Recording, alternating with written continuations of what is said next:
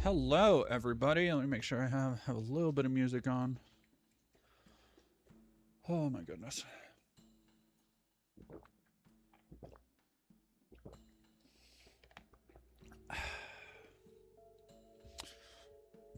There we go. There's the chat box.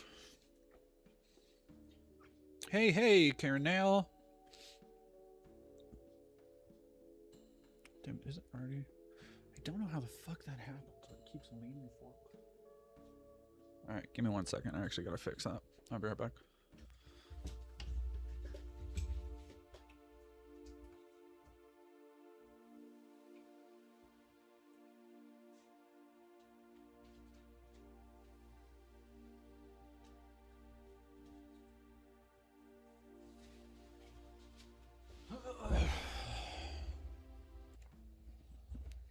Did I dye my hair? No, I got my hair done again a little while ago, but it's just like blonde. This season feels kind of rushed together. Yeah, it's I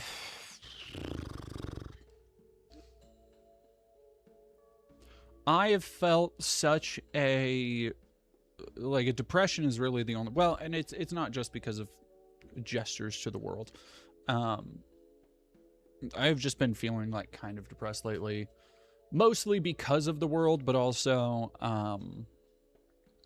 yesterday I was kind of running some numbers and doing some logistics, and it seems like the film I've been writing is probably best to put on a back burner until I make some other things that will take a less budget. So it's like not the worst thing in the world, but I've been writing it for a year. I just did a big rewrite, and putting it on the back burner does sting a little bit, but I think it's like kind of for the best, because I want to, it has become clear that to do make the thing I want to make, which I'm very exacting. I take a lot of time with the things I make. If you haven't, you know, seen my video essays and stuff that I'll do, to make the thing I want to make, I will need like not a big budget, just like a slightly bigger one. So that's fine.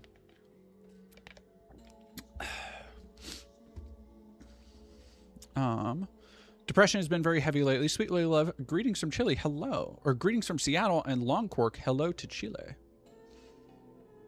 Oh, Baronessa returns. Hello from Chile. Oh, hi, Chile. Anything we can do to help? Nah. I mean, oh, Jellybean Bloom, thank you for subscribing with Prime.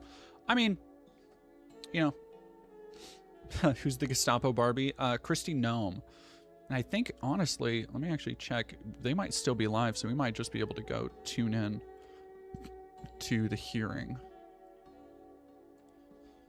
Oh my god, there's so much insane shit happening right now. The stuff, yeah, they are still live. So we're going to go over to that, and then we will go to Aaron Rupar.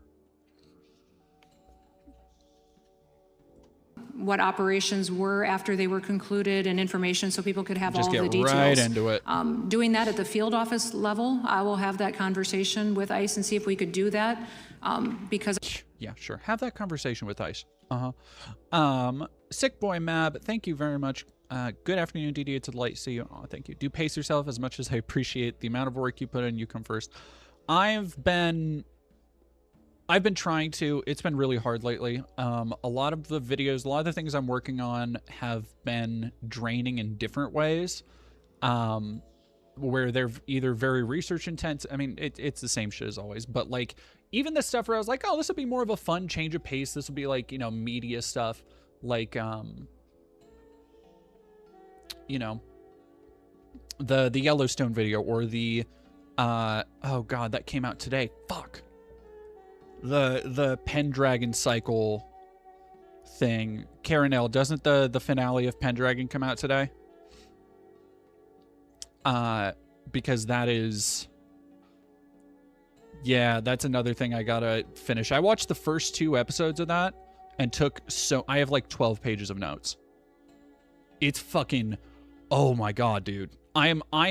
So I'm not shocked not that many people are talking about it, because unless you're willing to yo-ho, sail the high seas, it's not, like, nobody's gonna pay fucking like $100 a year or whatever it is for the Daily Wire. But man, it's like incomprehensible in a lot of ways. Like, it is. Okay, you know, when here's the easiest way I can describe the Pendragon Cycle, just in terms of the form it takes, like how hard it is to follow. You know, YouTube videos that are like, oh, this video game, the movie, or all cutscenes, full movie, or whatever, and it's just a compilation of those cutscenes. But when you actually watch it, it doesn't make a coherent narrative, because it's missing like the walk and talk sections, it's missing action scenes, so there's no like real flow. It's just the most pivotal scenes with no like build up between them. Okay, so you take something like that, and then you take out every other cutscene. And that's like the pacing of Jeremy Boring's Game of Thrones.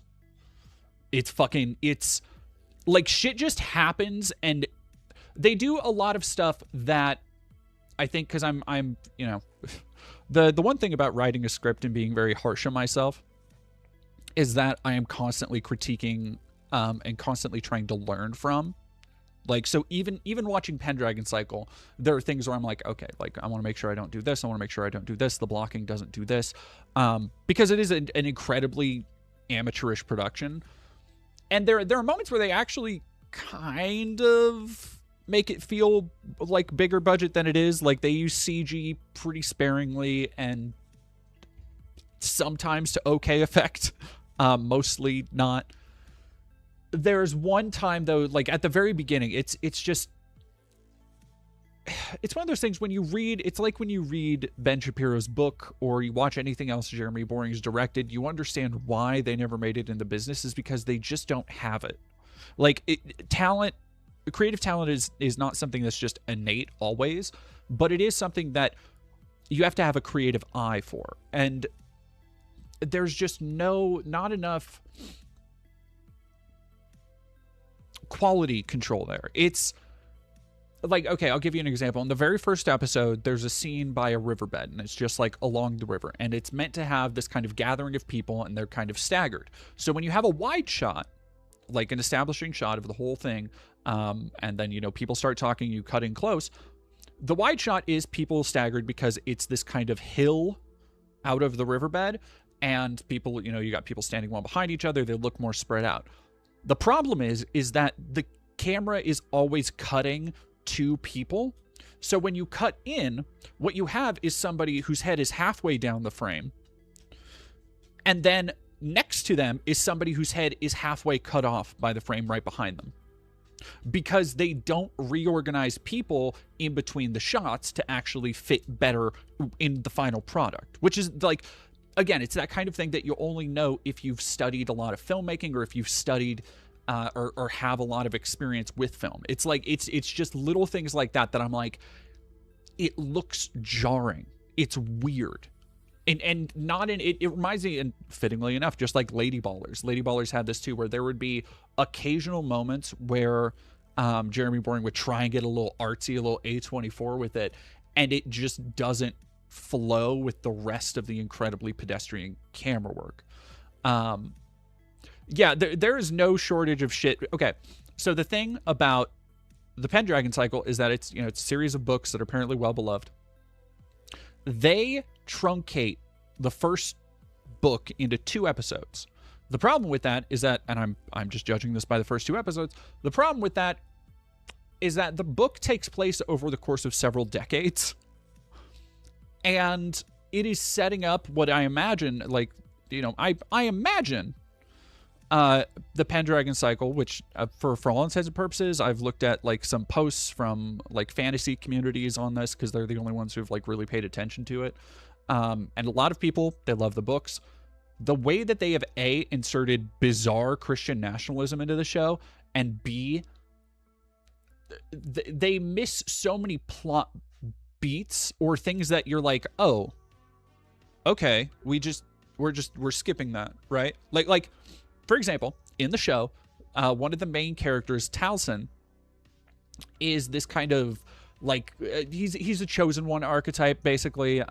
They kind of show him to be, like he's this supernaturally gifted bard character, right? And he was abandoned in the river, found by the kind of village outcast, and raised up. So you start off with this, kind of very, very fantasy storytelling. The opening on village outcast raising this kid that nobody wants, that everybody thinks is cursed. It's like, okay, yeah, basic, compelling, hero's journey type shit. And then you go from that to Chiron 20 years later, and Towson is just basically this flawless, cool dude. Like he faces no real forward momentum struggles. He's just like, everybody bows before him, and as soon as he starts singing his songs, they're just like so wowed that like everything falls into place around him. And it's just like, there's nothing to get invested in between the characters. Like, there are on a technical level, there are characters that are like plotting and scheming, and these characters technically have motivations for the stuff that they're doing, but it's all so fucking hollow. And then the Jesus of it all is fucking wild, because here's the thing. This is a show where, and God bless him for trying, this is a fantasy show that, the other thing is, it never establishes like where the delineation is for what is fantasy and what's history, because it's set up, and I think it's supposed to be, or at least when Towson is alive. Spoilers. Sorry. I think it's supposed to be fucking, whatever. It's a like super old book. I think it's supposed to be concurrent with Jesus. So the thing is, you start off and you're like, okay, this is fantasy, right? Because it's sword in the stone, it's mythology, it opens on like all these shots of war and barbarians and lightning in the sky and magic and wizards and shit. You're like, okay, fantasy, Game of Thrones, got it. Then it opens and it's like Ireland, and you're like, okay, so we're doing like historical or like, where we're doing like kind of druid realism, right? And then, hey, okay, give me 1 second.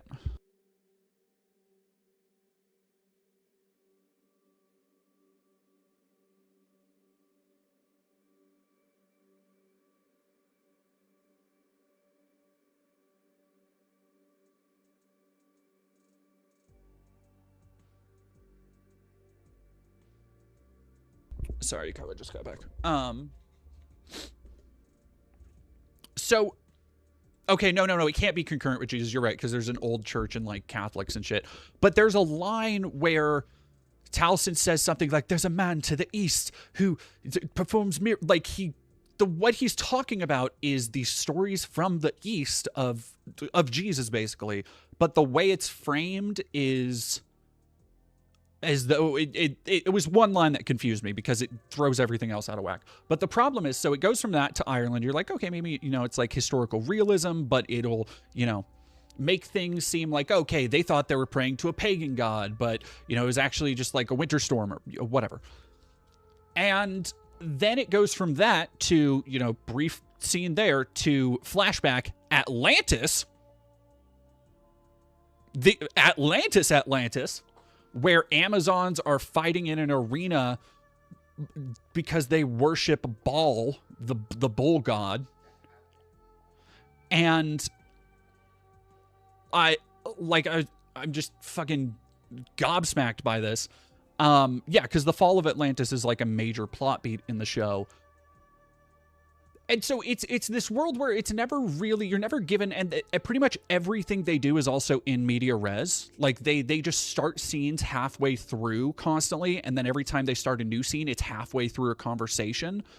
So you are always trying to pick up, like, it's okay to do that. But again, you need to give somebody footing when they're watching something. You don't need to hold everybody's hand, right? But you need to give them some kind of bearing on where the scene is going, right? And they don't do that. So you are just left constantly wondering for the first like 20, 30 minutes, is this current day? Is it past tense? That's another thing. They do a lot of flashbacks where characters just look and dress the same for most of the flashbacks.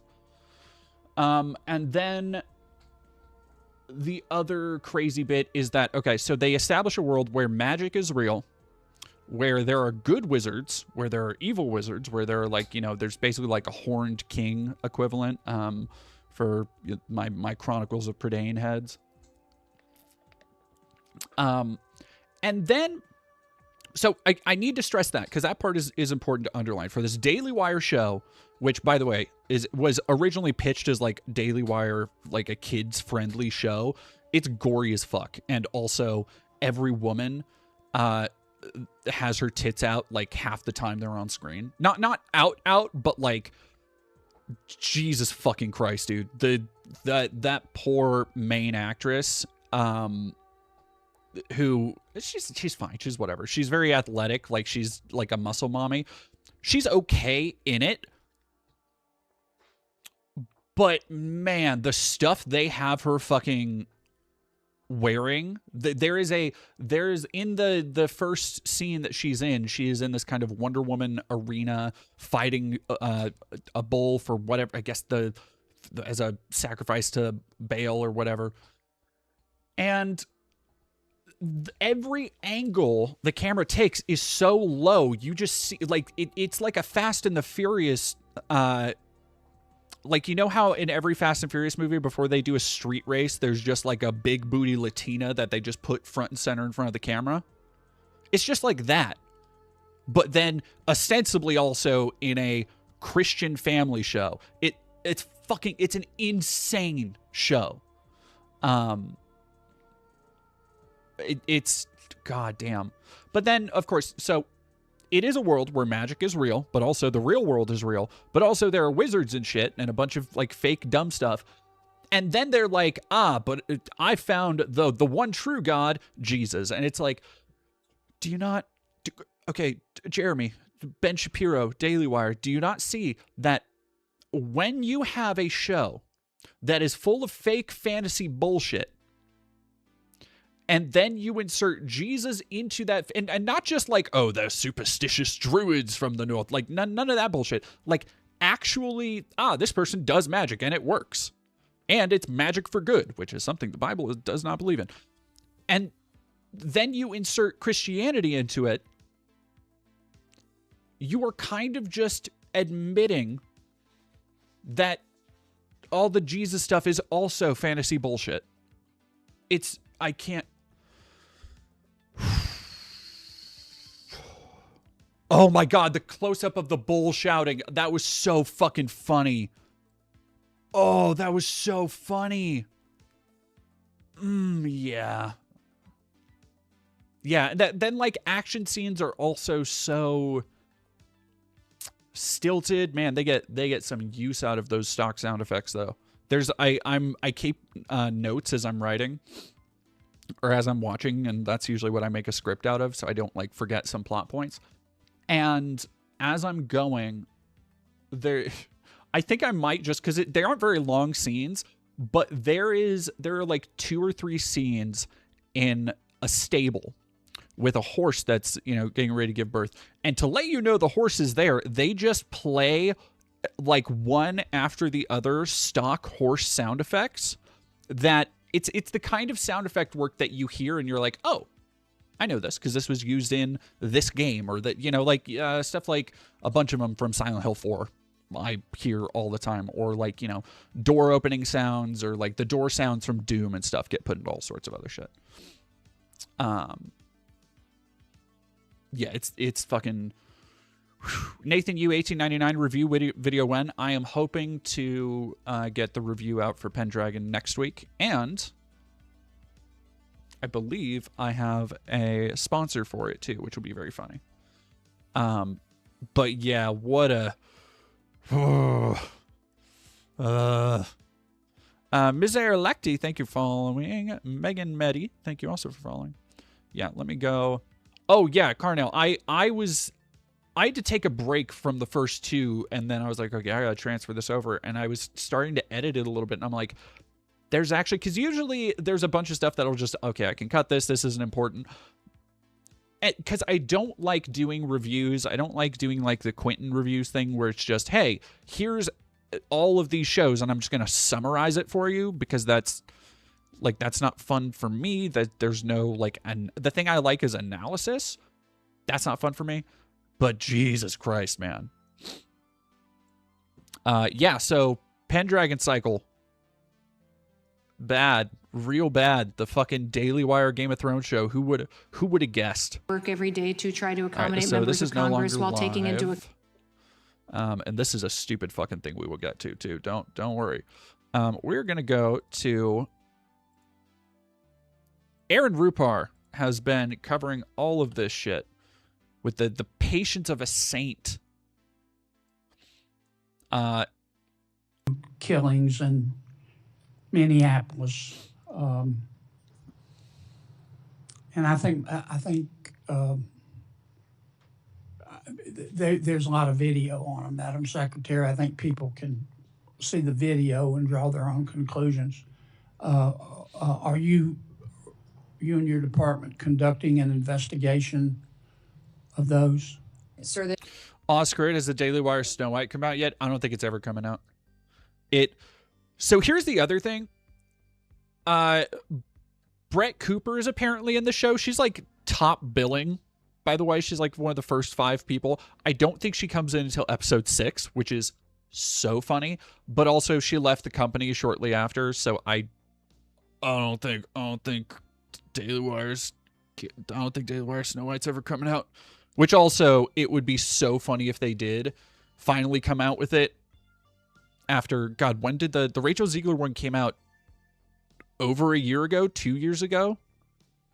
It's been so long. So yes, please, God, Jeremy, pour like another $1 million into that. investigation is being led by the FBI. HSI was involved. In fact, our HSI agents on the ground. I'm sorry to cut you off, but I got so little time. I believe at the time you said these were acts of domestic terrorism. Is that right? Sir, in answer to questions at the press conference that afternoon, it was that it appeared to be. Yeah, but you said these appeared to be acts of domestic terrorism. And as I've said previously in this hearing, is that first, Madam Secretary, did you say we're getting information from a chaotic scene on the ground and relaying information to the American people. Okay. Now, again, those videos are public. People can draw their own conclusions. I think it'd be safe to say you got some pushback on that. Mm-hmm. Would that be fair? Yes, sir. And you had some criticism. I'm not saying the criticism was accurate or inaccurate. I think you did. What got my attention was that you blamed those statements on Mr. Stephen Miller at the White House. Did you not? No, sir, I did not. And in fact, where you're seeing that is in a news article of anonymous sources. And anonymous sources say a lot of things, but I've never said that at all. Well, here's what you said on the record. I'm going to read your words. Quote, "Everything I've done at the direction of the president and Stephen."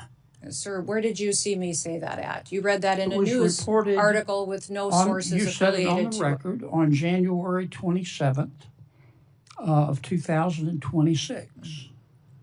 Did I read your words accurate? I enjoy working with the president and with Stephen Miller, and that day we were working to get as much information to the American people as possible.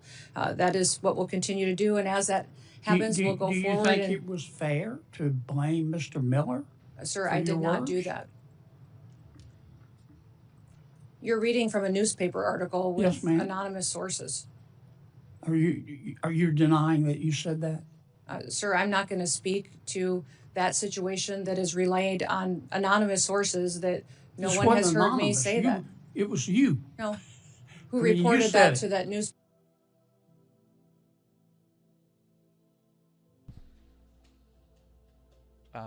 chapstick. Jesus Christ. So, there has been a lot of hearings today and lately. Jesus fuck, we're still, there's, In a great state that I like a lot. There's more shit. I can't believe this. Fighting wokeness. Places like Ohio that do amazing work to build the data centers, to build the power plants, but people just are worried about their energy prices. And what you're offering today with this roundtable with the Ratepayer Protection Pledge, Mr. President, is great leadership, because this solves the problem that people were worried about. And as the data centers build new power plants, it leads to energy stability, affordable, reliable electricity for American ratepayer boilermakers. Like, these are working people in places like Ohio that do amazing work to build the data centers, to build the power plants, but people just are worried about their energy prices. And what you're offering today with this roundtable with the Ratepayer Protection Pledge, Mr. President, is great leadership, because this... Yeah, sure. I have literally no time for people to fucking familiar with a child by the name of... Honestly, though, Jasmine, there are a few places I want to be less than on the business end of Jasmine Crockett today. That is somebody who has got to be pissed and taking it all out on Kristi Noem. That's got to feel a little bit good. Just a little. Liam Ramos. I am. All right, so Liam was at this Dilley facility. And it just so happened that we had put in our 7 days notice, and y'all had grabbed him 6 days prior to our visit. So we were able to go and visit Liam. Are you aware of the court order that came down that released Liam from custody? I am. And are you aware that the judge said the case has its genesis in an ill-conceived and incompetently implemented government pursuit of daily deportation quotas, apparently even if it requires traumatizing children? This court and others regularly send undocumented people to prison and orders them deported, but do so by proper legal procedures. Are you aware of that? Yes, and I would disagree with the judge on several I'm sure you points would, in but there. can you tell me whether or not you have a law degree? Father chose to. Can you tell me whether or not you have a law degree? If I have what? A law degree. No, I do not have a law Okay, degree. and See, here's the thing. Jasmine Crockett is not somebody...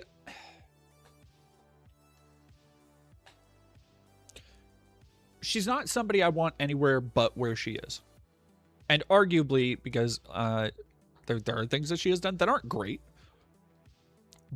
But she does have, along with, like, there is this kind of new class of Dem Party cool kids that are making their bones off of being... Belligerent isn't the right word, but having enough of a fucking spine to, when these sycophants try and talk over them at things like hearings, they just go, no, shut up. Like, they will just talk over them in return. And so, I, like, where Jasmine Crockett is right now, great for me. And you do understand, because I can go through a bunch of court cases and orders that I disagree with from the Supreme Court, that ultimately, that is the order of the court. That is what... Yeah, Silas Sarakin, that's what I was alluding to. Crockett is definitely low-key Zionist. Which, like, Crockett gives me the same vibes, the same kind of performative vibes as somebody like Gavin Newsom, right? Where they are thinking first and foremost about their political future, not what they were elected to. Like, they in their mind, they won the first game, which was getting elected. Then they're playing a whole different game than the thing that everybody elected them for. What you follow, and if you have an issue, you appeal it up, correct? That is correct. Okay. The court went on to say, apparent also is the government's ignorance of an American historical document called the... Oh, yeah, Outlaw, which just people who believe in nothing. Speaking of Gavin Newsom and not believing anything, what the fuck? He just put out a statement about Israel's genocide in Gaza, using those words now that it's basically safe to do that because everybody hates Schumer and Jeffries, so why the fuck not go against them? And then people were pulling up receipts where, like, just over a week ago, he was like, no, I don't think there's a genocide happening in Gaza. Like, that, fuck, just what a fucking slime ball. Like, just, the thing I will say about Gavin Newsom is that he's a shark. And sharks can be really good killers. They can be really good hunters. They can be dumb as fucking rocks. But if you need them to do things like cull populations of other fish, do things like track down the blood in the water, that's what they're there for. That's what Gavin Newsom needs to be, right? Gavin Newsom is a shark. I don't want to be swimming with sharks permanently. I'm not going to put a shark in a pool in my backyard, right? I'm not going to take my family swimming near where the shark is. I want the shark to exist and to be in the system, but far the fuck away from me, where I don't have to see the dull, lackluster light of their dead black eyes. The Declaration of Independence. 33-year-old Thomas Jefferson enumerated grievances against a would-be authoritarian king over his nascent nation. Among others were, he has sent hither swarms of officers to harass our people. He has excited domestic insurrection among us, for quartering large bodies of armed troops among us. He has kept us among, in times of peace, standing armies without the consent of our legislatures. Are you aware that he wrote that? Do you know that he was writing about ICE that falls under you? The judge? Yes. Yes. Okay. All right. Oh God. All right, here we go. Another gnome. I understand what government means. I understand what employee means. Okay, but I don't know what makes him special. Now, I want to give you an opportunity to answer on the record to Ms. Camlager-Dove's question. I know you said it's garbage, and it may be, but I really think you need to say the word no into the record. Why so are people saying among us? I think the ridiculousness of this and Among the us? tabloids that you are quoting and referencing are insane. And this has been So that's a no? something that I've refuted Is for that a no? years, and I continue to do that. So it's a what no. I would tell you is We when can move in on. regards Hold to on. what you're Madam Senator, doing. we can move on. I'm not going to she said belabor it. among If us. it's, Okay, This okay, is, gotcha. This is what you do. Hold on. The I'm not doing any of Oh that. my On the God. left. Okay. Is you go off and you I- attack I was- conservative women, and you say It just like the idea. People point and laugh at it because, you know, it's one thing to see Trump or any of the Stephen Miller, any of these idiots just pop off random tweets calling, you know, Kamala a communist or calling fucking Nancy Pelosi a Maoist Leninist. And it's one thing to look at that and scroll and be like, okay, yeah, bots and idiots are interacting.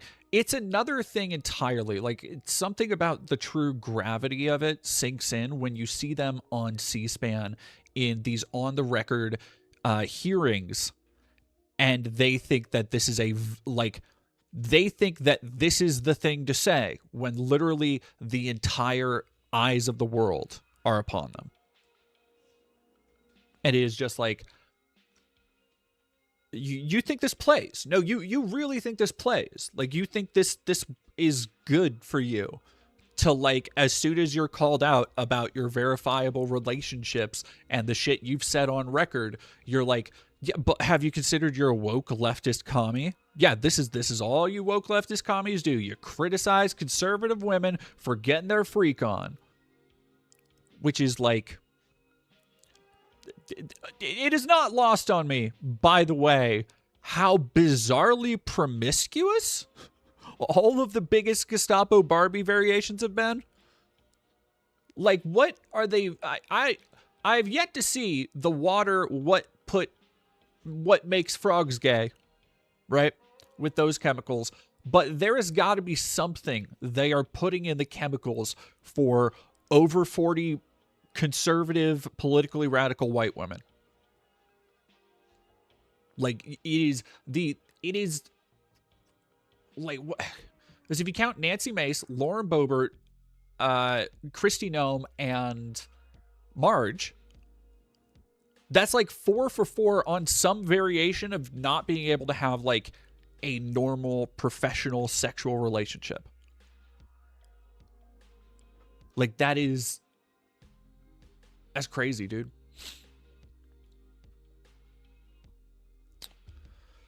All right. God damn it. All right, we got to hear this. A little while, but not long. So your electric bills will actually come. Doing all great. We're doing so good. We're doing so rad.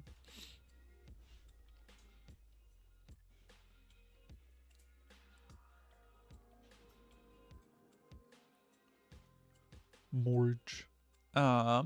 Silas the Raccoon, speaking of the Jasmine Crockett of it all, it reminds me of the way POC liberals play identity card to deflect from their clear problematic beliefs. I think I saw that in another Dem primary when a POC candidate was confronted for being Zionist. Yeah.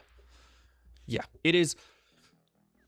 It's very frustrating to see that stuff weaponized against anybody. And I get that as a trans person, I get that with like weird community infighting even, where like I like more a radical Fortran femme or something will be like, oh, you're not a real AGP trans woman like I am. You're just a like non-binary trender. And then meanwhile, I have to get, it's being held up as a example of something just sucks. And I wish people didn't do it.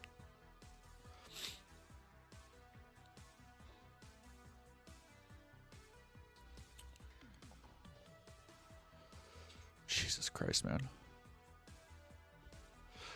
No, Evelyn, we have not talked about the Armageddon talk because, although that will be a really good, so we are talking about the hate church I infiltrated several years ago today because, chat, oh my God, I forgot to tell everybody.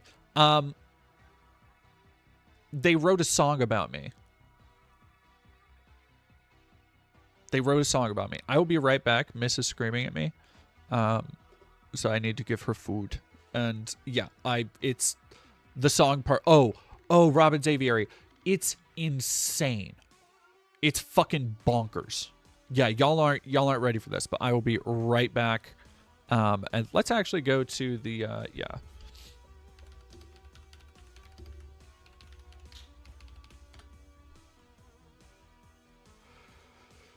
Yep.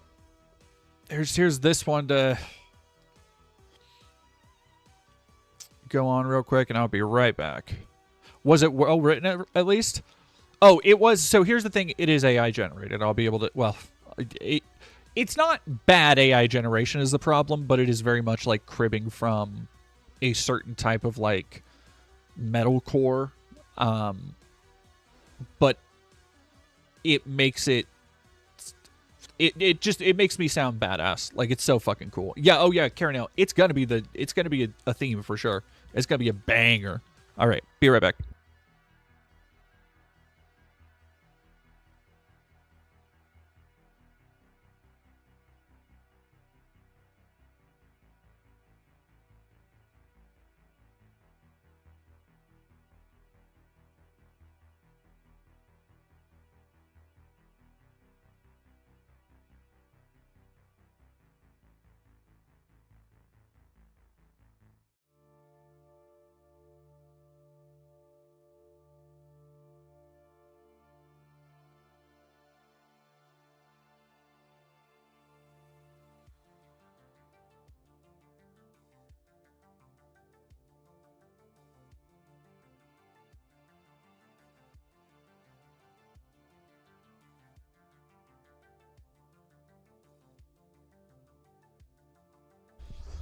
Alrighty, so we'll go back to the Christy Gnome stuff later, because more people will trickle in.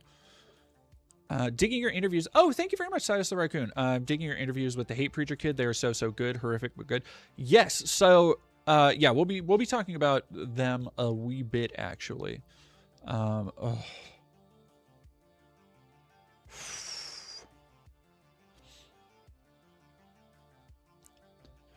It's just a real rogues gallery here.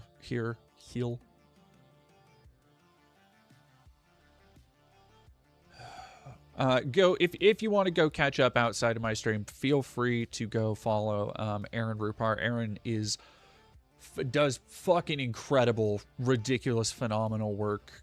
Anytime there's a big press conference like this, immediately clipping and uploading high quality snaps of it. So cannot recommend their stuff enough. Okay, so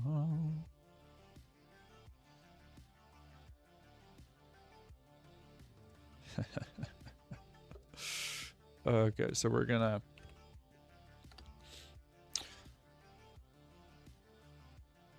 before we get to the hate church, I want to talk about the incredibly horrifying developments in the Middle East.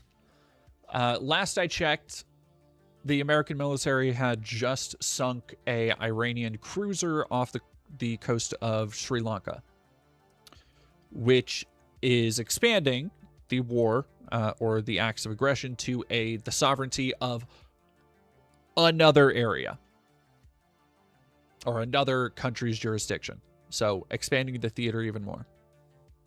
In the meantime, I believe it was yesterday, Israel tried, no, it was the day before, I think. Israel tried another decapitation strike, killing an undisclosed amount of Iran's leadership. Iran's leadership has just continued in kind pelting Israel.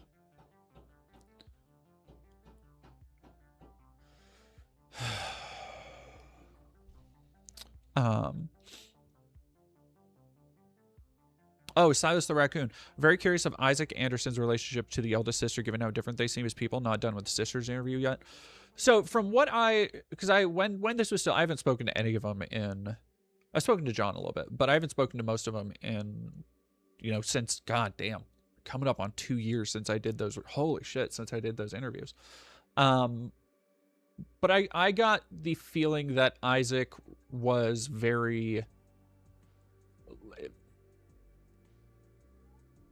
Isaac gives me the impression of somebody who is very guarded, but feels like it's weird because he feels like a very empathetic person, but filtered through the hatred and abuse of his father. Like, I think that is where he went so wrong, is that he had that kind of shell constraining his worldview, because he doesn't come across as like such a shithead neo-Nazi. And honestly, most of the time when I've heard him talk about that stuff, his heart just straight up doesn't seem in it. So which is it's my hope that one day he'll be able to grow out of that. Lily Kitty 1988, thank you for $5. Thank you for bringing up the Armageddon talk as someone who grew up with Left Behind. This stuff is terrifying, literal global extinctionist. Yeah, that shit is the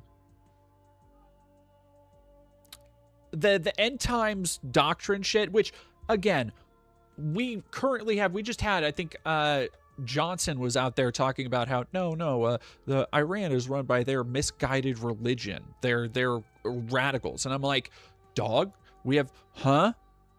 Oh yeah, I saw the Kuwaiti Air Force flying for the first time in over a decade and accidentally fucking clipping 3 U.S.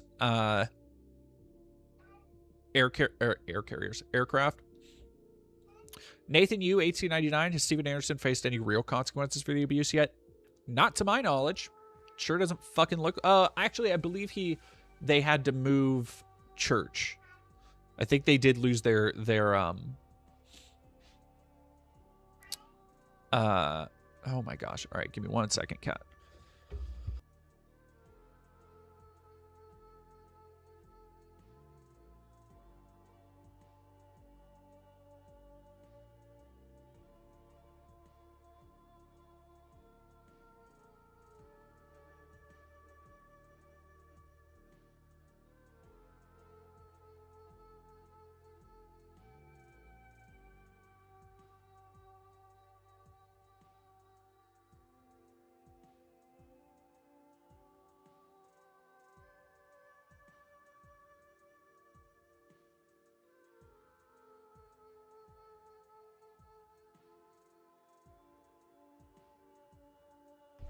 Alrighty, jeez.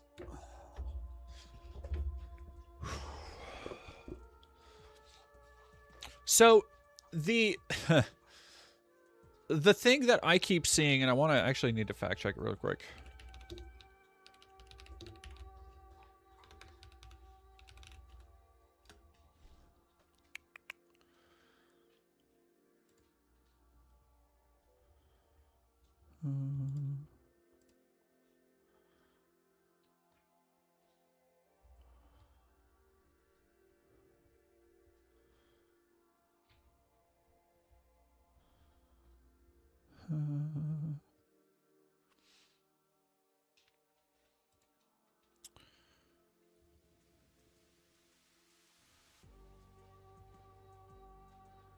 I don't think it's real.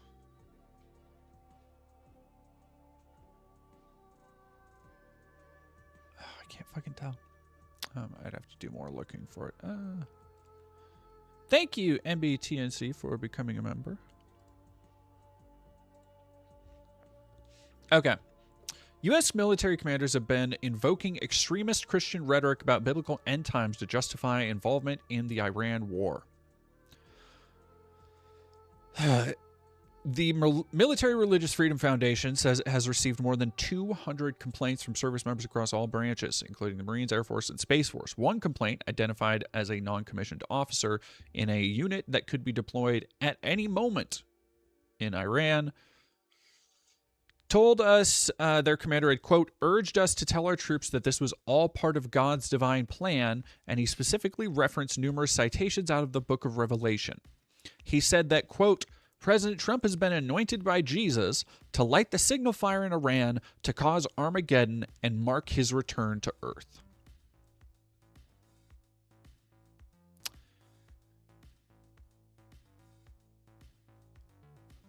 Oh, CJ Wauer, I did. Oh, fuck, I forgot about that.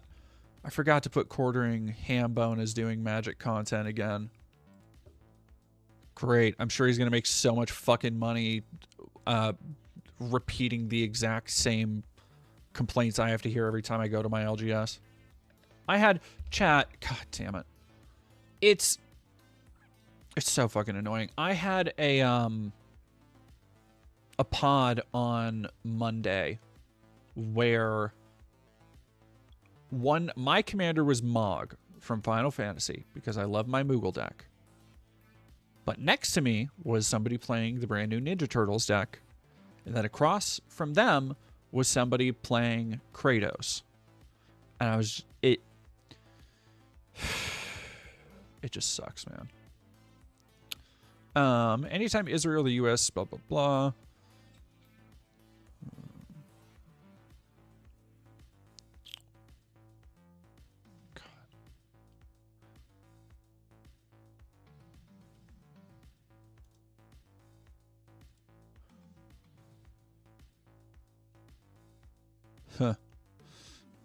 In August 2025, Hegseth reposted a CNN segment of X focusing on Pastor Doug Wilson, a Christian nationalist who co-founded the Communion of Reformed Evangelical Churches. In the segment, Wilson says he does not believe women should hold leadership positions or be able to fill high-profile combat roles. Shocker. Do I have Final Fantasy 14? No. No, I don't. I never got into it when it was like super big, or no, I should have said I never got into it when I had time. Like I've loved Resident Evil Requiem, and I think I'm almost at the end, and that's the kind of game I do like taking my time on. People have been asked if I'm going to stream it. I might stream a second playthrough, but those I get such like tightly made great single player games like that so rarely that I like to savor them. I don't want anybody coming in. I don't want to have to worry about chat. I just want to like focus on the puzzles and stuff. Yeah. Oh God, John Bainbridge, why are the Ninja Turtle cards so fugly? The cheese slop is just nasty. Like most of the good art in that series comes from people like Dominic Mayer, who's, you know, Dominic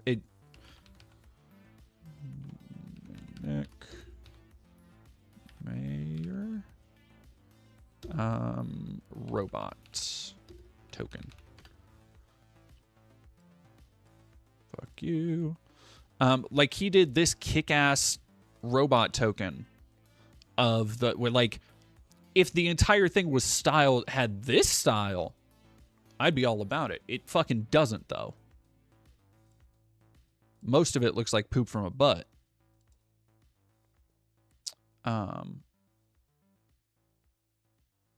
Yeah. So, hate church.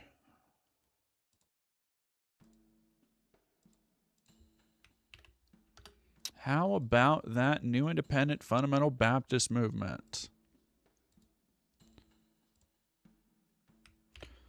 Because they would never lie about something, right? They would never completely try and fuck with the SEO of a project that was interviewing their kids to expose what bad faith shitholes they are.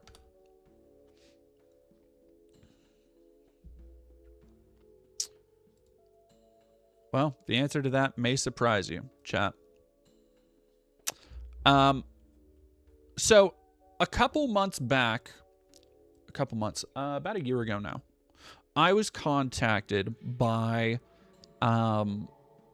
somebody who was making a documentary on Anderson, the Anderson kids, and just Stephen's history of abuse. To the point, now I'll play the trailer for it, because he went through the, like, there was a proper production. There was a proper budget to this. He had the kids come in and sit down for interviews. And so if you don't know the whole, well, I won't relitigate it here. I've plenty of videos on my time with the hate church.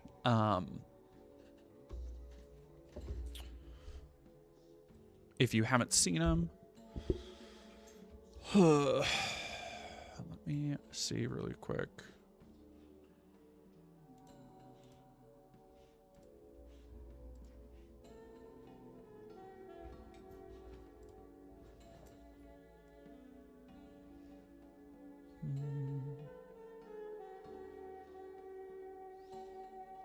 Here we go. Here was the trailer. Dangerous person. My dad is somebody who is very narcissistic, very obsessed with control, very obsessed with power. All he was is somebody God used. God can use somebody else. God appoints leaders, God takes them down. Well, I mean, his public perception is that he's a loving husband and father with a happy marriage. The reality is they have separate bedrooms, they hate each other. My dad was very abusive to my mom. My parents never got along. My mom was extremely abusive to her kids while outwardly putting out this front of being this happy mom and the joys of having a lot of kids. And there was a completely different story at home. He wasn't just minorly hitting her. He was beating her very severely with an electrical cable. He was hitting her head into things. It was not anything that could be mistaken for some sort of fetish or whatever. My mom spends probably about 70 to 80% of her waking hours enraged. It starts at about 6 in the morning, the screaming starts. You wake up during her screaming at this, that. My dad's outbursts were rare, but his were considerably more violent than hers. Everyone sees him this way, and they know that he gets crazy on screen, and they know that he's in the pulpit that way. So, for those who don't know, I should try and reach out to Solomon, because I have so many questions for him. This is the eldest son, Solomon, who before, because once I got Miriam for the interview and was able to verify and help her raise enough money, and verified that she was safe, she had access to the money, she was, with people who were gonna keep her safe, and her brothers knew all about it. Once I had that confirmation, I haven't talked to almost any of them since I did those interviews, outside of just making sure that they're doing okay, and not getting hounded by the church too much. And so I never I don't think I ever really inquired about interviewing Solomon, but for a long time, Solomon was the only one who hadn't sat down for an interview.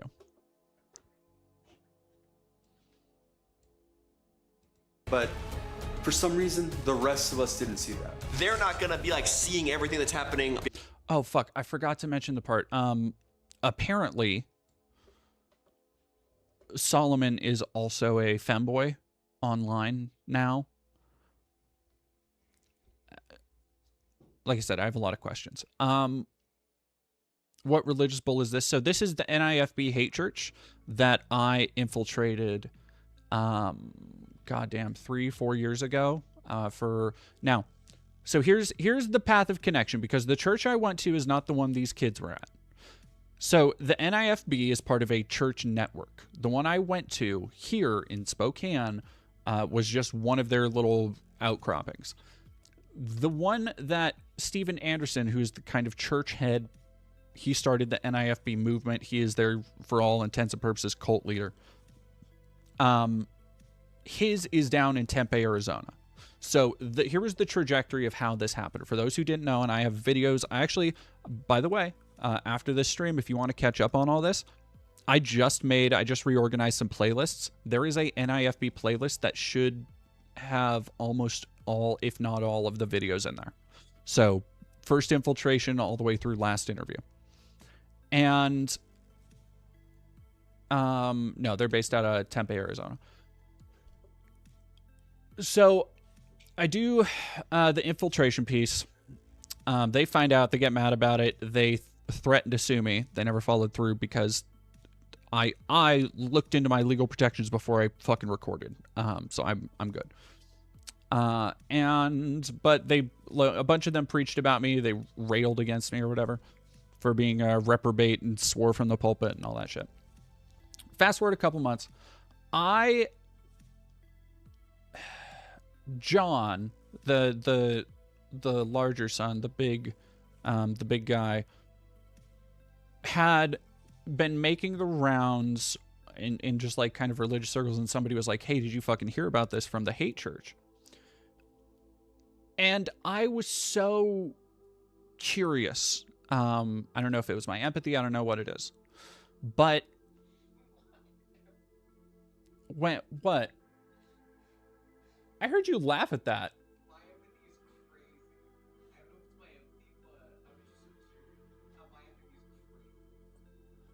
Whatever.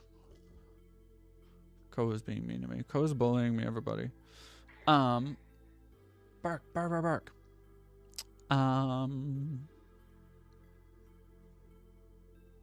Where was I going with that? Ko just completely derailed my thoughts. Damn it. Oh, I was just curious about, like, what is the childhood like of a, you know, the Nazi son of a hate preacher? Oh, no. That's what happened. I had covered it on stream, and then John had found it and replied to me and had said something like, I asked him, like, can you answer some questions? And he was like, yeah, sure. And we ended up talking, and I had to, go back and forth quite a bit and be like, no, I'm just journalistic. I'm not interested in, making you look bad. I just am curious about the facts of the case.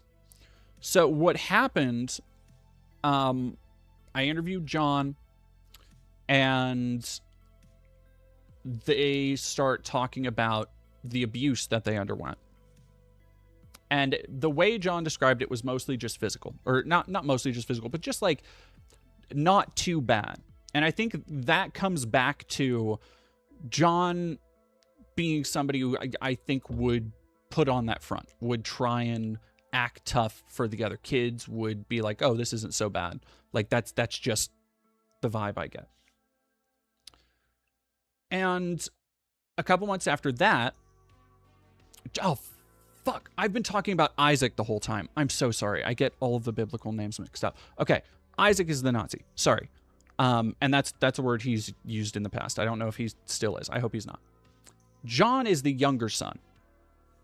So Isaac reached out to me after our interview and was like, hey, my brother would like to talk to you. He watched our interview and wants to talk more about the abuse because he thinks, I didn't do a good job or something to that effect, or wanted to tell you more than what I told you. And I was like, oh, Okay. And I was thinking in my head, I was like, I'm kind of good. Like the harassment I had been getting from them, like I didn't think it would be anything. You know, it's like if a hate preacher spanks his kids, like not that nobody's gonna care, but it's not gonna not that it needs to surprise anybody, but you know what I mean. I was like, I don't think there's much more we can show people about the situation. And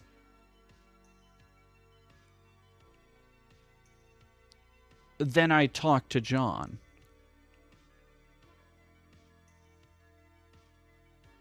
And it was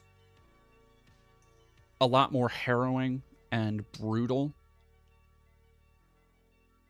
than I kind of expected. And then John and I got talking a little bit, and he was telling me about the situation with his sister, who was apparently like on the run from their father. And so it was this whole thing where they and since then Solomon and Isaac have come out and corroborated all these stories of just the intense abuse that these kids go through. And I say go through because these are just 4 of, I believe, 12 Anderson kids. These are just the 4 that are no longer living at home, that have grown up and are adults and moved away.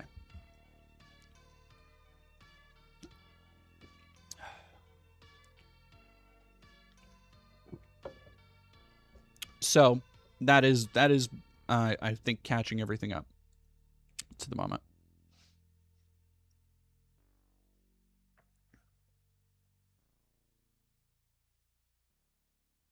Oh yeah, Nathan U 19 or 1899. There are more non-adult children still living in that hellhole. Yeah, so many. And the pulpit through the lens of what's happening at home. Right. It's not like he was really, really good, but then he had this downfall. Yeah, he in his sermon is talking about if I'm disqualified now, I was disqualified when I made after the tribulation or whatever. Like, yeah, if we're gonna play that game, yeah. We don't need people like my dad to represent Christianity, because currently, if you look up new IFB, it's gonna be basically allegations of wife beating and people making excuses for wife beating. It's a bad look. That's why the bishop must be blameless, not the bishop must be good at preaching.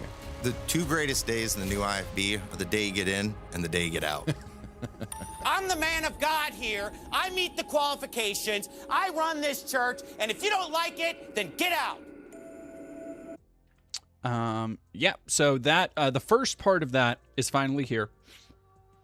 And unfortunately, so I guess Framing the World does this kind of, I don't know if it's like I don't think it's a subscription.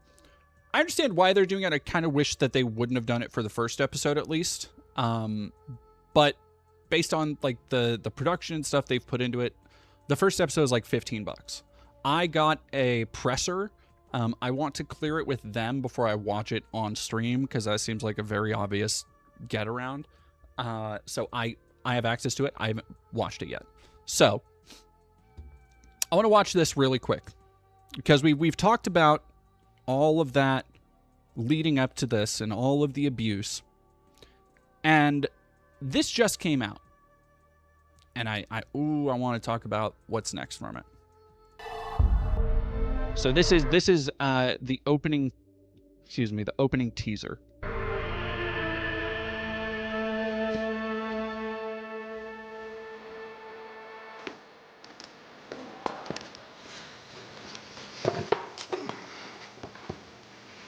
Isaac Anderson, scene 2, take 1, mark. So many people experienced your dad's influence all over the world. But what was your experience of him at home? I really only realized things were different when I started working 14 or 15 and started getting out of the house more. That's when I first realized things weren't normal. In my experience, he was very hypocritical. While branding himself to be someone who didn't care what others think, nothing could be further from the truth. Well, I'd say his public persona is definitely much different than how he is at home when he's not on camera or in front of his congregants. Obviously, he puts forth the image of that he's a very masculine, traditional man, strong, he's loving, he's a loving father, caring husband, and the reality isn't really that. With my dad at home, he was an extremely angry, abusive, and dangerous person. I mean, in a single phrase, I would say he made me who I am today, for better or worse.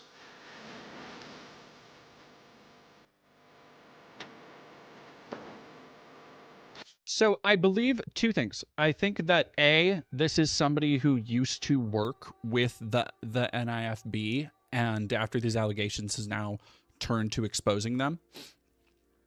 And B, yeah, I believe this is from a Christian perspective. So those are two things that are important to keep in mind. Ah, where'd it go? Stop it. Come back, use.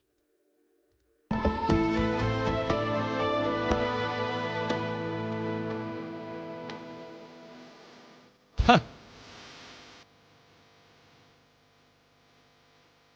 Are they doing a polygraph? Holy shit.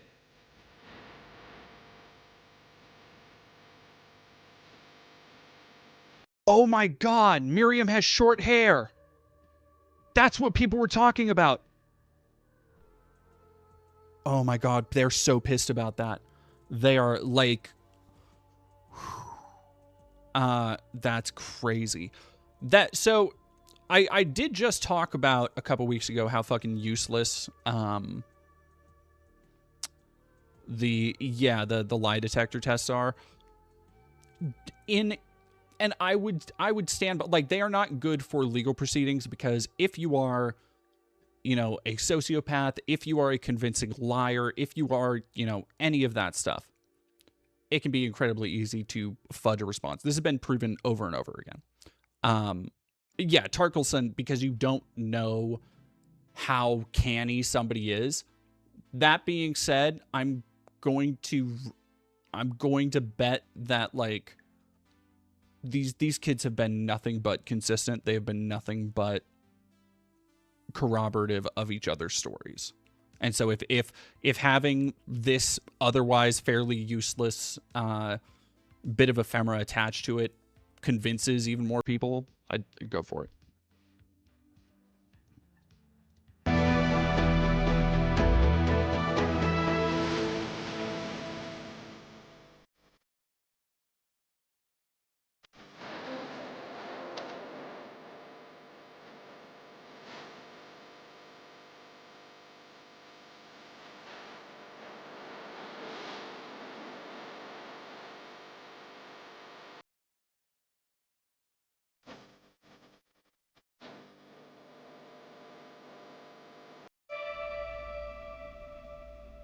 Skip through the intro a little bit. Thank you so much for watching this little teaser for our new Man of God series. If you want to watch episode 1, it's out now on our VHX website. So if you go to framingtheworld.com, manofgodfilm.com, it'll all take you to the link where you can watch it today. So guys, go support it, share it with everyone you know.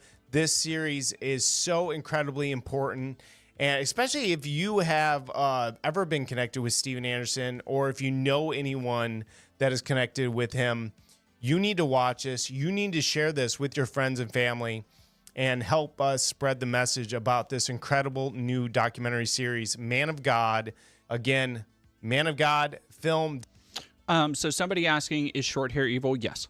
That they literally believe that short hair on women is evil, and long hair on men is also evil. They get adamantly pissed off. I mean, yelling, screaming, fuming in a room full of people, pissed off about the idea, which it's funny because they bring it up themselves. They piss themselves off with it. About the idea of Jesus having long hair. Like, ever listen to one of, because we used to listen to some of their sermons, the funnier ones on here. If you ever listen to their sermons and they talk about, like, they just start screaming about Jesus having long hair. It's so funny. Alrighty. So it's called Man of God. So if you were to try and look it up, you would probably find something like maybe that, but more likely than not, you are now going to find the documentary that the NIFB made themselves, which is just, it's called the same thing, To Fuck with SEO. So what they did, essentially, is they made a propaganda video about how cool and honest and definitely not abusive their pastor is, and then tactically placed it to release before the other one, right before the other one, to completely flood the zone and fuck with the SEO so nobody saw what an abusive piece of shit Steven Anderson is. So yeah, let's go. Let's see. Here you are, folks. All the good stuff from Paul Wittenberger's Man of God with all the dumb crap removed. And what do you want to bet? It's just going to be like preaching. It's just going to be them being like, oh, look at how good we are at preaching. The new IFB, which is basically a revival or renewal or resurgence within the IFB. You know why people are listening to the new IFB? It's because the preaching's hot. And that's what people are looking for. Right. It's a new generation of young men getting up, understanding the times, and preaching boldly because they're filled with the Holy Spirit. We do love the beliefs of the new IFB, and we are not changing. We never will. You say, what do you think the new IFB is, Pastor Shelley? A church that looks like this. And so a church that doesn't look like this, not a new IFB to me. And you say, hey, where would you want to go to church, Pastor Shelley? Here. People that are going to some of these old IFB type churches are just hiding. They're like, I really want to go to a new IFB church, but the problem is that God, I don't oh want to my move. God, I forgot about Thompson. Look, there's 6,000 Oh, independent man. Baptist churches. I know that's true, but how many of them are actually worth going to? This Hey, you know what some people fridge-shaped need to do? motherfucker. Some people need to risk and move to a good church. All right, let's. You have zero discernment. Zero discernment. I'm not abusing my kids. There we go. I'm not harming my kids. I'm talking about just a biblical spank my children. How many of them are actually worth going to? Fuck, it was right Hey, you know after. what some people need to Had do? to wait. Some people need to risk and move to a good. We just make that the #1 priority. By the way, these are the things that they're just like, yeah, no, we stand by this. We absolutely stand by this. I would sacrifice everything else and get to a Bible-believing church. I will spank my children because the Bible commands it. The Bible says that the rod and reproof give wisdom, but a child left to himself will bring his mother to shame. The Bible says, he that spareth his rod hateth his son, but he that loveth him chasteneth him betimes. The Bible says, withhold not correction from the child, for if thou beatest him with the rod, he shall not die. Thou shalt beat him with the rod and shalt deliver his soul from... Yeah, this is the stuff that they're like, yeah, put that on my resume. This is the stuff that there's like, here's the best parts. Yeah, we're totally innocent, totally not trying to cover it up. From hell. I don't care what anybody says about that. I don't care what anybody's opinion of that is. I don't care what extended family thinks about that. I don't care what the law says about that. The Bible says it. I'm going to be strong. I'm going to be of a good courage. I'm going to do what the Bible says. I'm not going to turn from the right hand to the left hand, and God is going to be with me. I'm not talking about abuse or anything. I'm talking about just a biblical spanking. The Bible preaches spanking. The Bible preaches that you discipline your children.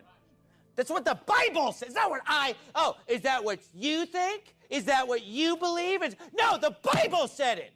And if I don't preach the Bible, then I'm not even a man of God in the first place. I've been accused of abusing my kids for biblically disciplining them. Some of it has been, embellishment and exaggeration. Some of it's just outright lies, not even based on a kernel of truth. K. Poor Gaboria, thank you very much for following. Max's Animates, thank you for 10 smackaroos. Hate preachers being pissy towards women with short hair because Jesus had long hair, therefore making Jesus more pro-womanhood than manhood. I feel like these idiots can't tell up from down. Oh man, most of the time, I think you're right. I believe that there's a lot of evil people that have taken advantage of Pastor Anderson and his children, and they're really manipulating his children. This is me, by the way. Their whole narrative, as we will see. Oh, by the way, Hate Church wrote a metal song about me, so we're gonna listen to that next. They blame me in some part for like twisting the kids' minds, and it's like, no, the kids came to me because they don't trust anybody in your church to actually, which they shouldn't. Like, as soon as these allegations were made public and people started leaving, all of the pastors fucking closed ranks around him.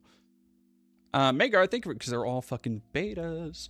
Magar, I think for $5, psst, the rod in the Bible refers to a shepherd's cane used to wrangle sheep as they're prone to wander, not some stick used to savage them. Yeah.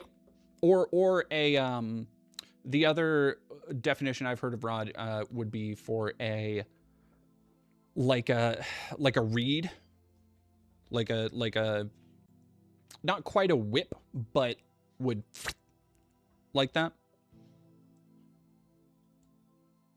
Against him. The accusations made against me are stupid and absurd and ridiculous. If you cannot see who's telling the truth in this situation, you have zero discernment. Zero discernment. I'm not abusing my kids. I'm not harming my kids in any way. I'm just giving them a normal biblical Christian spanking. Talk about parading against a man of God wrongfully. Because I'm not going to take responsibility for stuff that I didn't do. I'll be glad to take responsibility for my actions. How dare you just believe your friend that's a man of God, that's won hundreds of thousands of people to Christ, that's never lied to you, that's given tens of thousands of dollars to your church.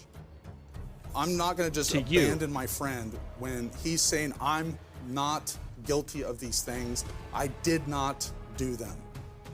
Just because two people raise up a false Four people, by the way. It was 4 kids. witness doesn't make the accusation true. Whatever happened to against an elder received not an accusation. Oh, there's 3 witnesses. There's not 4. I don't care. You can have many liars. And so here we are, we're trying to have a biblical family, and we've got... Lily Kitty 1988, terribly sorry, Dee Dee goes by Vesper now. I think I missed that memo. Yes. this evil orchestrated attack on the family. There's an attack on the family right now. There's an attack on marriage right now. There's an attack on This is childbirth. actually, the way this is edited, look, I know that the people who clip this, probably Steven, are too stupid to realize this, but the editing is really good because it lays out just how the narratives are being established and then spread by the other pastors.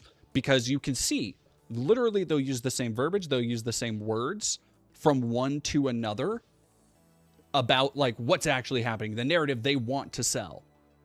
Taco Legs 2004, when you went to, did I see women in head coverings? No, they're not. I mean, they're not Muslim, but like women were always subservient. It was weird to just have like food served to me for no fucking reason. Like, no, seriously, at potlucks afterwards, I would go sit down with the men. And as I was, you know, hey, I'm talking about guy stuff with all the hate church dudes. The women were, because I first time I did the potluck there, they were like, oh, no. My wife will get food for you. And I'm like, okay. Because I can't be like, I'm undercover. I can't be like, well, that's not very feminist of you. I can't be like, oh, that's not very, oh, what would Bechdel say about this?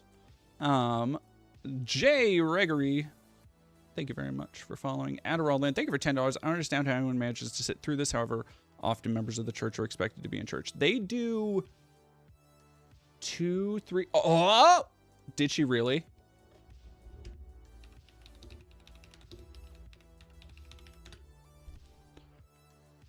Let's go. Bam, bam, bam. Surprisingly, lawmakers pretty much along party lines with Bondi's questioning. What did Democrats accuse her of, and how did she respond? So there's this ongoing controversy about whether the Trump administration is being fully transparent with the American people. There's a context for this. Donald Trump had a long former friendship with Jeffrey Epstein. He's not alone in that among prominent people. President Bill Clinton, it's very clear, had some sort of relationship with Jeffrey Epstein as well. Neither of them has been, implicated in crimes by evidence that's come out in relation to Jeffrey Epstein. But there's just this concern that the Justice Department isn't being transparent. So they are, oh man. That's so exciting.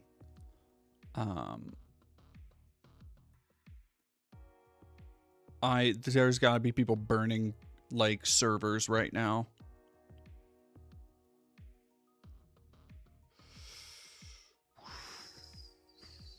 They're good fucking on them. They're gonna get those files come hell or high water. Awesome. Right now, and you know who's at the spear of all that? Loudmouth women, repulsive women who can't seem to shut up. Pastor Anderson is being persecuted hard. Harder than you can even imagine, harder than you even know. Horrible things that are evil are happening to him. And you know what? You should be praying for him instead of listening to all these false accusations. Point number one, my accusers team. Here we go. Here we go, chat. This is where they're going to talk about me. It's the Vesper show now. Canadian Goose, what is a subpoena? Not really familiar with that sort of things. Subpoenas are a legal order to give over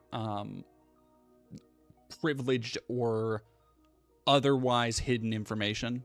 So, like, for example, and the reason I know this is because I spent a lot of hours last night and today looking into legal action for dickheads on Twitter, where, yeah, you can, it turns out, by the way, if any of those people who are still spreading the obviously false bullshit are still out there and haven't deleted, I have been taking names down. And it turns out that, yeah, you can subpoena Twitter for identifying information if you have a court order. So,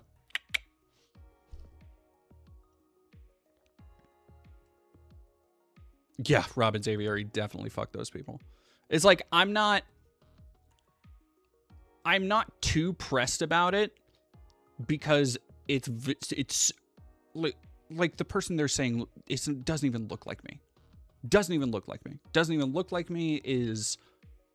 somebody found a picture that they said was a more recent one, and I was like, no, that tracks for a 40-year-old pedophile. What a 40-year-old pedophile would look like. That is not me. And I want to try and verify that photo so I can start sharing it around too. But anyway. End up with a literal Satan-worshiping transvestite. Okay, and you know what? We could pretty much almost just close our Bibles and go home right now, okay? Because anybody with a brain in their head knows that you don't go to Satan to tell the truth. You go to Satan because you want to tell lies. I am not a normal preacher. I think that our ministry and our church no shit. for the last 20 years has been extraordinary, not normal. But most people, if their kids got mad at them and wanted to lash out and criticize them, they wouldn't have a platform to go on YouTube and say it to hundreds of thousands of people. The reason that they were able to go and have a platform to say it to hundreds of thousands of people was because I'm Pastor Anderson. It's not my fault that they're ungrateful. It's not my fault that they are spoiled little brats. It's not my fault that they're butthurt about whatever it is that they're butthurt about. And just like you listen to, so we're about to dive into some of the kind of masculinity culture around the NIFB, and it's so, in the last 2 years, I can only imagine, I haven't kept up with them a lot. They have gotten so bizarrely chud coded in a very cringe Reddit kind of way. Like, they just, you'll see what I mean with like the way that they make up memes and like these 40, 50-year-old sometimes men with like 2 kids talking about being based, and like it's fucking sad, dude. It's fucking sad. Want to just be this rebellious punk, but they all went straight to literal Satan so that everybody who actually cares about the truth and what the Bible says will know that they're lying, because Satan is the father of lies. When you have fags and reprobates, that's me, and you're with them, you're probably on the wrong side. You'd be surprised, Brucey. About a man of God, you're going to go on the YouTube channel of a literal transvestite. Tranny? Wrong side. Interviews with trannies? Wrong side. Your opinion matches up with the tranny? Wrong side. Wow. And you say, well, there's a subsequent interview that's not on the tranny. It's like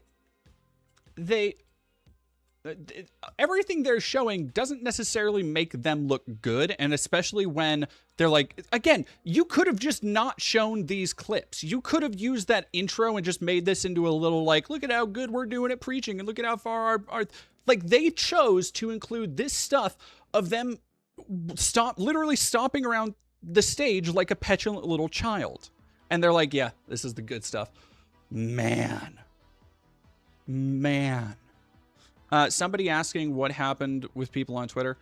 So I don't know where it came from. It came from, I'm sure it came from Kiwi Farms or 4chan or some dumb bullshit of, I think it was around the time, because that was the first time I noticed it, when a bunch of Synthetic Man's incel fans got pissed off at me for the Synthetic Man video. And they started spreading this, which, by the way, my last name is pretty publicly known. So they started, we'll go to it really quick. Since we're already, oh shit, let me.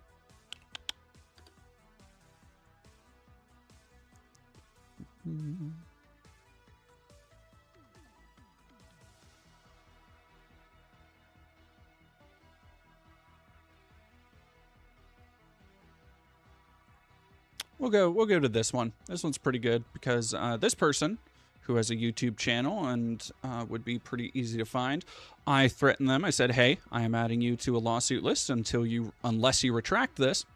So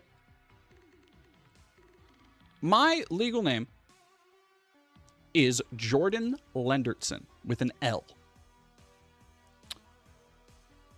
This person's legal name is Jordan, first name Jordan, middle name Lee, last name Powers, completely different. So every now and then, one or two dumbasses will try and spread this as though it's me. Which, let me tell you what, I'll move this over here even for a little bit. DDY dox yourself. I'm not doxing myself. It's a public name. I've gone by it for years. I just don't go by it professionally. And I just haven't, like, I went by it when I was at Game Informer and like previous places I've been covered at. Yeah, they don't even look like they could be related to me. Like, straight up, when you get, let's have this as a comparison later. No, don't be sorry to this man, because this man is a pedophile. This man, fuck this man. The reason why people are like, this you, is for the sole reason, by the way, again, I can't express enough, it is because we have the same first name, and that's it. The sole reason is that they were charged with sexual abuse when they were 19 years old. In 2007. Do you know how old I was in 2007, everybody? Let's do some math. I was 11. I was 11 years old. I was 11 years old in 2007. Not only was I 11 years old, not only is this person older than me, not only are they 3 centimeters taller. At the time of this, they were 40 pounds heavier than I've ever been. And they have blue eyes. So what's been happening is because people have no reading comprehension,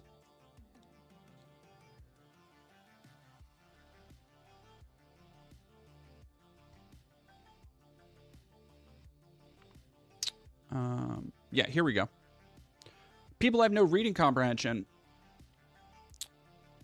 Tons of assholes on top of this will just share to their audience of hundreds and thousands saying that I'm on the sex offender registry.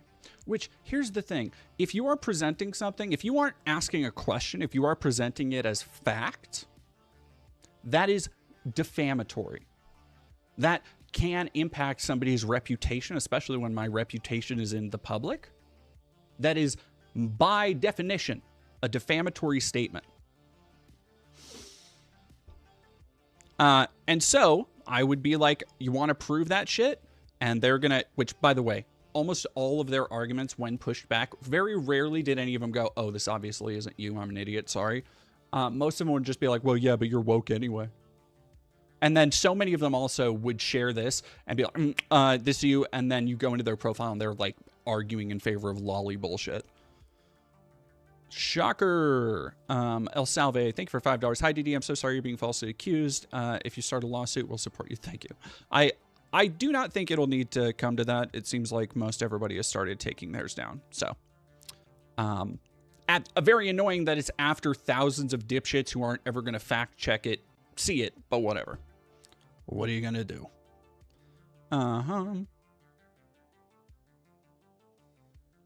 There was a really good one. Oh, fuck. I wish I could remember it. Because when you go into people being like, oh, this doesn't look like them, people will start. It's amazing. These are the same people, by the way. These kind of anti-woke dirtbags are the same people who will be like, oh, transgenderism does this, and you're going to ruin your body, and you're going to do this. And like, they're suddenly experts on transmedicalism in every way that they can use as a cudgel against somebody and just repeat the same grotesque talking points they've heard from dipshits. But then they seem to have literally no functional knowledge of what hormones do, to the point where people would look at that guy who was just on screen, and when people would present to them like, no, this is obvious, like they don't look anything alike, the two things that people would bring up is like, well, yeah, because they're wearing makeup most of the time.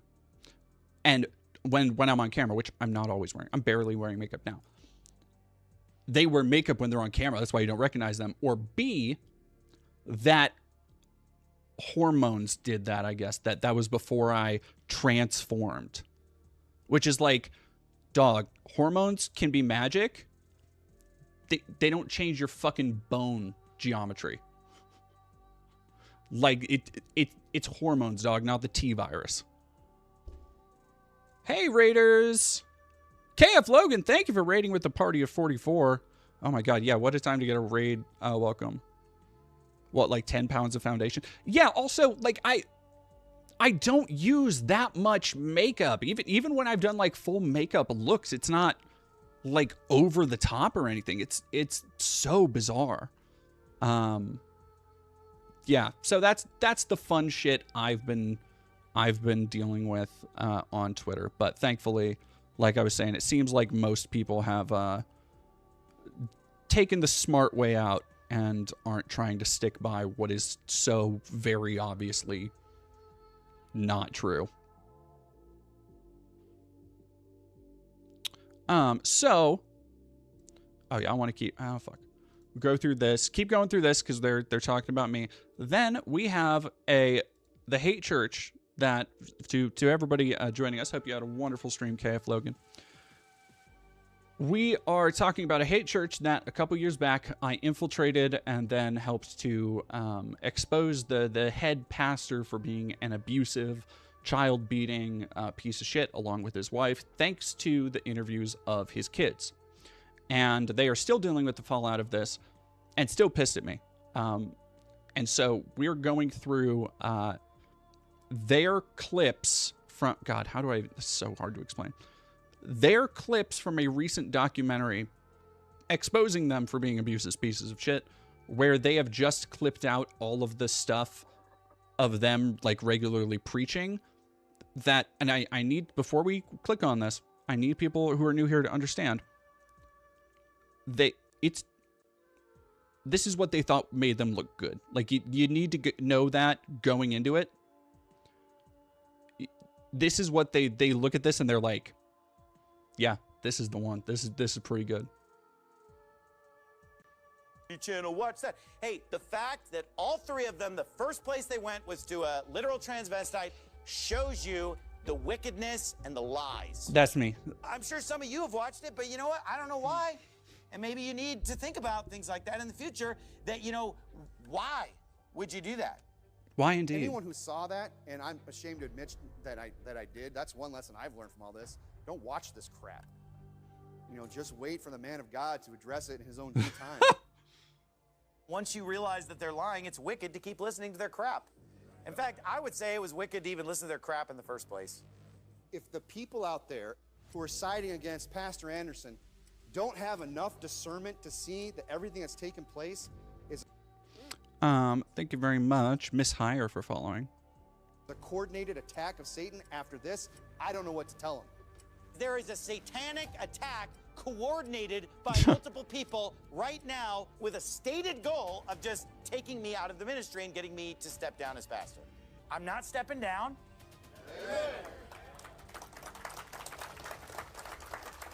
Yeah, no, Xenomut, if you listen to my victims, it's straight up. It's straight up just being like, I'm not taking any kind of accountability for this. It's fucking wild.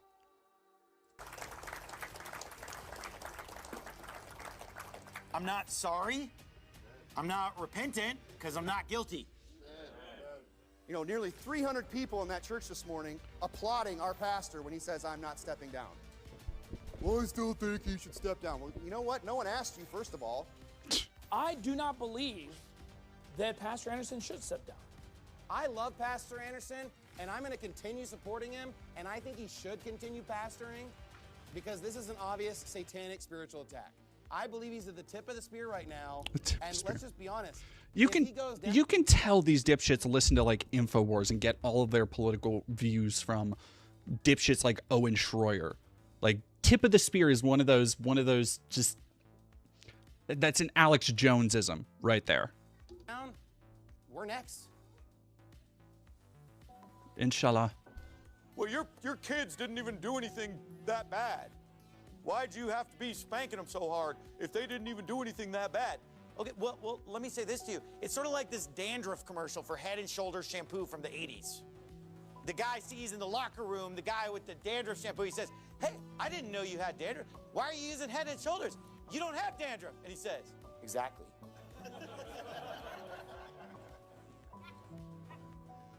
Yeah, you're right. My kids weren't doing horrible things because I disciplined them. There are people that are legitimately abused, like people who get raped or people that get molested.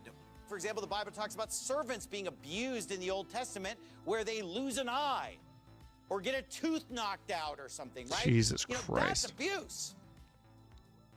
Where does the Bible talk about child abuse? Can somebody please show? You'll notice as you listen to this that he's always changing stuff. He's always like, I didn't beat them, but even if I did, it was biblical. But where does the Bible talk about child abuse?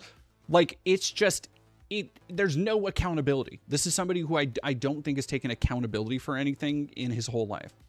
Dustin of the Dam, didn't realize you were going by DD. No, I'm still, like, you can call me DD. That's the channel name. Like, that's like my stream name or whatever. But, like, as a first name, I go by Vesper. Show me where in the Bible it talks about child abuse. And you know what? It's called disciplining your kids.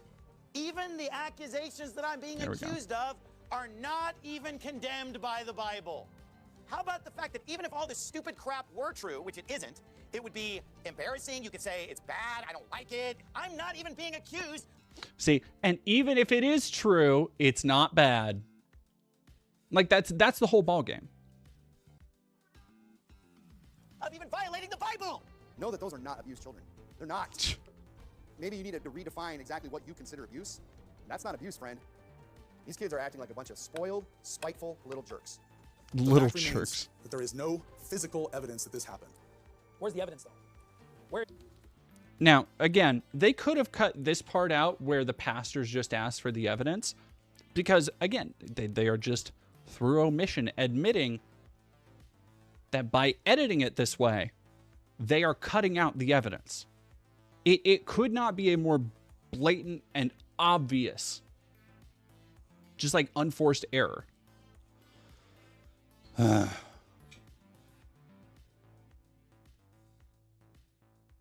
you fucking kidding me, Alexis Vandam? Jesus. Senate has officially voted against invoking the War Powers Act 48-52. Rand Paul and John Cornyn voted for it, and Sean Fetterman voted against it because, of course, he did. Fucking rad. Fucking so cool. I fucking hate this country, dog. I can't. Oh, man. Don Sparrow Uchiha, he has like 8 kids who still live with he and his abusive, shitty wife. It's incredibly hard to get kids taken away from abusive households, especially when they know how to hide it. Dustin the Dam, thank you for gifting a sub to Max Eclipse. Here's the evidence. And you're like, oh, you're supporting an abuser. Shut up. If you think that, then you're an idiot. Evidence? Receipts? Because to say something like that about a person when you don't have physical evidence of that, I think is wicked as hell. So again, one of the things that we really harped on and hammered on when we were still studying their stuff was how they would say stuff like that, and then they're constantly going in the Bible. But if there are entire verses about if one or more shall bear testimony in the church, like that you have to address it, and their way of addressing it is just sweeping it under the fucking thing. Paul Wittenberger thinks he's gonna make a movie about abuse when he has no images or videos. Bro, do you even know what a movie is? Which is rich. We're gonna watch some of their new documentary. Rich that he is talking about that when we've never watched on stream one of their docs, because it's not really a documentary. It's usually just them doing a sermon with different camera angles and half researched assertions they get off of, again, places like InfoWars. It's fucking nuts. Well, we'll see it. How the heck do you make a movie of something that there are no pictures or videos of because it isn't real? And then the people say, oh, spanking doesn't work. Well, you know what? Maybe you didn't spank him hard enough. Because you know what the Bible says? He that spareth his rod hateth his son, but he that loveth him chasteneth him betimes. And here's what's funny is that a lot of times when people hear this thing of he that spareth his rod, they think it means not spanking your children at all. Is that really what spare means, though? You know, you could spank your children and still be sparing the rod if you only spank sparingly. The Bible's saying that you have to give your kids a serious spanking and a serious amount of spankings. 40 stripes is the max. A bloody strike. Jesus Christ. Okay. Gotta Right. go back. That's why the Bible says, by his stripes, heart, your soul, right? So what it's saying is that it is cleansing for the soul to be physically disciplined. It's giving you character. It's making you a better person. Here's the thing. Dara Lumi, thank you for Prime for 8 months. Gotta remember I have this every month. I'm glad to have you here. About a stripe, okay? Everybody know what a stripe is? Okay, a stripe is All right, if I got you a get feed whipped miss or again, I flogged guess. or caned or whatever, it leaves a mark. And the stripe that it leaves is a bloody stripe. It's why the Bible says, by his stripes we are healed about the Lord Jesus Christ.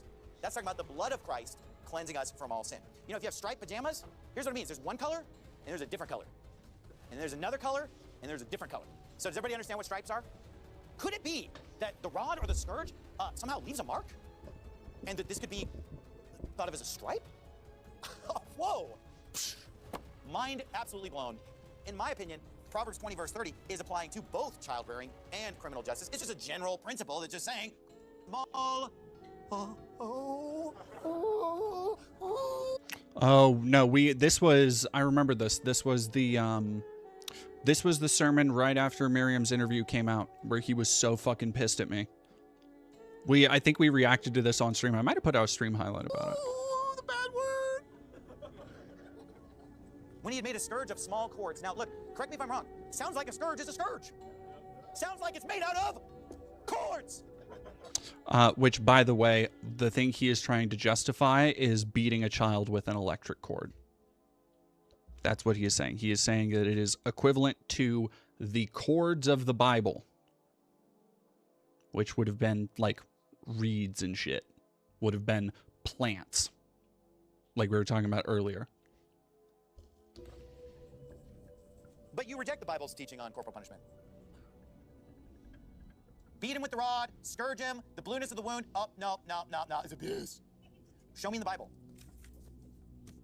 See, now there it is. That's really what it all comes down to, is being able to justify literally anything by reinterpreting the Bible to fit your incredibly narrow view of what it could mean. Do I have any picks on how I looked? Jack Garland, they're on the video. Now, Deuteronomy chapter 21 gives us a really sobering reality, okay? And this is a verse that's probably one of the most unpopular verses in the sorry. No, they're in the Hate Church Infiltration video. There are pictures of me and the outfit that I got. If a man have a stubborn and rebellious son, which will not obey the voice of his father or the voice of his mother, and that when they have chastened him, will not hearken unto them, Then shall his father and his mother lay hold on him and bring him out unto the elders of his city and unto the gate of his place. And they shall say unto the elders of his city, this our son is stubborn and rebellious. He will not obey our voice. He is a glutton and a drunkard. Because of the fact that he's being described as a glutton and a drunkard, we're not talking about a 6-year-old. We're not talking about a 12-year-old. We're not talking about a 15-year-old. We're talking about an adult, right? We're talking about someone who has grown up and they've been disciplined and they've been taught and their parents have chastised them. They weren't failing to discipline. They did discipline. They did chastise. Dreams. Here's the thing. If I could somehow, get less people saved along the way and have all my kids turn out great, which of these people would I put in hell? Would I put 1,000 of them in hell? 2,000 of them in hell? If you were to offer me a time machine and tell me that I could go back and do things differently, I absolutely would. The reason that I'm not broken about this is because this person was already excommunicated from the church over a year ago.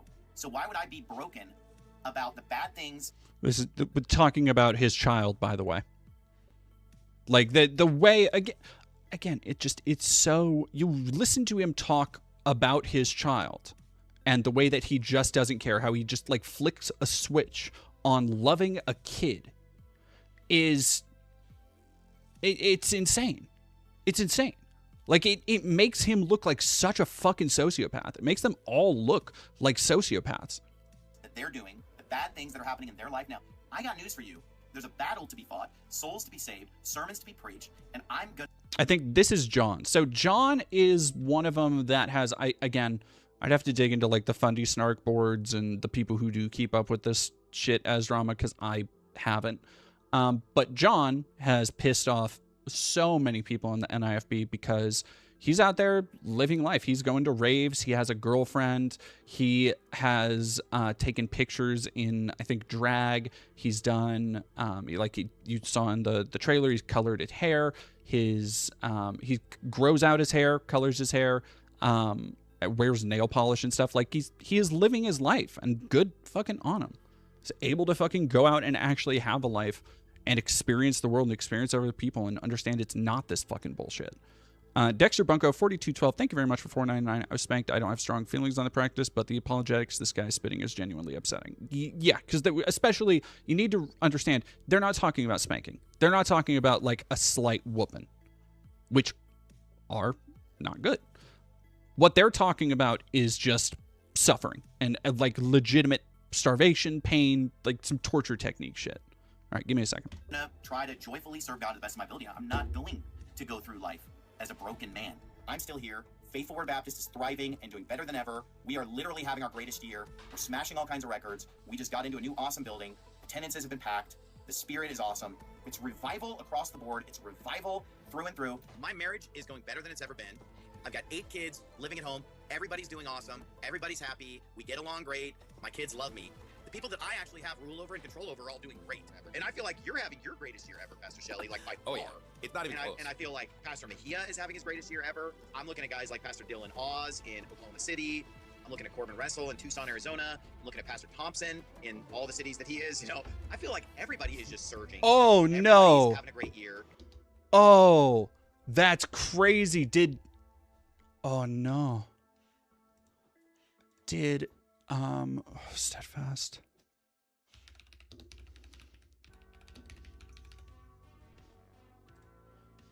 Did Paul take over? IFB, Spokane, Washington.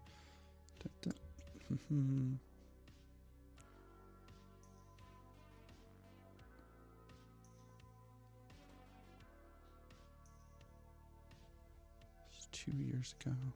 All right, so this is the one 5 days ago. Reprobate founding fathers. Let's fucking go. Oh man. No, this one is in this is Sure Foundation over in Olympia. Yeah, this is Olympia. All right, so I don't want this. IFB. 3 months ago. 2 days ago. Oh my God, Paul is the main guy. That's so fucking funny. The Jews and their files. Oh my God, we've been sleeping on these guys. Whew. Rough business. That's crazy.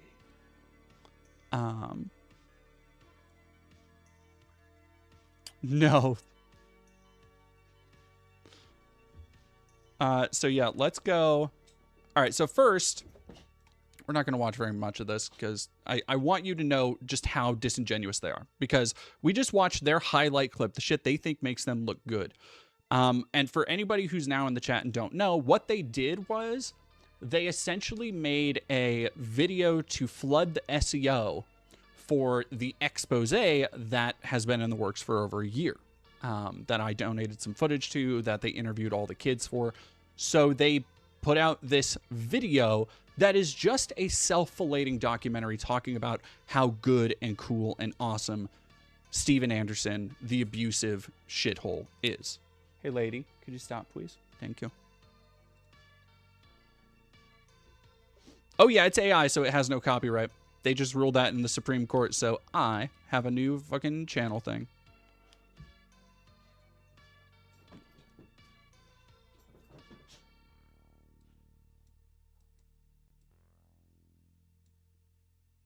We're doing... Oh, we're just... Yeah, no, I got it. Why is it not? Oh. The Bible said that if they don't have the Son, they don't have the Father. Oh, they prayed to the Father. No man cometh unto the Father but by me, Jesus said. And he said, whosoever denieth the Son, the same hath not the Father. So they don't have the same God if they don't have the Father.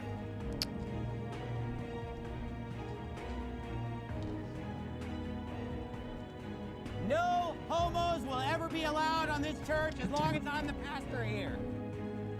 Never!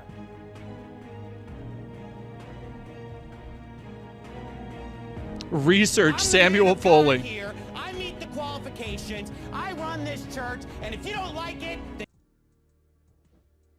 Like they think this makes them look good. Testimonials. That's how you start a thing. That's pretty good.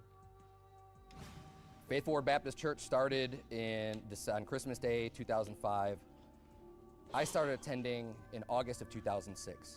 We met in Pastor Anderson's house. Much smaller church at the time. I loved the church. I loved Pastor Anderson. I grew tremendously in that church. I mean, leaps and bounds. It was awesome. Pastor Anderson baptized me in 2006. He led my wife to Christ in 2007. He got us married in 2008. Taught and trained me soul winning, preaching, sound biblical doctrine. Okay, like he's been my mentor, my spiritual leader, my friend since 2006. So, by the way, the Anderson family has had on my life has been tremendous, and I will forever be grateful for all of these fucking testimonials, by the way, are just going to be, I can guarantee it right now, they're just going to be people talking about how cool and awesome he is.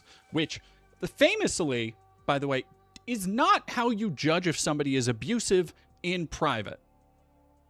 You don't go, oh, well, I never would have expected him. You have to actually talk to the victims, piece together their side of the story, because the point is that you would have never suspected him, that, oh, he's so nice to you, and of course he is to his other man friends. You fucking moron. Your vaporwave lo-fi is still on? Hell yeah. Hell yeah. I know. I want to keep it on for a little bit. All right, so this is all these fucking dipshits. God, I hate this slime bag. People in their churches that are good soul winners. My family got here back in 2015 because of the soul winners coming to our door. You know, we wouldn't have found the church on our own. They had to actually come and bring us here. And here we are like 11 years later. So I'm just grateful for the soul winning that we're doing every week consistently. And we're reaching the whole city of Phoenix. Because of his preaching, I became a soul winner. And I'm eternally grateful for that. This is definitely the best church I've ever been to. I want to say thank you, Pastor Anderson, for everything you've done for... These people, I have never seen, like, these are mass shooters from Central fucking Casting. All of these guys, every last one of them has a massive FUTA file on their desktop that they hide from their wife in a folder called taxes. Every single one of these has a dedicated meme folder full of Pepes and trans people shooting themselves to post on Twitter. Like, look at, not this guy. This guy looks like a schlub. Like, what are you fucking gonna be a New York cabbie after this? No, not that, but after this guys. We're doing every week consistently, and we're reaching the whole city of Phoenix. Because of his preaching, I became a soul winner, and I'm eternally grateful for that. This is definitely the best church. It's like they were all in a gladiatorial rumble, and the last one standing got to play the role of a Columbine shooter. Like that's the bar they're all up against here. I've ever been to. I want to say thank you, Pastor Anderson, for everything you've done for me and my family. We love this church more than any church we've ever been to. You know, all I can say is thank you, Pastor Anderson. You've changed my life for the better, and I appreciate everything you've done. And I continue to come to Faith of Word because Pastor Anderson has that it factor. Without a doubt, the #1 church, not only in the state of Arizona, in the U.S., but in the entire world, without a doubt. I thank I love this fucking swelling music, and also just like you asked a bunch of your own congregants, again, the people who stuck behind after multiple allegations of abuse and cover-ups of shit, and then you're like, yeah, look at how awesome we are, look at how cool we are. It's like, man, come on, dog. Let's go to some actual fucking influence in my life, and has helped me to grow and to become a better Christian. All right, here we go. And family, let's go. Yeah, I mean, By the way, this is not how, like, for somebody who is just insulting somebody else, this is not how you do a documentary or a movie. This is just completely uncoordinated information presented without any framing device. I would consider Anderson to be a cult leader. They really, really, really, really, really hate being called a cult, and it's another one of those things that they get mad at, yet they bring it up all the time. But when you look at how particularly everybody downstream from him behaves, whether it's Jonathan Shelley or Bruce Mejia or Aaron Thompson, they adopt his mannerisms. It reminds me of InfoWars a little bit, actually, where the longer you watch, when you would see people like Owen Schroyer, you would see people like, I forget that one skinny motherfucker, you would see them over time begin to like emulate Alex a little bit more in the way that they talk, the way that they yell, the way they pace their conversations, because I think they genuinely do, and they are instructed to watch Anderson's preaching because it's all about the preaching, and they want to be spitting fire just like him and all this bullshit. So like that's I would absolutely call them some faction of cult. But also, if they're just going to clip the most favorable parts of these, again, probably not going to show the rest of the interviews. I'm willing to bet the family section is going to be pretty short. Isaac Anderson, you already knew that. I'm Pastor Stephen Anderson's second oldest son.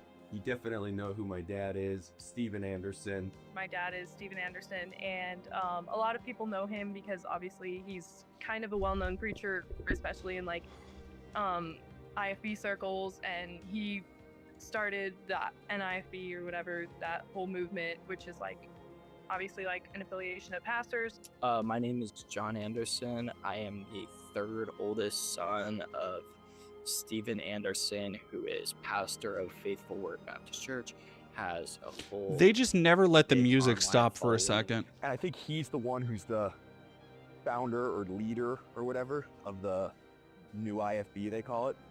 You have a good childhood. I would have said overall aggregate, yes, absolutely. Were your parents good parents? Overall aggregate, I would have said yes. And all I would have said. Oh no, I think he was a pretty decent dad. Was the whole world really wondering? No, it was really making them bow down to her and follow her. No, but this actually killed the native brought back to life. Okay, just like Jesus Christ. Hey, okay, you're talking.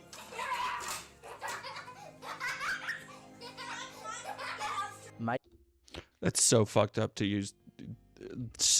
Yeah. Also, like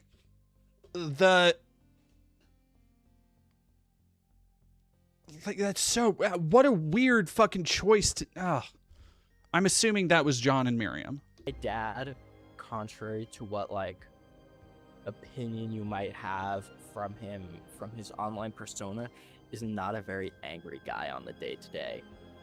Growing up, he yelled at me maybe once a year. Why don't you show it? Do you want to show what he says about the mom? Because here's the other thing. The kids were not, and anybody who's had abusive parents knows how this can be, where the kids were not disciplined equally by both parents. And both parents had their clear favorites and unfavorites. I bet he's not going to play too much from Miriam's interview. He's a pretty chill, laid back, does his own thing kind of guy. I wonder if I could DMCA them for using footage from my videos.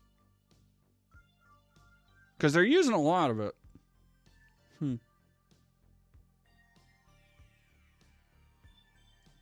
Love my dad. I still love my parents, you know. He rules the world.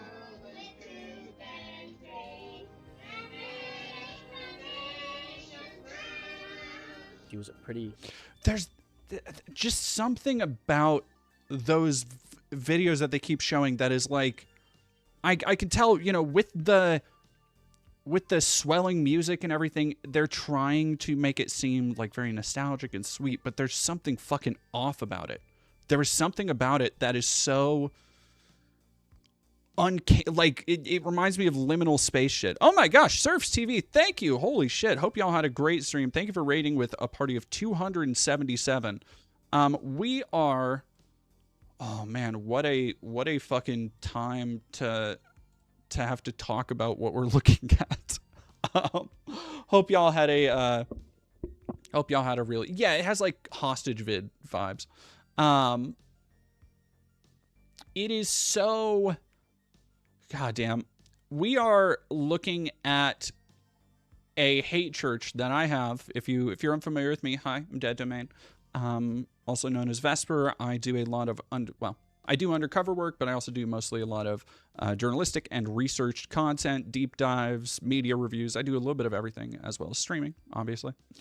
And over the years, I have had a hand in exposing the behaviors, abusive behaviors of one Steven Anderson and his wife, which, if you're familiar with Christian evangelicals or fundamentalists, you may recognize Steven Anderson as one of America's, if not America's foremost, notorious hate preacher.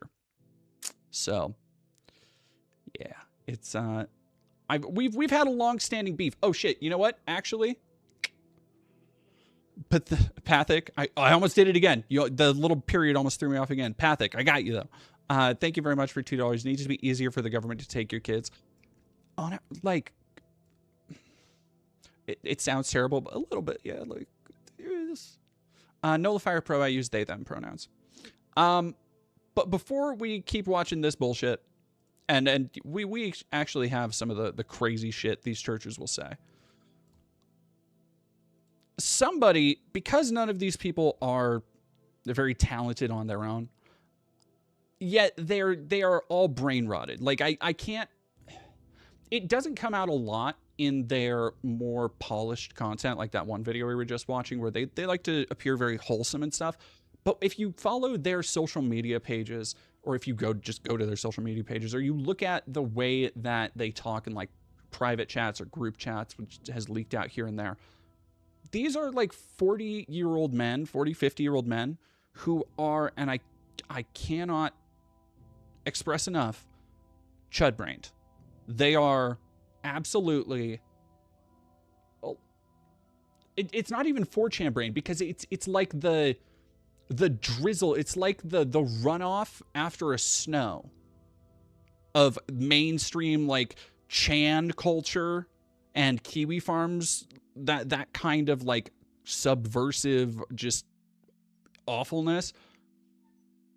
But they don't even really imbibe it themselves, I don't think. I think they are just in those media spaces with Nazis on Rumble and, dickheads like Stu Peters and that kind of shit. So it's this really weird mixture where if you go to their social media profiles, they are they'll be sharing AI memes, and they'll be like these grown-ass men calling each other based for saying slurs in front of children. It's so fucking wild. It's so crazy. And anyway, I found out the other day that I don't know if it's them or I can't imagine it's them, but I went down to the comments. Why can I not? Oh, there we go. Dead domain can and will go to hell and no one will miss it. KJV 1611 Baptist _1. Amen. He's railed on me plenty to earn his spot for sure. I'm 99.9% sure that's Aaron Thompson, pastor of one of the more local hate churches to me. I wish dead.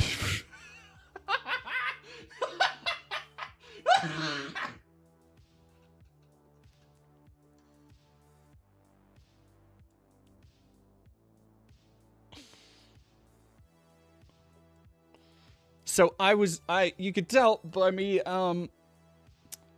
starting that one up, I thought that was going to end differently. That is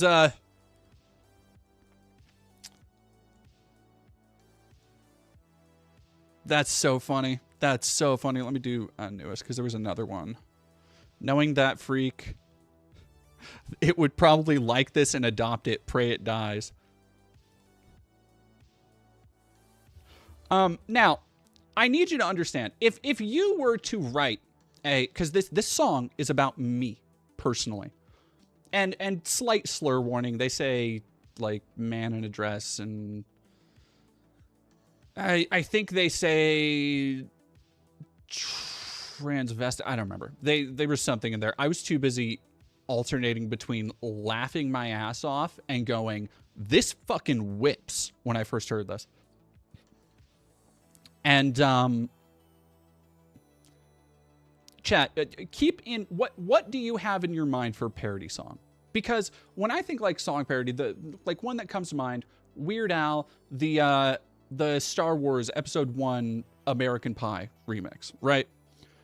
But I feel there is unless you were going to go full like Tenacious D with it, which is, there's an additional style of like camp and crassness there. You have to be really careful when making a parody song in a genre that already has a lot of very big theatrical sounds, a genre that is already filled to the brim with camp and attitude, because they made a metal song about me that kind of fucking rips. And I understand it's AI. It is very clear it's borrowing from, I can kind of hear it. I don't know. It has that you know what? It reminds me of, if anybody knows Unleash the Archers, which they have some good stuff. It's kind of power metal-y, metalcore, in that range. I hear licks and riffs in the background, and I'm like, oh, the AI fucking ripped that from Dragon Force. The AI fucking ripped that from, Nightwish or some shit. But, so this is the NIFB Hate Church's anthem that they made to make fun of me.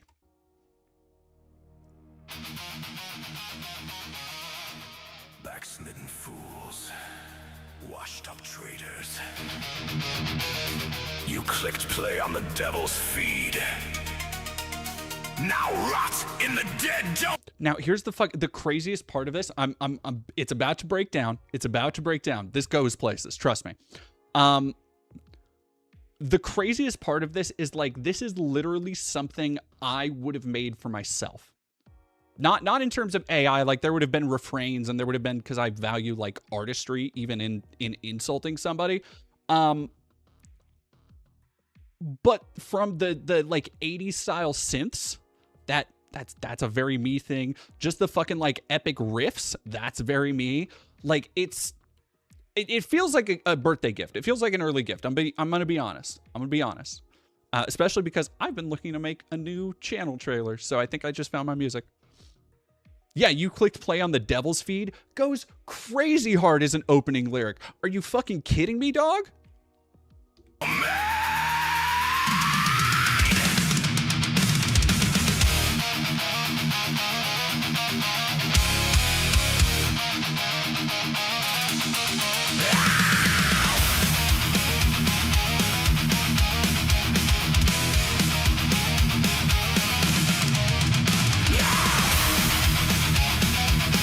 awesome, Stella. Remake this, but hiring a T-girl metal band. I know. I could reach out to Fox Cult. I only know one of the people in Fox Cult, but I could probably. We could probably work something out. We could Feminem. I could reach. Yeah, and I know. I could reach out to Damage too. Damage might know somebody. Damage knows a bunch of. I want to do a cover of this because it fucking whips. I could rewrite it to be way better though. Rev Joe Duke of Pooh York A #2. Thank you for following. Technically not. Thank you for following. Nehemia, thank you for 5. Their fear of cursing outweighs their bigotry. It really does. It gets so silly when they'll like say the F slur, but then be like, but I will not have any of those gosh dang diddly F slurs in my dang nabbit church. I'm sorry. I know I'm getting heated up here. Hey, baby. You give me a little bit? Damn, girl. What you smoking on?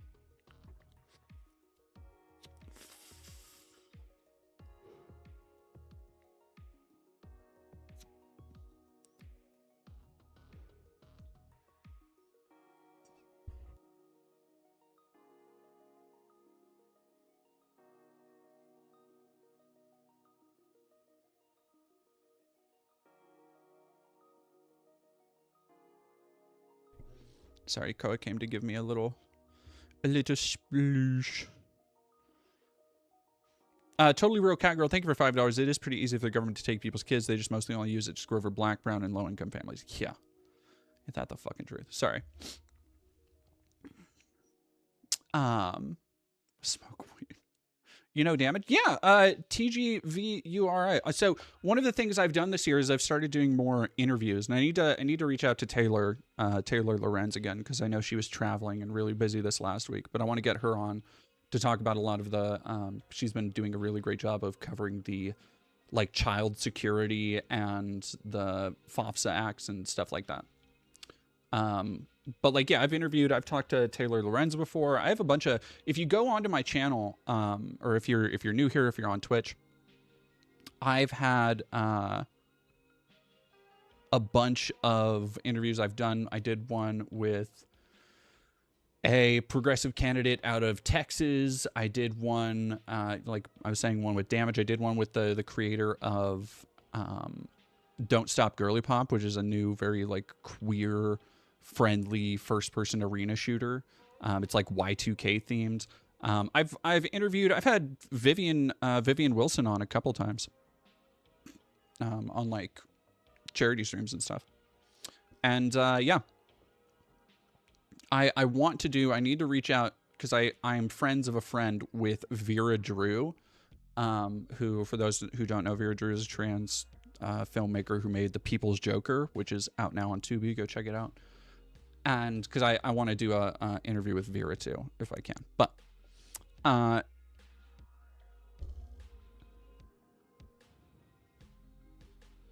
Xenomut, hell yeah.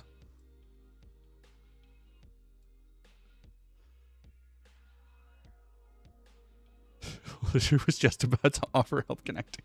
It's so fucking funny once if you get to know like between 3 and 5 trans people in a media space, you probably know like most media centric, or like if you play 11 Degrees of Kevin Bacon, which everybody is like 11 points of connection away from knowing somebody who knows Kevin Bacon. It's so much shorter than that. It's like 3 degrees. No, it's like 2 degrees to ContraPoints. But anyway.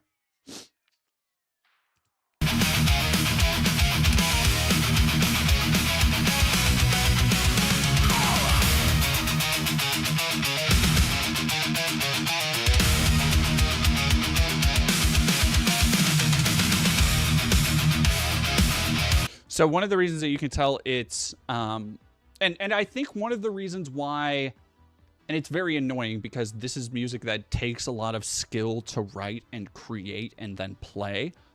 So it's very annoying that AI is good at recognizing like the patterns in it. But one of the reasons you can tell it's AI is because metal, unlike country or one of the reasons it sounds better despite being AI than other AI slop is that you have country and pop and other music genres don't tend to go through the same kind of like musical movements as metal does, where, you know, like listen to any Iron Maiden song that's longer than 10 minutes. They go through different movements, much like classical music, right? Where it'll go like, okay, it's going to go up and there's going to be a break here and then there's going to be drums and then it might be a solo. Like, and that's kind of the reason why it took me a minute to like lock onto it.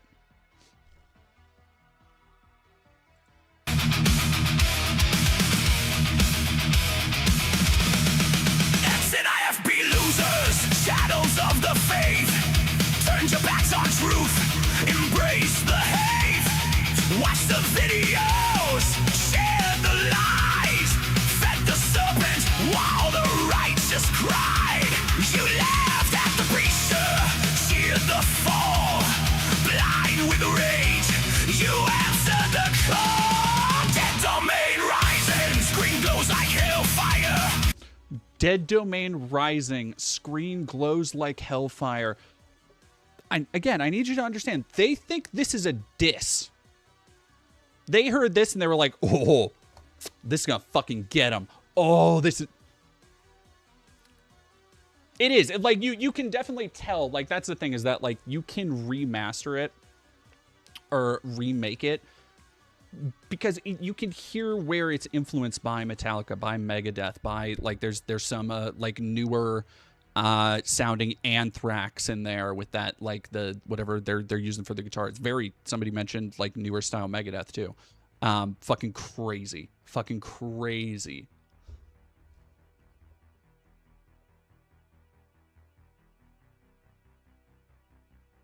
Anyway, yeah, I'm gonna go back a little bit so we can get the full breakdown.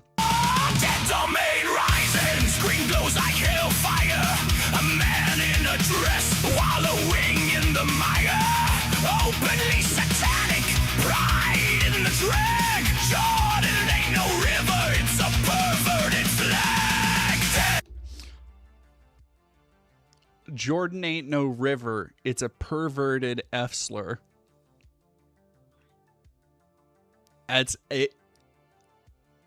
fucking fire, dude. That's fucking fire. I'm so owned. That's so fucking funny. To be clear, I think while the lyrics are sung by AI, I don't think they're AI generated. I think they wrote the lyrics because it is too specific. Like it makes too much sense. As I understand their shitty rhyming scheme sounds off, but to me it makes too much sense to have been AI just popping shit in. Yeah, it's too coherent to be those parts, but I think there is a lot of AI like in instrumental and shit. Domain, congregation of the damned. Your side is filth, now feel the brand. Judgment's coming, no escape from the pain. Wicked watchers, forever in shame. Dead domain, in the grip you remain. Backslidden traitors, bound in Satan's chain.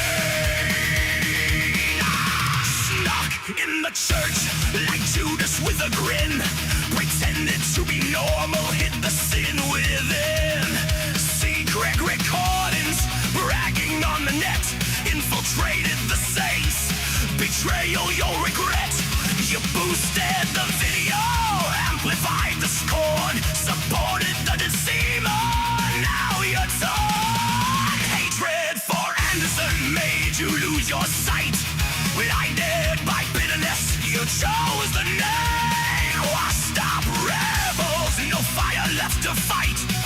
Clinging to darkness, fleeing from the light. Dead domain, congregation of the dead. You quictation. See, and that's the other thing, is that there's an actual refrain too. Like there's definitely AI involved in the making, but it's not. It can't be all the way through. Like they have refrains, they have breakdowns, they have like transitions that make more sense. It still does go for that like very, somebody mentioned trivium and they're like, yeah. Oh no, that part was about me. That was about their sharing the videos. I infiltrated the church, appearing normal to stop the, Congregation of the Dead is so fucking cool. That's what everybody is now. It is all the welcome to the Congregation of the Dead. Yes, hello, welcome to the Congregation of the Dead here. I know, it's somebody mentioned anime fights too. I was like, that's crazy. Like, it reminds me of a mid 2000s shonen series or something intro. Impending dread, judgment thunder cracking through your skull for every share, the hammer fall. Like judgment thunder cracking through your skull. Dog, they just pulled all these lyrics from fucking Magic the Gathering cards to make it sound as cool as shit. This is so fucking... I'm pretty sure Light of Judgment. I was just holding a card called Judgment's Thunder or whatever the fuck they said. Oh, man. No excuses, no plea. Down with the reprobates. Like he, she.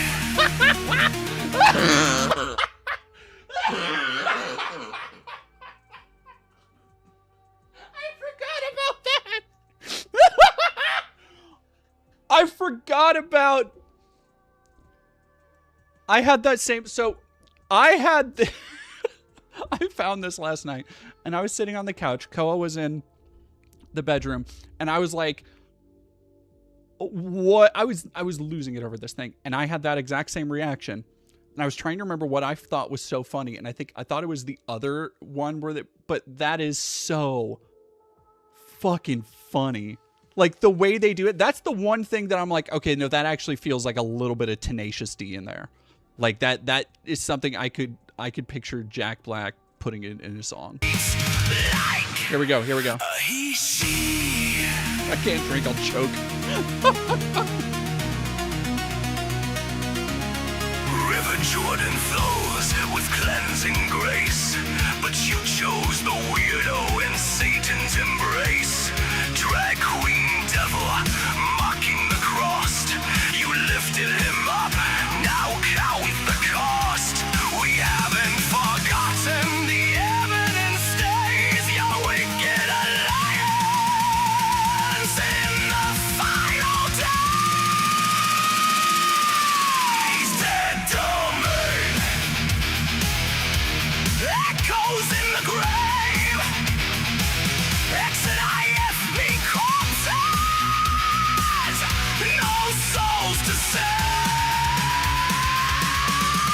Hatred blinded, now you're confined in the congregation of the spiritually blind. Dead domain, judgment's decree, integrity lost,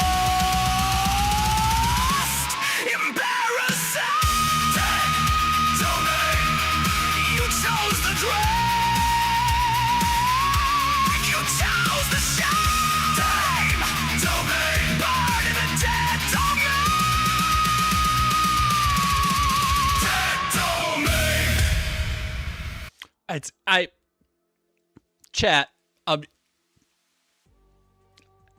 It's the funniest thing that's happened to me all year. It's so fucking awesome, dude. Like, I fucking love that thing. I've already got it saved. Holy Beer Dragon, thank you for following. Durka Podcast, thank you for following. BDB91, thank you for following. Fern, it is. I'm gonna try and look into. I'm gonna re-edit because my old YouTube channel trailer it's so far out of date. It is. I have had it since before the Hate Church videos, so it's like 4 or 5 years old now. And it is very video game focused. It's a vibe I was going for that I'm not really going for anymore. And it's just, I've been saving a bunch of clips of other commentators. And it's not like, I mean, some of them are bad. Some of them are talking shit about me, but I have a bunch of clips of people just saying my name that I kind of want to compile and be like, oh, this person talked about me. This person talked about me. Just to kind of give that, like, it's a, you know, it's a channel trailer. I'm selling myself here.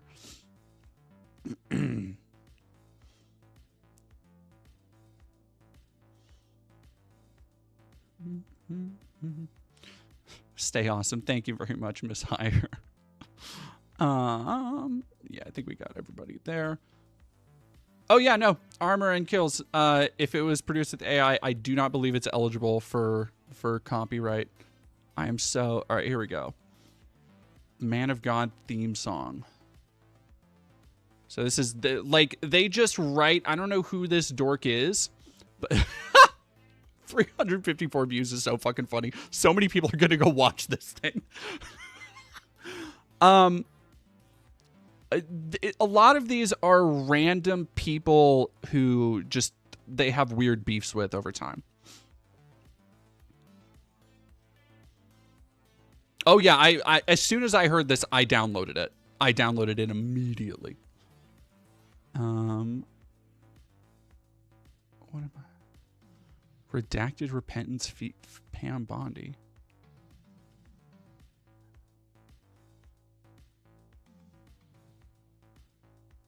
Ice Raids Verity. What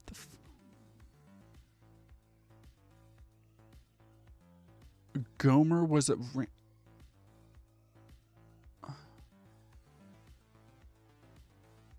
I don't.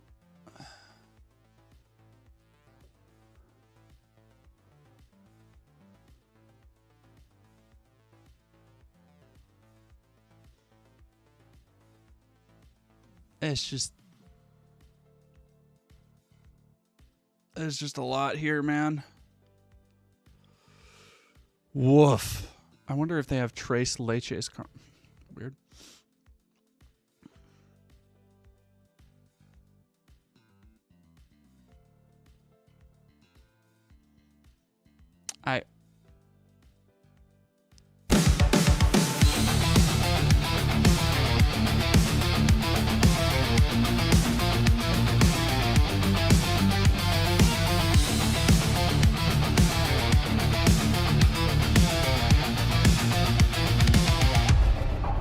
They're coming for me, pointing fingers, slinging mud, say I'm.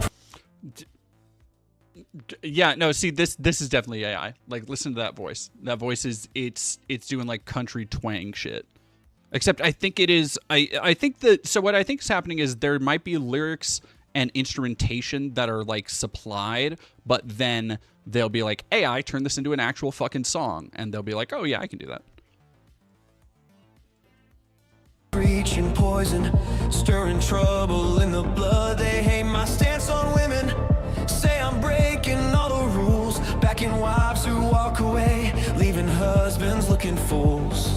Railers in the pews, gossip spitting venom fast, busy bodies in the church, and my doctrine's built to crash. But I don't care what you say, I'll shout it to the skies. I've got one truth to throw back, gonna cut you down to size. My son ain't a transvestite, hear me screaming loud. No matter what you throw at me, I'm standing tall and proud. Call me out, tear me down, say my preaching's a disgrace. I'll yell it from the rooftop, shove it right back in your face. My son ain't a transvestite, that's my. No, stop. I can't believe. Not with fucking Christian nationalist Imagine Dragons, dog. Not fucking Timu Linkin Park. Fucking what is this? There's a specific sound this reminds me of. Oh, it's fucking, is it Bring Me the Horizon? Who did that one song? There was a song on yeah, let's go to YouTube.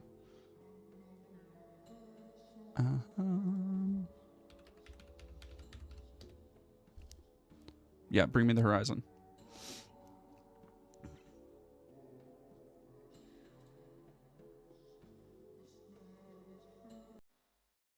Teardrops. Here we go. This is what it reminds me of.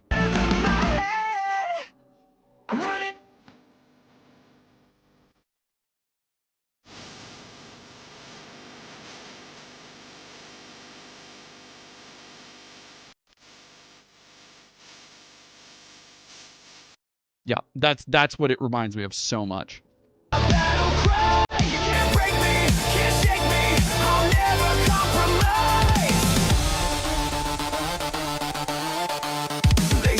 I like they got like a bumblebee working the synthesizer. That like that's pretty good. That's yep. With Trevor, that I'm dancing with the wrong, but I don't owe you answers. I've been righteous all along. Call me disloyal, say I'm stabbing friends in the back, but I'm bulletproof, you critics. I'm ready for the attack. Your words are empty noise, just a clatter in the wind. I'll drown you out with one fact. Let the truth sink in. My son ain't a transvestite. Hear me screaming loud, no matter what you throw at me. Like, I want to meet the person who makes it. Sincerely, I need to just understand why, but for why? Yeah, let me go. God, they have so many of these. Oh my God.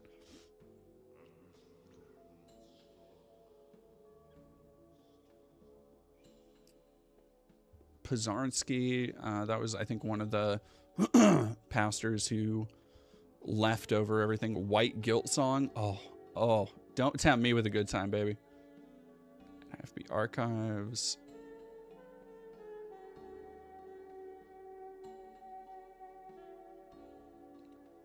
Pastor Anderson Easter. Too Late Reprobate version 2.0.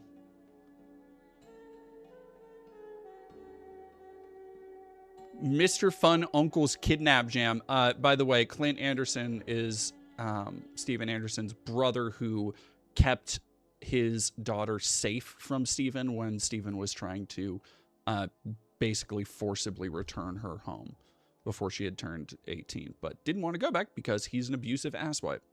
Nehemiah, thank you for $5. There's a stereotype of Jewish mothers that they love their children to the point of obsession and worship. Anyways, it's giving that. It is giving a little bit of like, when was the last time you ate? When was the last time? What was the last meal you had?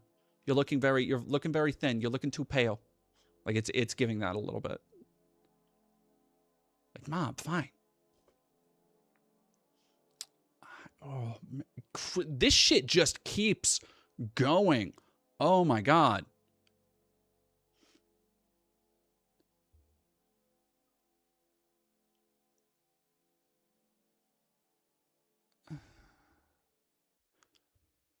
Oh, Spanish. That's why, that would explain why some of the lyrics are off if they aren't English first language.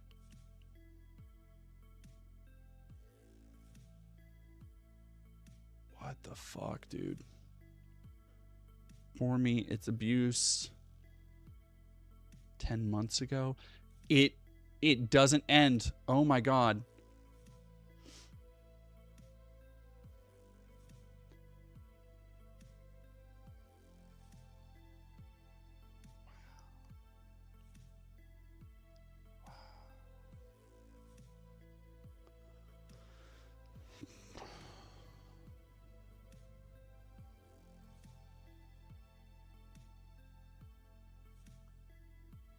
Through the gauntlet, and they just show somebody standing outside. That's funny.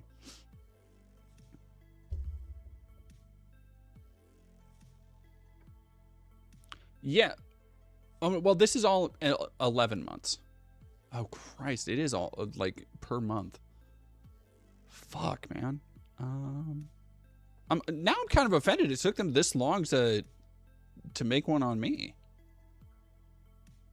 Unless let's see. Maybe there's other ones.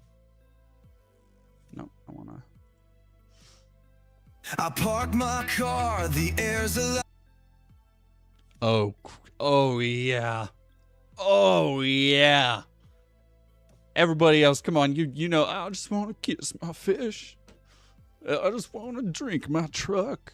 Let's go. Let's go. Screaming curses, a wicked hive. Antifa clowns with their painted signs. Love wins, they shout such hollow lines. Paid to riot Monday through the week. Sunday's here, now it's us they. It's an anti-Antifa song. It's a song about Antifa. They're paid to okay.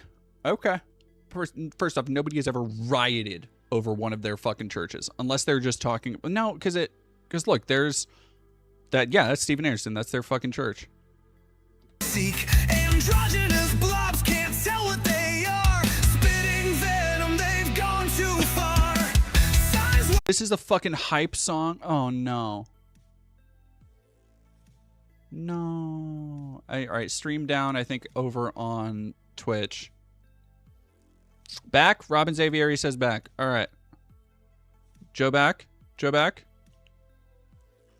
Them making like a hype workout song to the idea of walking in a church's front door.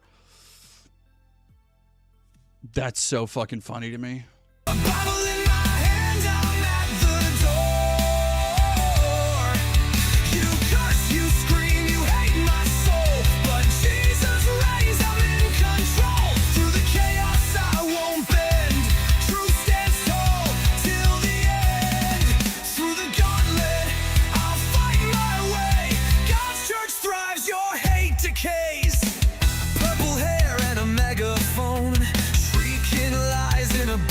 Zone. Cash in their pockets, a Soros dime. Protesting faith is their weekend crime. Yeah, George Soros has Steven Anderson on his shit list. George Soros really gives a fuck about Steven Anderson and making sure people are protesting Steven Anderson. Wild, dog. Wild. That's crazy. All right, there's that one.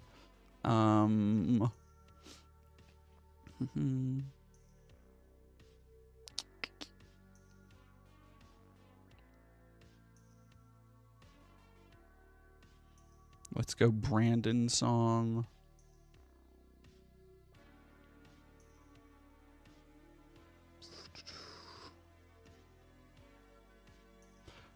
Nephilim nonsense. They just looked up Nephilim online and found a screenshot from the Xbox 360 game El Shaddai.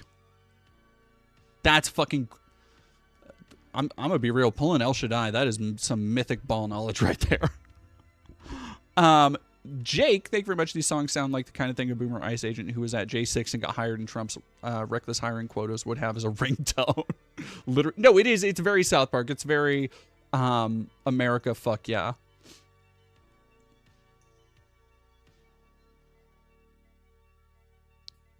El Shaddai was fucking cool. Flat Earther.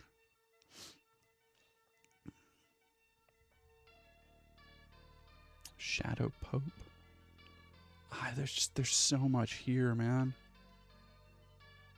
Punk rock preachers. Goth Sun Grief. Let's fucking go, chat.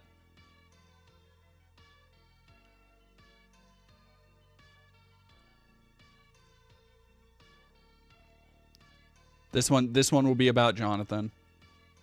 Erebus, thank you for $5. What do you think of the song He Was a Good Man by Mooman? He made a really good one also called You're Next. I do not know that song, but I will have to check it out.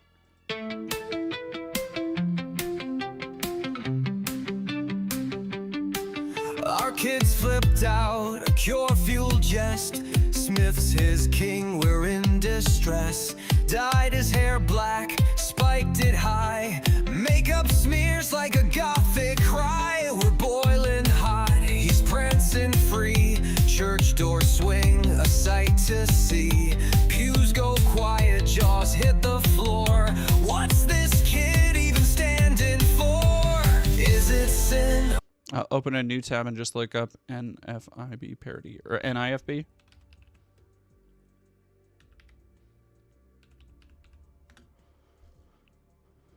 Oh my god. There's me. That's me. Hey yo. Shadow Pope. That's fucking crazy. It's fucking everywhere. They have this shit on Amazon. That's wild. I don't know who's making these, but they are not. I get like genuinely get help, dog.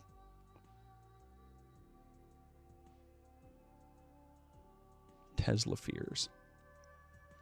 Costco is a cult? Huh?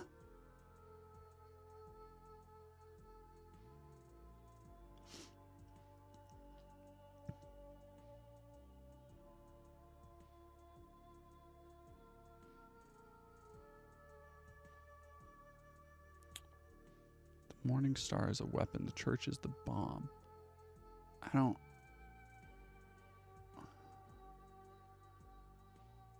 See, some of these sound ex-NIFB. Was this person ex-NIFB and then went back? Because it seems like some of them are...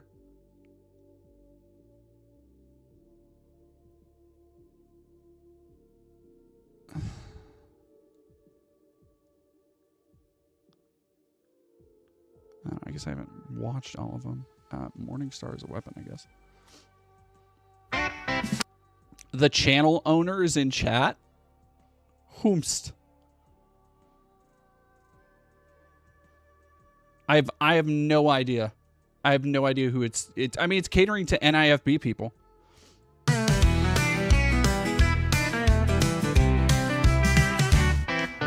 Out in the fields where the good book's read, Jesus spoke a promise that the critics dread. I'll give him the morning star, he said it true. All right, real NIFB. How much of this is AI? I gotta know. We're so curious. Do you actually write lyrics?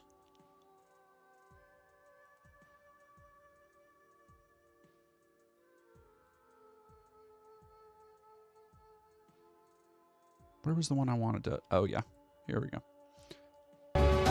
It's been a minute since we checked in on our home field. It's been a minute. 100% is AI. That's rough. That's a bummer. There's 2 different NFIB parody accounts. Okay.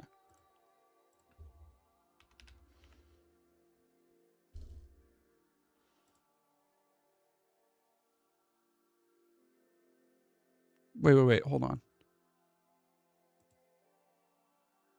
Oh, okay. No. Wait. I gotcha. Okay. So it's somebody else using AI to... This is so weird. This is so... Okay. Wait. No, these are... Oh, okay. No, the channel in chat, you're the cool one, not the... I'm sorry. There are 2 warring factions. If I'm understanding this correctly. There are 2 opposing warring factions of hate church AI generated song parodies. Is that...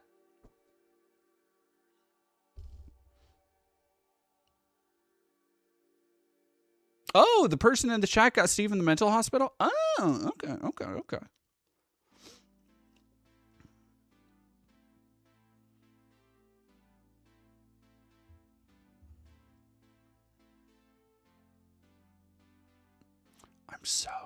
I'm so... Huh? one light, one dark. Yeah, this is... I cannot fucking believe that there's a scorpion to this guy's Sub-Zero. There's a Batman to every Joker, even people who make AI hate church parodies. That's so funny. All right, let me see. Okay, gotcha.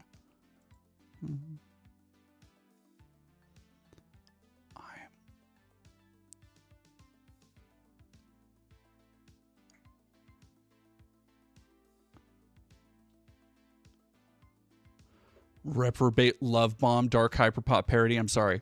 We gotta check it out, chat. We gotta check it out. You taste like Sunday service.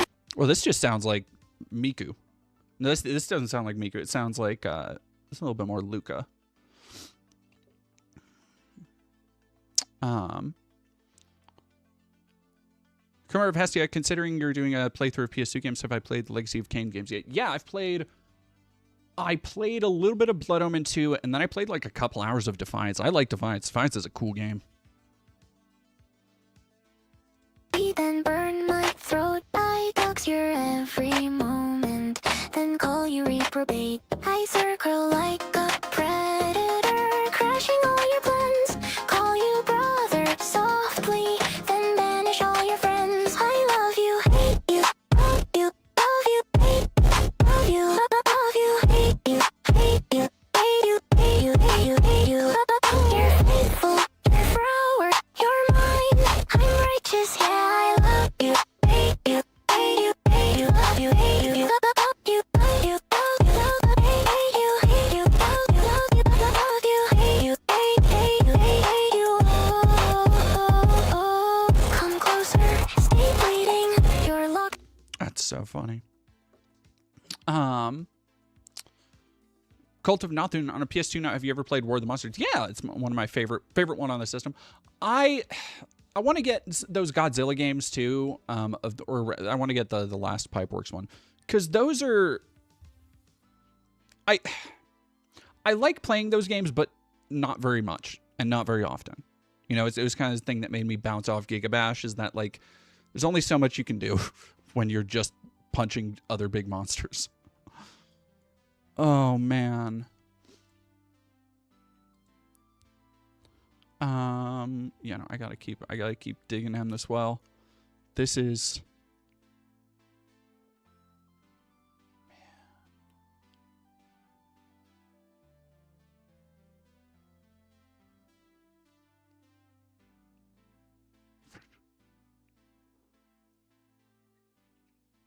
Wait, Solomon Anderson.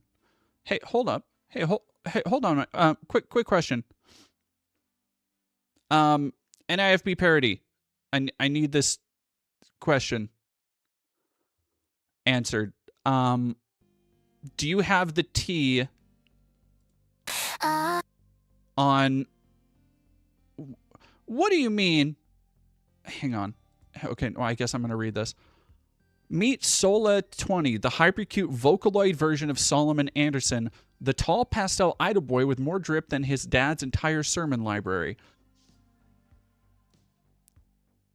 Hey, real NIFB parody?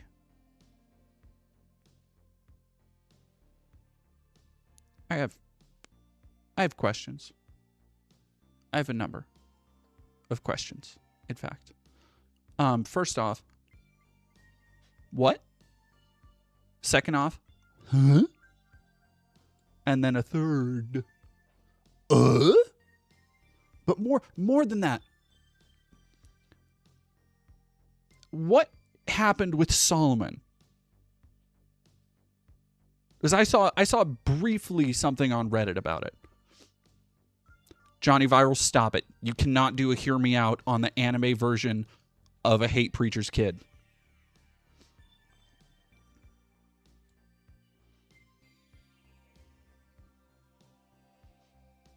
While you come up with that, I'm going to listen to this.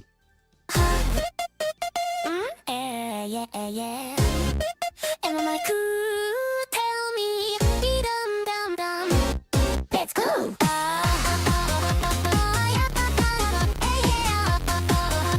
This is fucking crazy. Watch this shit. This, like...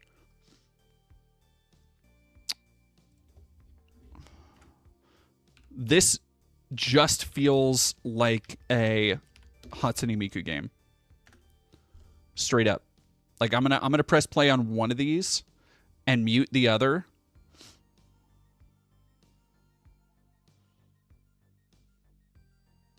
Let's do Akashi Arrival.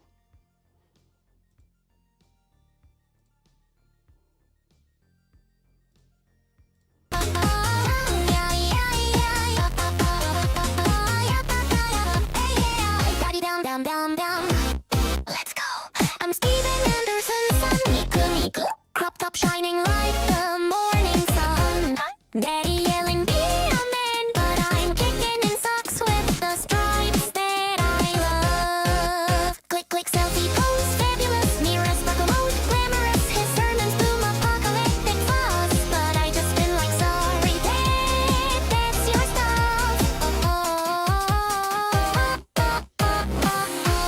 I don't fit the mold, no, baby. Cuteness level overload, maybe.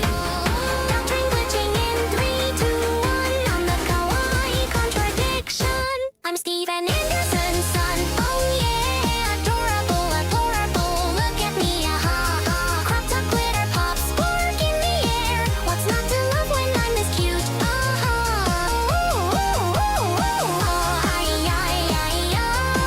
I'm Steven Anderson's son. Oh yeah, fabulous, rebellious, shining everywhere. Body dumb dare. What's not to? So,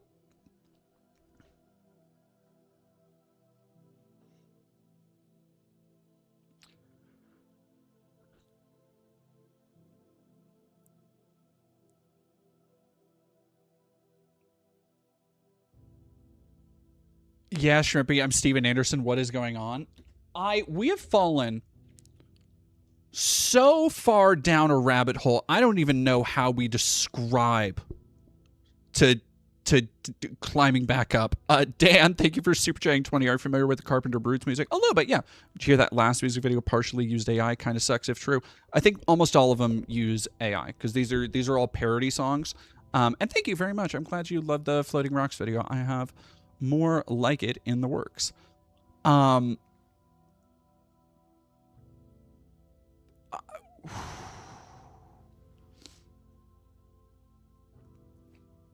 my God, Alexis Vandam, Senator Tim Sheehy just brutally, audibly snapped an anti-war veteran's arm on the floor.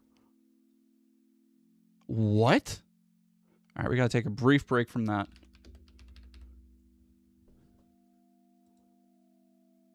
I missed the parody account's responses. I saw, all right, so NIFB parody, I did see, I'm going back to that.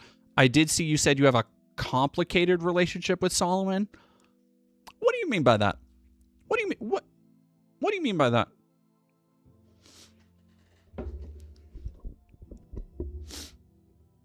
Oh, Joey Staley. I think you got it. No, Carpenter Brute. Friend Juno Deer, who's in chat, recommended.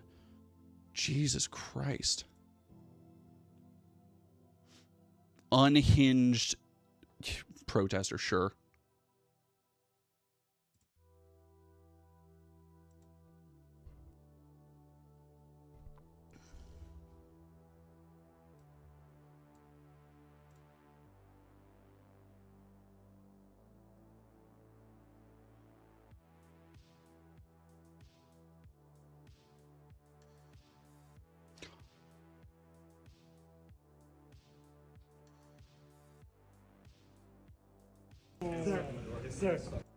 Wait, Solomon moved to... I'm getting... There's so much happening right now. Solomon moved to LA? Is that true? That's crazy. Is Solomon transitioning?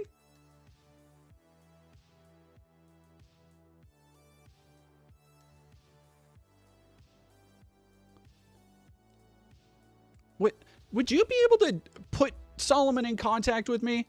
Because I'm so... I vaguely remember him saying something about wanting to do a video essay on Tron Legacy like 2 years ago. Feel free to reach out to me on the email address, the business email, thedeaddomain@gmail.com, because that's fucking crazy. John moved to San Francisco. That makes sense. Yeah. All right, I want to. God damn, I'm not gonna play the sound, because that'd be. Oh yeah, I guess I could just text John about it. I'll do that instead. I'll text John about Solomon.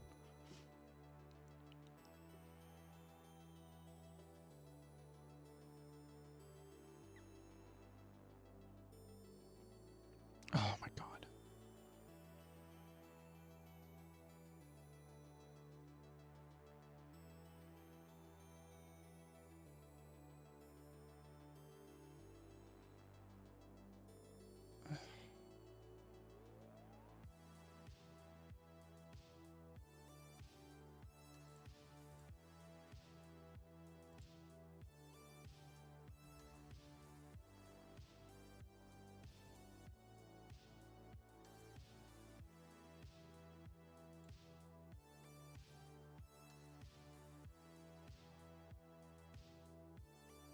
Christ, man.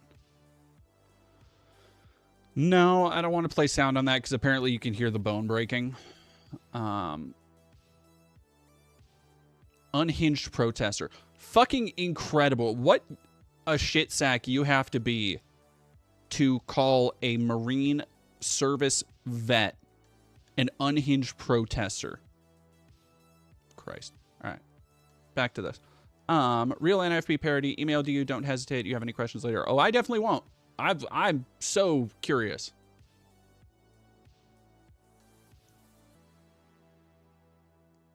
That's... Huh.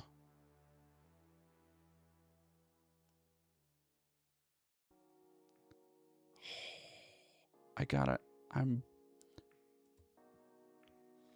keep going, chat.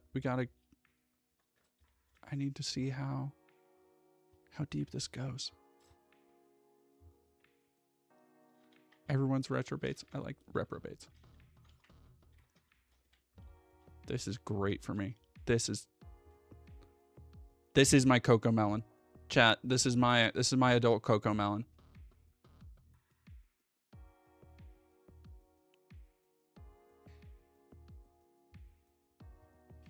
Hell yeah.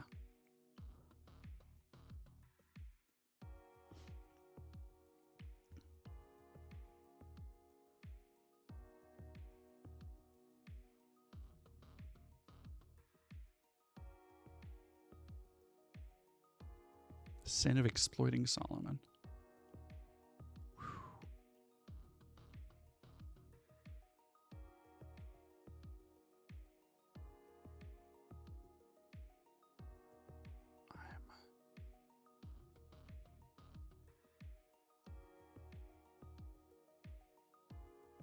I'm just... Chat, I just didn't,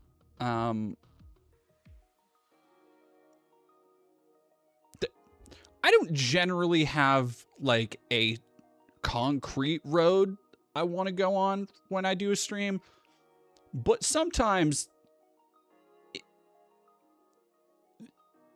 I know that there's no way I could have predicted I would end up here. This is one of them times. I want to go back to the hyperpop. Here we go. Gee, I wonder why your kids... So, does Steven Anderson know about that? Does Steven Anderson know about that? Steven has to know, right?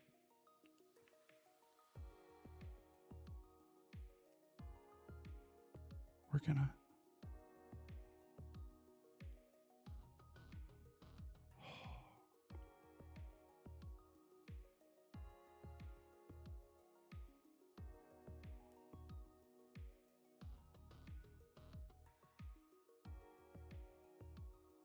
Steven knows.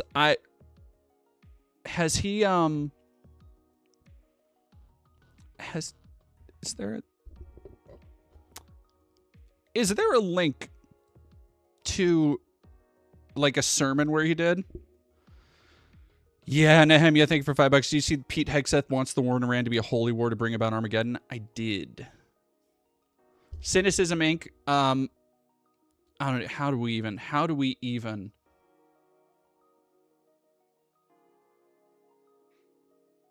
summarize what is happening here? The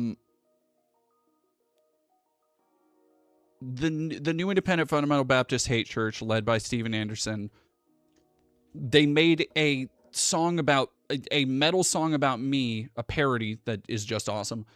But we have discovered that there are, in fact, not one but two warring factions of hate church parody. One on the dark, one fights for the light. And the good one is in our chat right now. NIFB tapes, oldest one.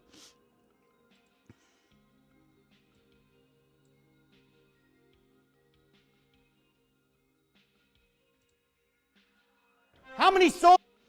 Oh.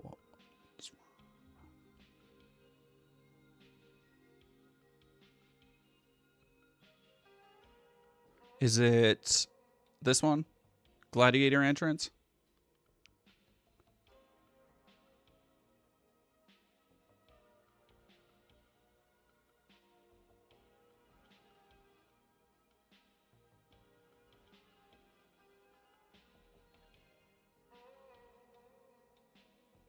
Oh, thank you very much, Darkane, for 100. I know this is kind of backtracking, but I want to say something that genuinely baffles me. How can people not tell that AI vocals are AI? Am I just built different? Well, so the vocals in those last couple songs are Vocaloid. Like, so they are AI is machine learning from synthetic voices that already sounds like that. All right, when God did it comes with a paper trail. But you know what's funny is it's not just Lionel that's this delusional.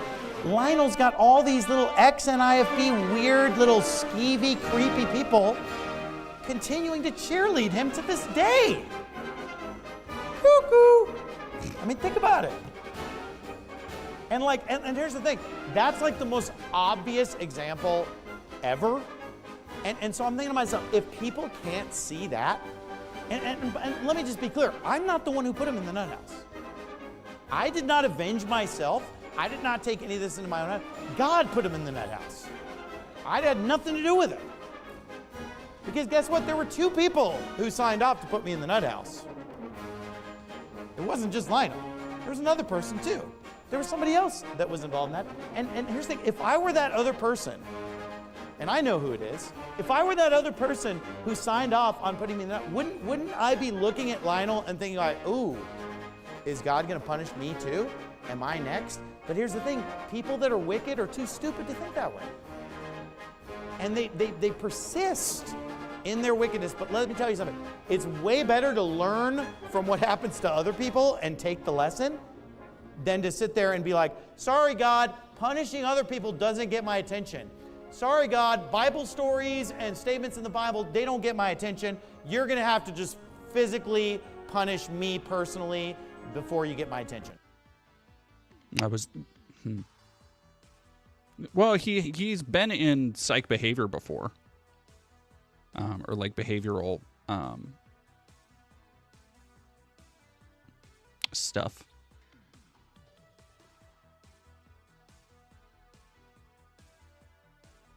All right, let's watch a brief. I need to rest my ears for a little bit.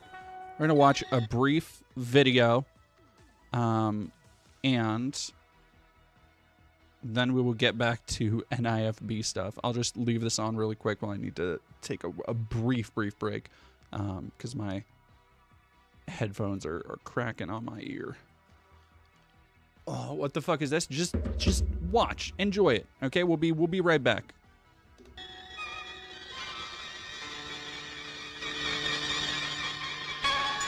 Be right back.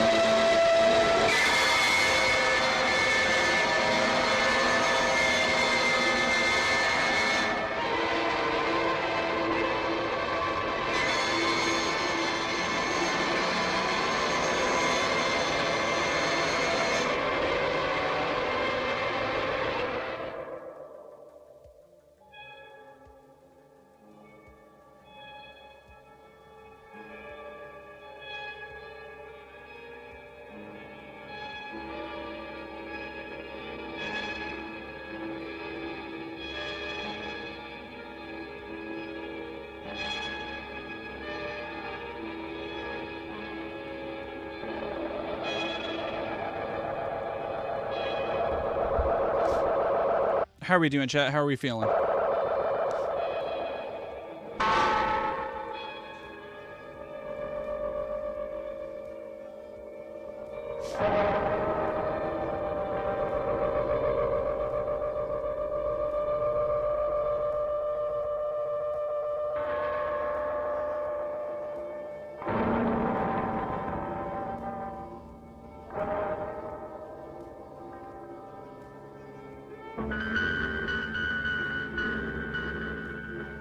This one isn't as good as, what was one of the ones I watched last night? Oh, this was a cool one. The city was, I liked the city quite a bit. Yeah, this was the one. This was a vibe.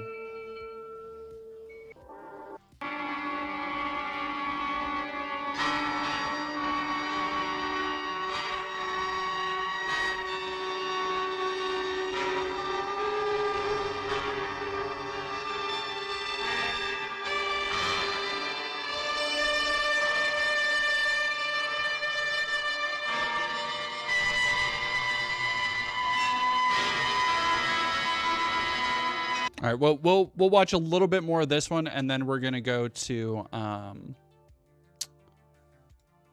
some more NIFB preaching. I need a little bit more of a palate cleanser.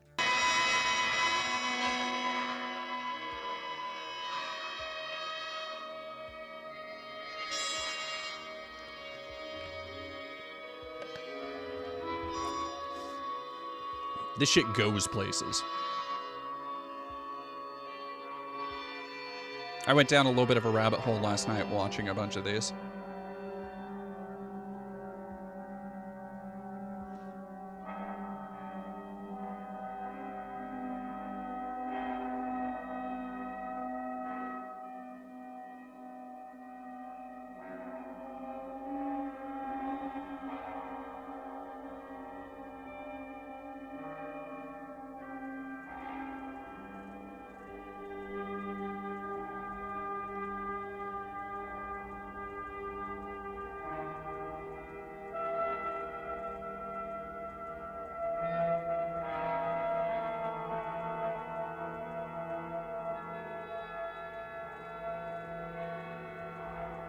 I find this so calming and like a really like it's like incredibly soothing. It's like it's lulling, actively lulling me to sleep, honestly.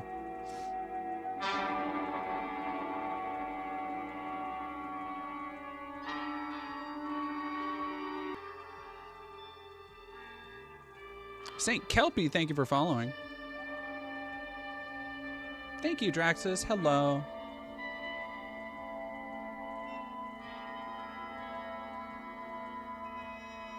Have I seen Fantastic Planet? Yeah.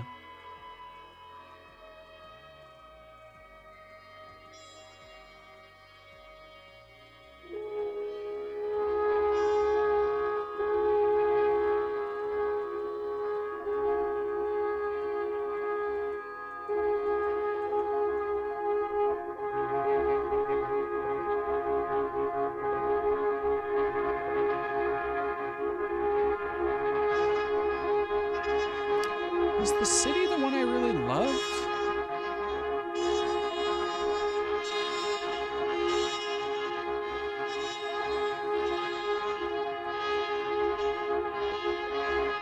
I'm getting some great shit on my recommended now. You just gotta watch some of these and you'll get, oh man, look at, I got George Melia's movies.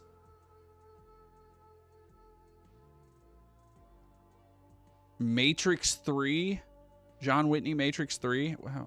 Damn. I have an untitled video of a clown on the side of a road. Dog, this is great stuff here.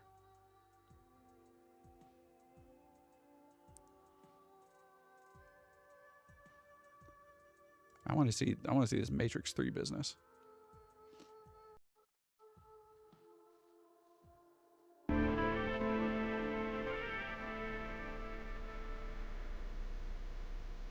Obviously, this is already my fucking jam.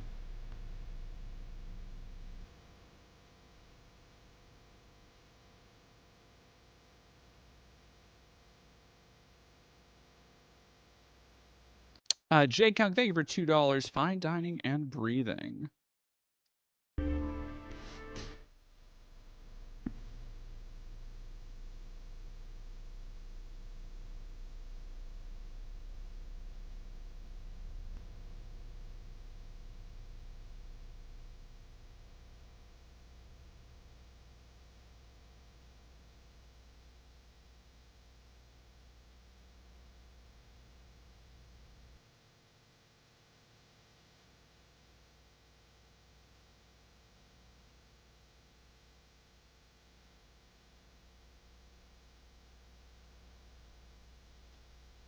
This would have been like incredibly early. Oh,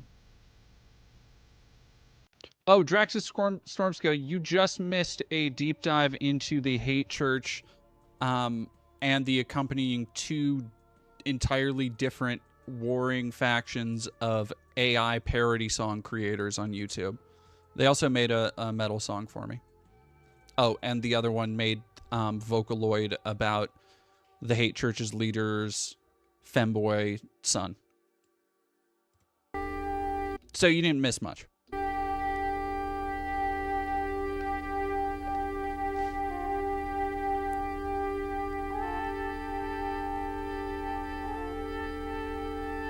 Oh hell yeah.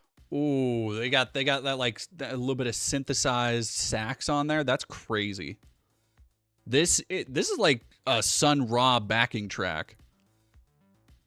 Yeah, no, Castellan, that Duga reference, this is the same hate church. Hmm.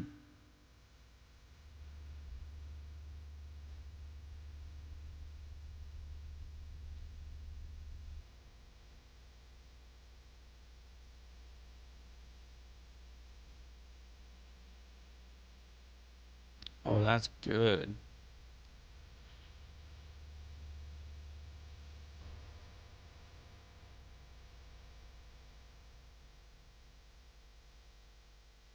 Oh, it does. It does sound like a little bit of Vangelis in there. Yeah, that's hella Vangelis.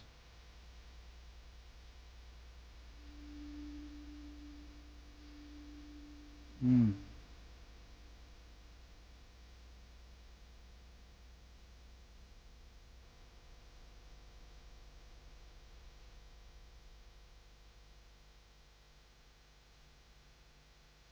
Booter to Bebop. I don't know if this would count as early CG because it doesn't appear to be 3D, but it is digital imagery.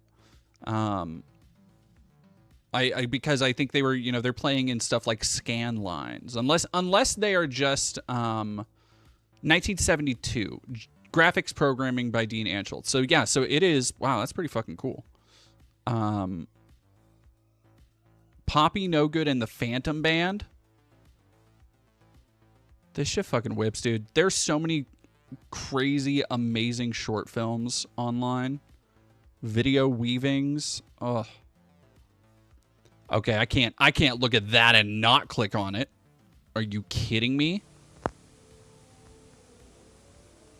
Chat, buckle the fuck up. We just discovered gold. Oh my my God. Are you ready to go with me into the video dimension?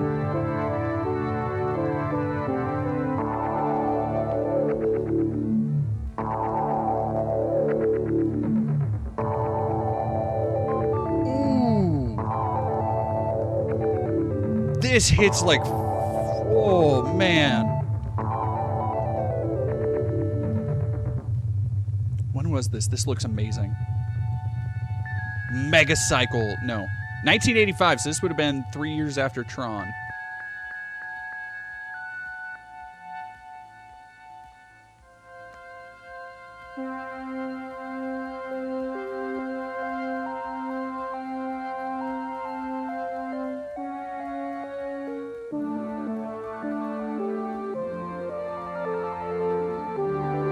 See, when people talk about, by the way, when people talk about how art and AI art and just kind of retrofuturism, I keep seeing it go around about how people are like, oh, you know, shit in Y2K looks so much cooler now. All our electronics suck and are dumb.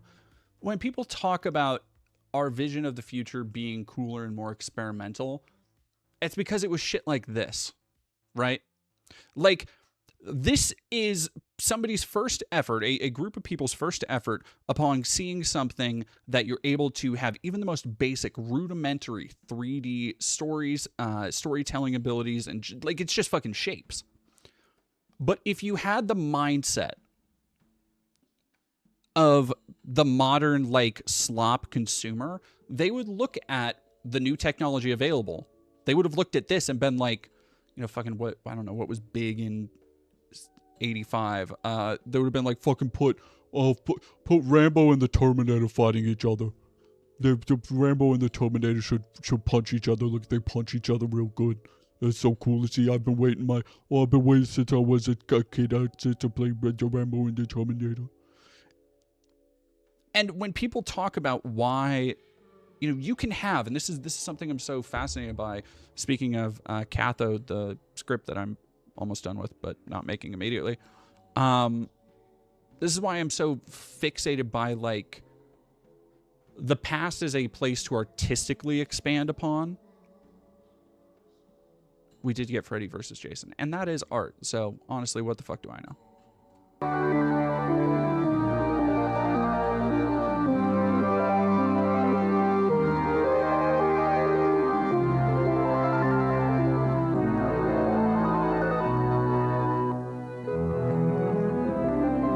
He's a bikeman now. Oh, look at him go, little buddy.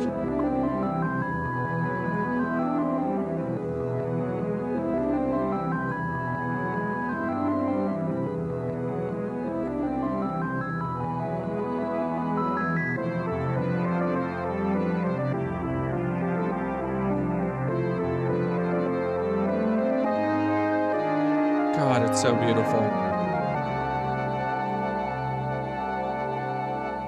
By the way, this kind of style is what I want, like, this is the level of background special effects, and I want to do more, like, blending and shit, but this is, like, the level of graphics I want inside the computer to have in Cathode. Who brought up Van Helsing? Mr. Yago. They put the camera at time. Why'd you bring up Van Helsing? Is it because I watched Van Helsing last night?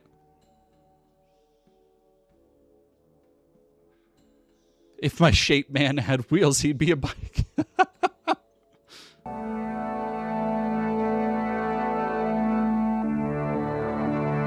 Oh, you're good, Ethan the Lycan.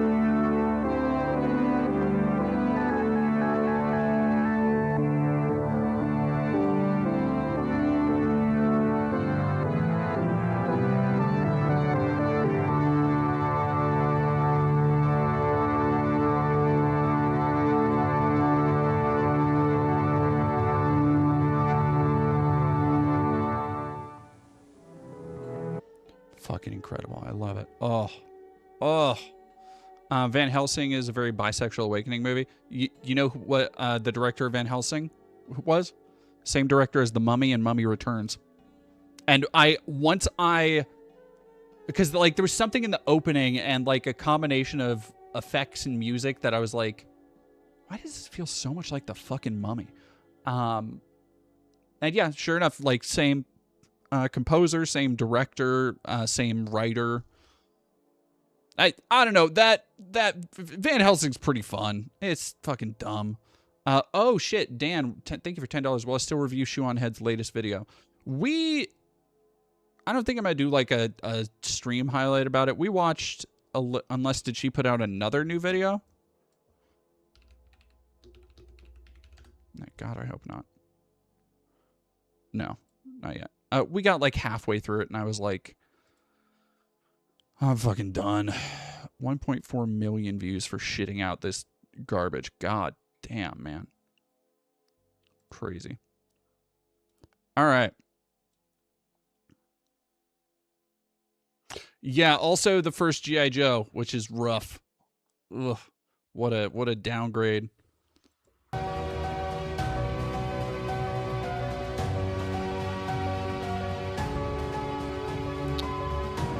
Whatever. Just like cut out the intro. In my fortress, my God, in him will I Oh, I'm Paul, buddy. I missed you. I missed your ability to barely read, let alone string multiple words together. And yet still you are here trying to just like the little engine that could. You didn't let it stop you from becoming a hate preacher that you can barely talk in front of other people and quite often mess up very simple words in the English language. But that's, you know what? It's honestly, it's kind of beautiful. It's inspiring. Jay Kung, am I going to review Scream 7? I already did. Scream 7 is, I have my last video on the channel is my Scream 7 review.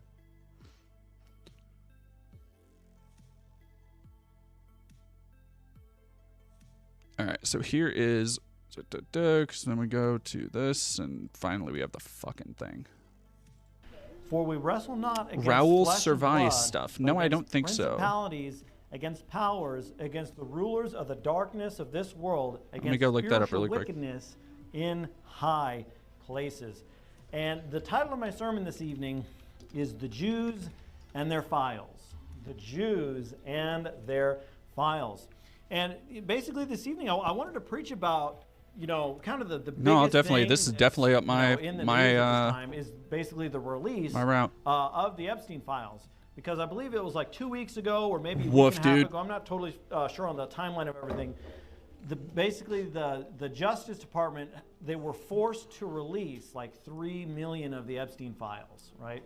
And because this was because of a law that was passed back in 2025. Oh yeah, like I wasn't kidding. When I talked about infiltrating a Nazi hate church, I'm not joking. They will say, now we're not Nazis because we don't have uniforms and shit, but they're constantly just saying Nazi shit. Like they just say Nazi shit all the fucking time. It's yeah. Nehemiah, turn it up. I want to hear about the Jews. All right, let me.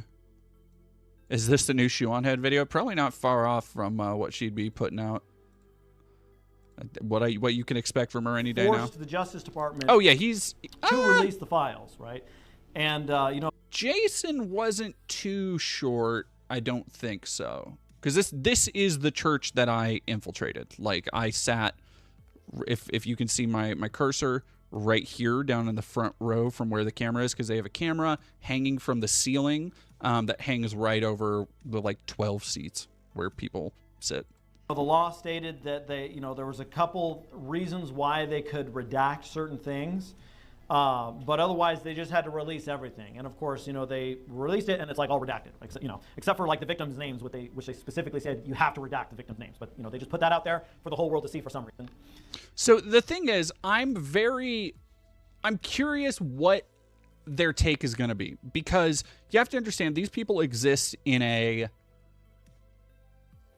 this bizarre insular culture where nothing gets out, but the only thing that they take in are the most boomer core, brain dead conservative slop on places like Rumble, on places like Truth Social. So it's this odd, precarious mixture where they do, when I talked about this in the video I did where I infiltrated their church and I sat with them for like meals for like a month and listened to their services and portrayed myself as a normal straight person like this. And you can go watch that video. It's on my channel. And I would, ask like, hey, where, I'm looking for a good spot to get news and stuff. And the people, they would be like, oh yeah, no, this guy's really good over on Rumble, would be like Stu Peters, who is genuinely a Nazi.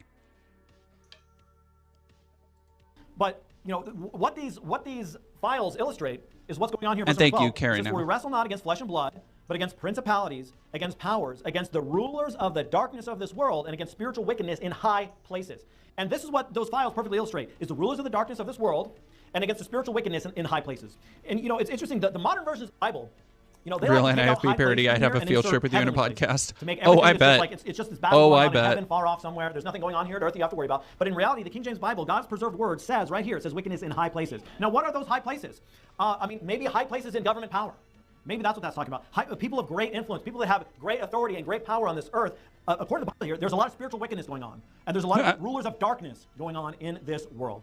And, these files that have come out recently have just illustrated that perfectly. Okay. Go ahead and turn to Luke chapter number 12. And if I could get a glass of water, that would be fantastic. And in Luke chapter number 12, the Bible says in verse 1, it says, in the meantime, when there were gathered together an innumerable multitude of people, inasmuch that they trod upon one another, he began to say unto his disciples, first of all, beware ye the leaven of the Pharisees, which is hypocrisy. For there is nothing covered that shall not be revealed, neither hid that shall not be known. Now, you see all these people that are I sped it up a little bit. They are so fucking... I bet they thought that what they have done would never come to light. So, they take so long to get through their shit. I bet that they thought that they would be able to get away with it because of all the power. Fourth part of a cab of doves walking to beef jerky over. Does beef jerky walk? No. Beef jerky doesn't walk. So what are they talking about? To me, this indicates that they're doing what was happening in 2 Kings chapter number 6. They're eating people. Jesus Christ. It is also very annoying. Like, I'm going to go and find a different video because I forgot how much these guys suck. There was a reason I stopped watching. But it always shocks me how they have, like, kids and shit in the audience there. Like small children.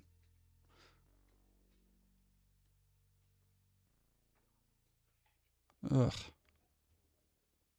I wonder what the fuck happened to that one dipshit who used to be here, but they got, I guess, Aaron Thompson's son. Yeah. Yeah, I hit that. Hey, baby.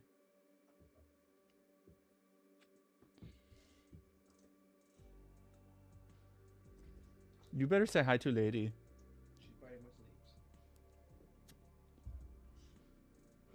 She said, I love you so many.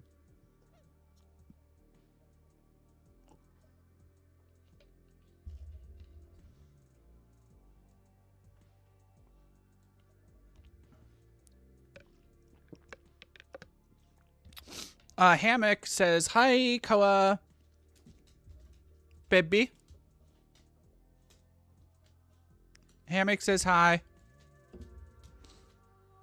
¿Quieres? Seriously, dog? Seriously? Joint domain.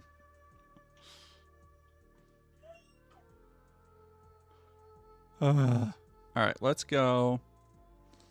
Not everything is a conspiracy. What are you talking? 5 months ago? Oh, is that as far as it goes back? What the fuck? 5 months ago. Did they just delete everything when what's his fuck left? That must have been it.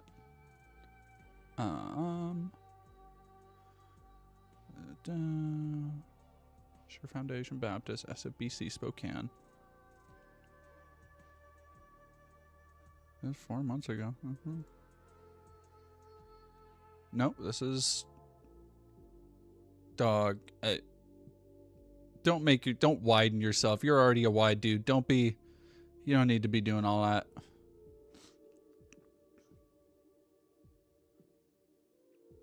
The leverage of lust. Let's go, chat.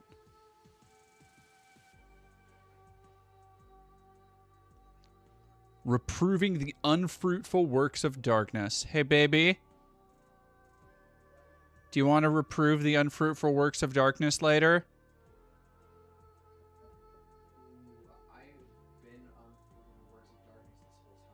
You've been unfruiting the works of darkness? Well, what about we do some dark works and try and get you fruited?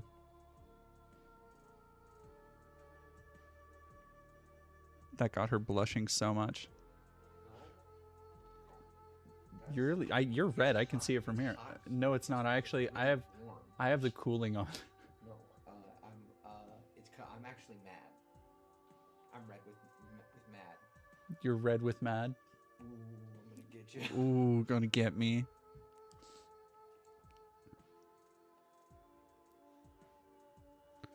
Yeah, I don't know. There were reasons why I didn't keep going for this shit, man. It gets old real fast, and it's simply not worth digging through so much for like what is ultimately very little. Yeah, and it doesn't surprise me at all that they use AI slop for their things. God, he's still just going through every book of the Bible, or every, not verse, books. It has to be books, yeah. Duck Dynasty Destruction? What a weird... Kurt Cobain is burning in hell. Buddhism exposed. Man...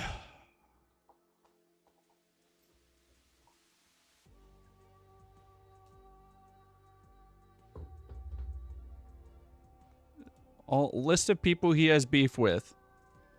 Phil Robertson, the Duck Dynasty dude. Billy Graham. Kurt Cobain. Pope Francis II. That's crazy. What a weird fucking dude. What a weirdo.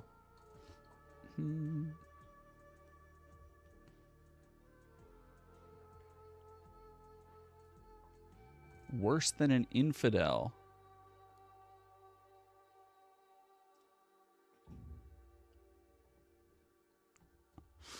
Man. Oh. I don't know. There's something still charming about it, I guess. There's something still... I don't know. There's something fun there. Let's go to... Oh, no, I wanted to watch... the Tim Walz Nancy Mace thing. The cringe is part of what makes it so good. Like there is something there that's like, it's not the worst. It is the worst, but it's there's a little bit of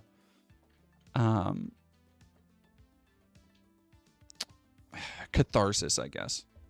Let's do...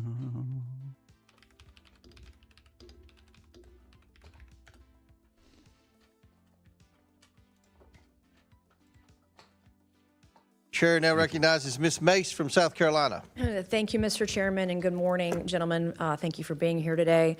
Governor Walz and Attorney General Ellison, you have presided over one of the worst government fraud scandals in American history.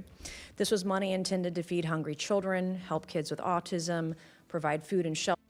Jake, Dee, are you the great pretender? Maybe. Thank you for $2. Shelter and health care to the needy and more. You both allowed billions in these American taxpayer dollars to be pillaged and plundered by Somali pirates. You knew this was happening. You chose to do nothing about it, and in some cases... They're fucking pissed. Oh, my God. Oh, my God. You even enabled it. Attorney General Ellison, you even profited from this fraud by taking campaign donations from these Somalians after pledging to help quash the investigation into them. First time not seeing Nancy Mace not posing in front of a restroom or beans. It's a rare fucking day. I find your behavior despicable. My questions this morning, my first go to Governor Walz, and I hope you learned some lessons from Mace your is last hearing with... I genuinely think, like, Nancy Mace, one of the reasons I'm glad Marjorie Taylor Greene is getting out is that there are some personalities that just are not built for the tension, the constant state of pressure that you're in at a job like this, and not just pressure but attention, because everybody is scrutinizing everything you do. You are partisan by your very existence, so you are going to have half of all people ready to be against you at the drop of a hat, regardless of what side you're on. There is a certain type, and it's mostly like pretty sociopathic. There are certain types of people who are just better at handling that kind of pressure than others. Nancy Mace is not one of them. Just straight up. Like somebody like Ilhan Omar, where you are driven by your convictions, or what we usually get is, you know, somebody like Mike Johnson, right? Or fucking, that one asshole who oversaw the kids getting raped. Fucking that one piece of shit. I forget his name.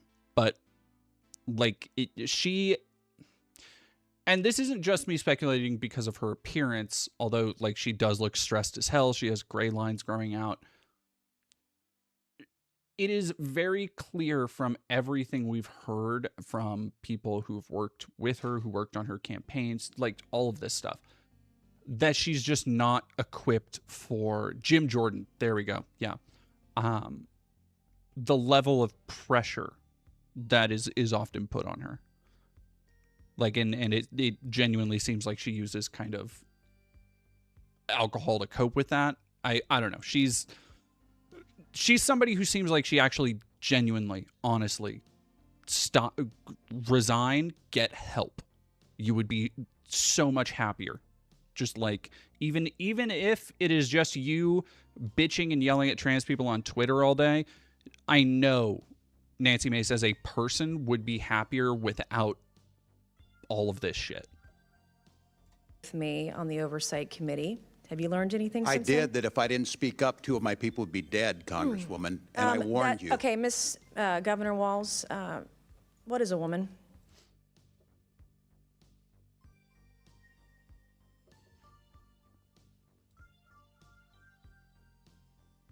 She thought she ate that down. She thought she fucking ate.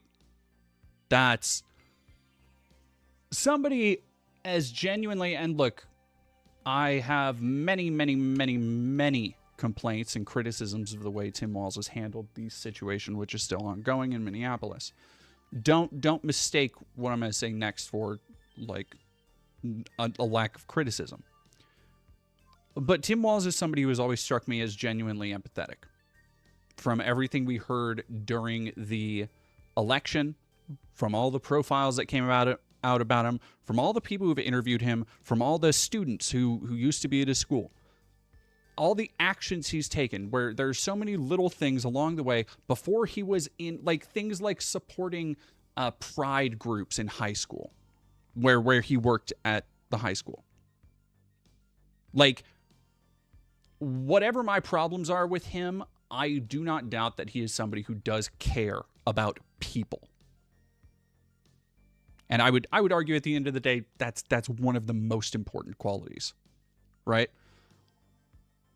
But I think that also doubles that this kind of stuff does affect him more, because it feels like he had, and he arguably did, he had a role in protecting these people that have died. And I think, like, you can, just the cadence in his tone compared to hers, where she thinks this is going to be time to dunk and farm for Twitter likes, and he's going for blood. He's not here to fuck around. Taco Face Fire, thank you for $2. Dead Domain 2028. Hey, maybe. Queer Anglo Catholic, thank you for following. Have you learned that lesson? Do you know what a woman is? I'm the governor of Minnesota, Congresswoman. Do you know what a I'm not woman here is? to be your prop for your obsession. So I if you taught can't middle school define your what obsession. a woman is, you certainly can't define what fraud is. If you can't even define what a woman is, you can't define. Is that? I know the other people in a party have to be getting tired of her shit. If you can't define what a woman is, you can't define what fraud is one of the takes of all time, I'm sure. woman in fraud, the two genders. Yeah, one of those things is a social structure and largely a social construction, and another is something that you can just verify and prove. You can, those are not the, Find fraud. How much money was spent on autism in Minnesota in 2017, Governor? That's such a fucking funny way to frame that. I don't have those numbers in front of me, Congresswoman. Did you prepare? I mean, first off, we would have to check multiple locations. How many miniature train stores received a large influx of customers? Then you have to cross-reference that with the groups from those polycules who also have partners who go to those local Magic the Gathering stores and the local Lego stores. This is the way, the only real way to find out how much money is spent on autism is to do the hard work. For this hearing today? Did you I do did. any preparation I take for this hearing Congress today? seriously. And you've seen the numbers about autism fraud in Minnesota. So we're going to do some Minnesota math with you today, okay? Are you ready?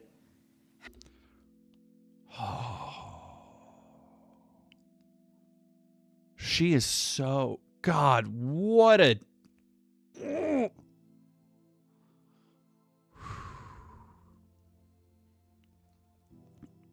Buddha Bebop, hold up, are polys found in comic book shops and the like? Yeah. I mean, I've made really good friends at my local LGSs. I've never met a partner there, but I know people who have. And I know a couple polycules that like play in the area. So yeah. How much money was spent on 2017 for autism in Minnesota? How much? It's also, if you have somebody like a date who's genuinely interested in Magic, here's the thing. This goes for, I imagine, almost any game. Like if it died, I don't think it would matter. Well, D&D might be a little different, but like it can go for 40K, Pokemon, Yu-Gi-Oh, whatever you play. Learn to recognize the signs of when somebody is genuinely interested in your hobby or whether they just want to show interest. And I'm not saying that as a bad thing, right? Like, because those two things can grow and coexist together. But there are times where people will, and this is something I've done in the past because I love showing people things. I love, having like my shiny rocks and being like, hey, look at this cool thing. Don't you think this is cool too? And whether that shiny rock is a video game or a movie or a TV show or Magic the Gathering or whatever. And the thing is that sometimes I think you get too excited to do that. And you don't really see that if like they would never have, as soon as you stop caring or stop playing with something, they're not going to finish watching the movie. They're not going to finish playing the game. They're not going to be there. So like learn to recognize that. But if you do have somebody who's genuinely interested, Commander Pods make like pretty okay date nights, honestly. The governor. Okay. Did you not just say that you prepared for this hearing today? $1 million, okay? A quick Google search or using...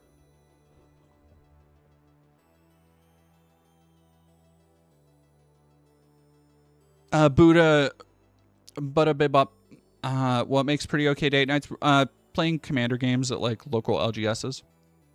We have every now and again when Koa's not doing anything on nights. We don't do it very often, but we'll get like, we did a couple, what was it? Thursday? Saturday? It was a while ago. But like we got like drinks and burritos afterwards. Lady, be nice. Oh, if you want to be her best friend in the whole world, there's a bone in the freezer. I don't actually. Oh, that's hateful as hell. She bit my sleeve again. She bit your what? Sleeve again. No, that doesn't sound like my baby. On Black History Month?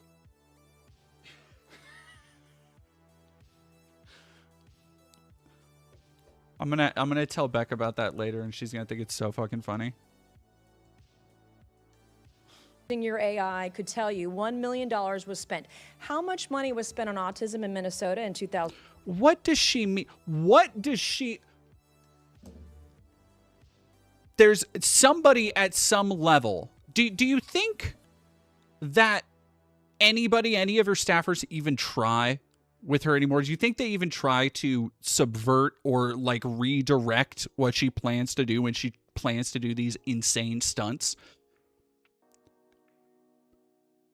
It is first off, El Salve, thank you for $5. Do you think Trump will fund a project to cure autism / ADHD if he and his cronies discovered they are linked with LGBT?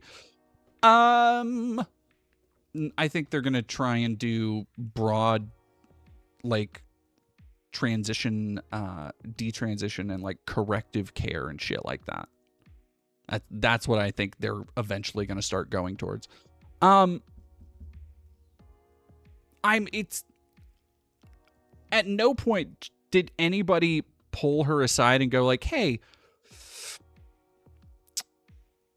maybe don't say that the money is just being spent on autism and then call it autism money. Maybe phrase it in literally any different way. Add extra words in there. You could talk about fraud dedicated to autism causes, or fraud done by autism awareness charities or something. Just don't say that it's autism money being spent on autism. Please don't go on the floor of the House and call it autism money for millions of people to see. 2024. I don't have the number in front of me. As Were you governor in 2024?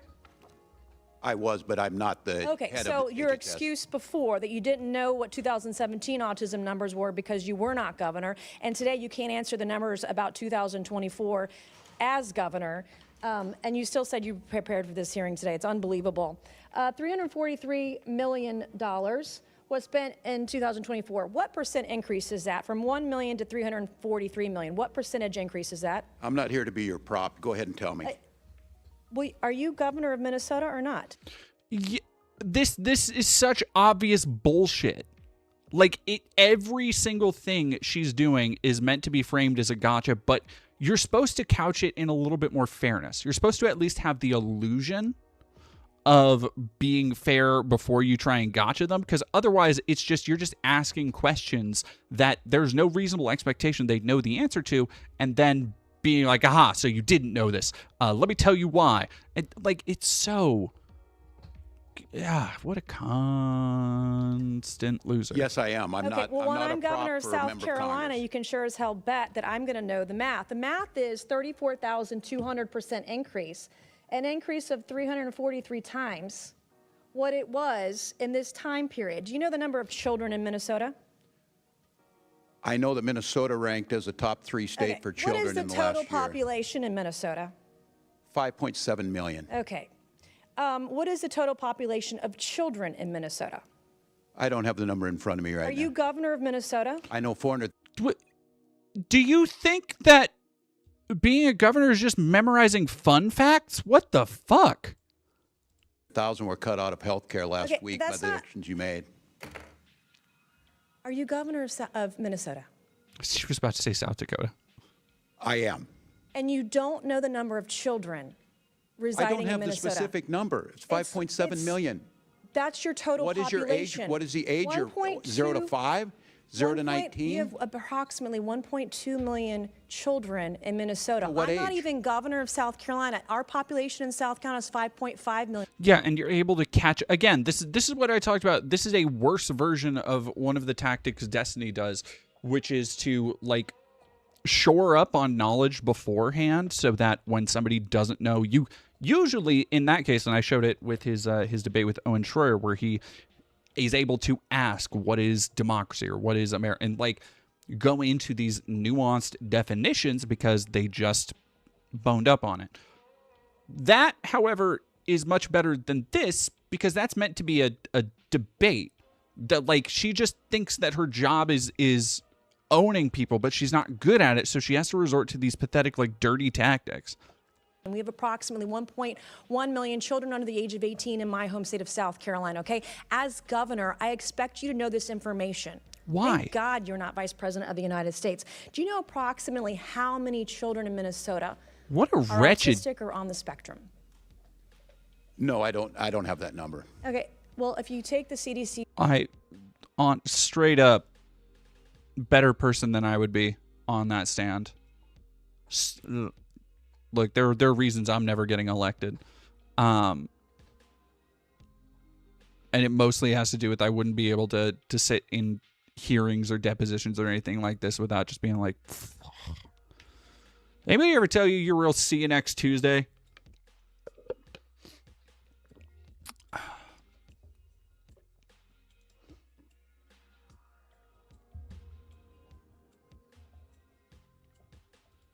T-Liv, why are you being rage baited right now? These roughly 1 in 36 kids are on the spectrum. We're talking about approximately 33,000 kids. In South Carolina, it's about 31,000 or so. What is, do you know what this is per child, spending-wise, in the fraud for autistic kids in Minnesota? The fraudistic. Again, I'm not here to be your prop. Go ahead and tell us. This isn't, is doing Minnesota math a prop? This is math. We're talking about fraud. Minnesota ranks at the top. Where does South Carolina rank? We're talking about money. Where do South Carolina children rank on healthiness? These are my questions for you. It doesn't go the other way around unless we're debating on the debate stage.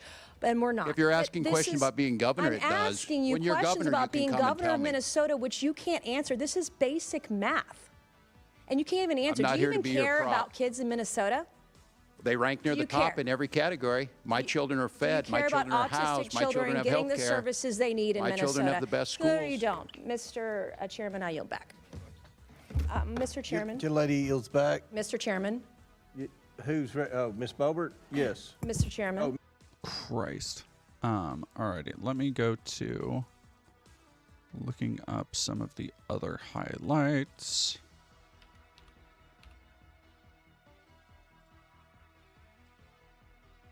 Sorry, I have to keep my Twitter in a different window because I never know what I might scroll upon.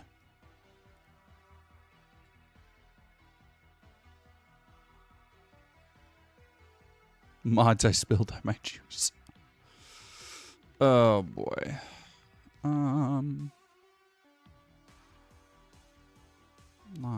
Lie.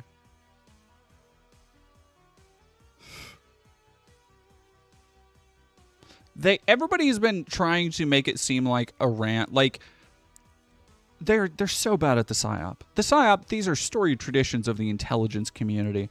And I know it must be breaking some CIA agent's heart to see decades of their hard work subverting elections, overthrowing democracies, overthrowing the will of people, causing guerrillas to murder countless numbers of people across the world. All of that down the tubes, flushed down the toilet, out the window, all because Trump needs to have Operation Big Macs.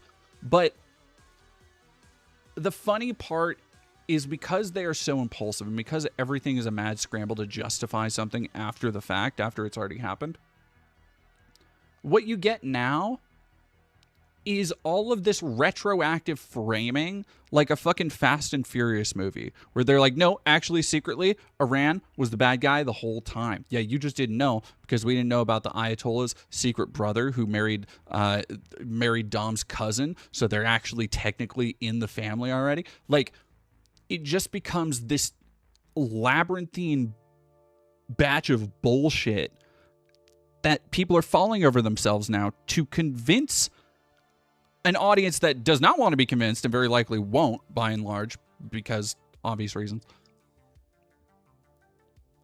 that we had to do this as an existential threat is bonkers to me.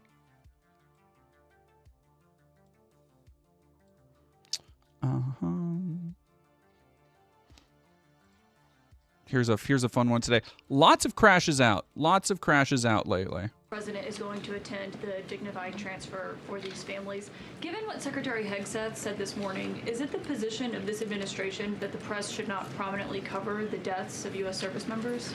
No, it's the position of this administration that the press in this room and the She press looks like across she's the gonna country cry. should accurately report on the success of Operation Epic Fury and the damage it is doing to the rogue Iranian regime that has threatened the lives of every single American in this room. If the Iranian regime had their choice, they would kill every single person in this room. And so we can all be very grateful that we have an administration and that we have men and women in our armed forces who are willing to sacrifice their own lives for the rest of us in this room and for every American across the country and for every troop that is based in the Middle East. That's what these... Secretary Hegseth was complaining that it was front page news about these 6 service members who were killed. That's not what the Secretary said, Caitlin, and that's not what the Secretary meant, and you know it. You know you are being disingenuous. There is not... We've never had a Secretary of Defense who cares more. Drones get through or tragic things happen. It's front page news. I get it. The press only wants to make the president look bad. Yeah, As you know, we cover press the deaths of U.S. service members under every president. The press does only want to make the president look bad. That's a fact. Especially you. No, listen to me. Especially you and especially CNN. And the Secretary of Defense cares deeply about our war fighters and our men and women in uniform. He travels all across this country to meet with them, to connect with them, and your network has To photo op with them, on that. You to also fake have the lifting chairman of weights the with Joint them. Chiefs, Chairman Kane, who's a brave patriot, standing alongside the Secretary at the Pentagon this morning, again expressing his condolences to these families. And I just told you that the President of the United States will be attending their dignified transfer. So please... Oh my God, that's so funny. Maury, she slipped up and said sec def, not sec war. She fucking dead named his job. That's... Do you think Pete Hegseth gets dysphoric when people call him the Secretary of Defense accidentally?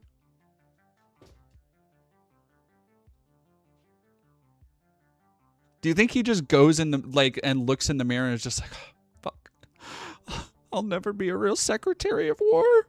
Everybody's always just gonna think I'm just a Secretary of Defense.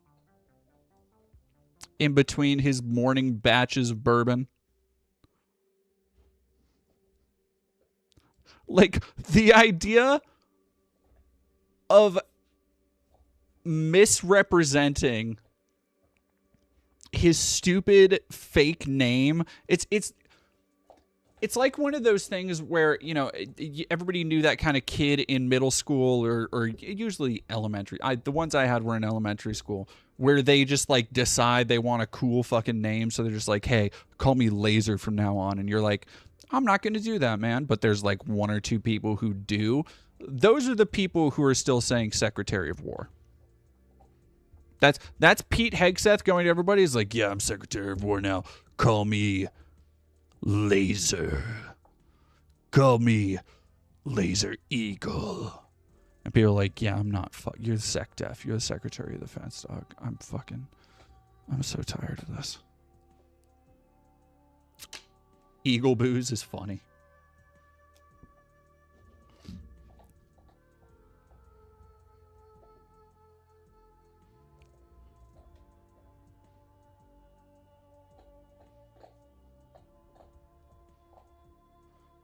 Oh my gosh. Call me Shadow.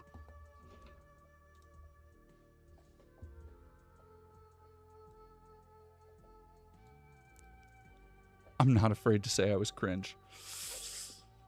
Look, some of us have self-inflicted trauma. Not all trauma in social spaces and in being a child is, I mean, like, you can certainly make it worse. Like, the bullying wasn't great, but some of it, I'm gonna be honest, brought upon myself.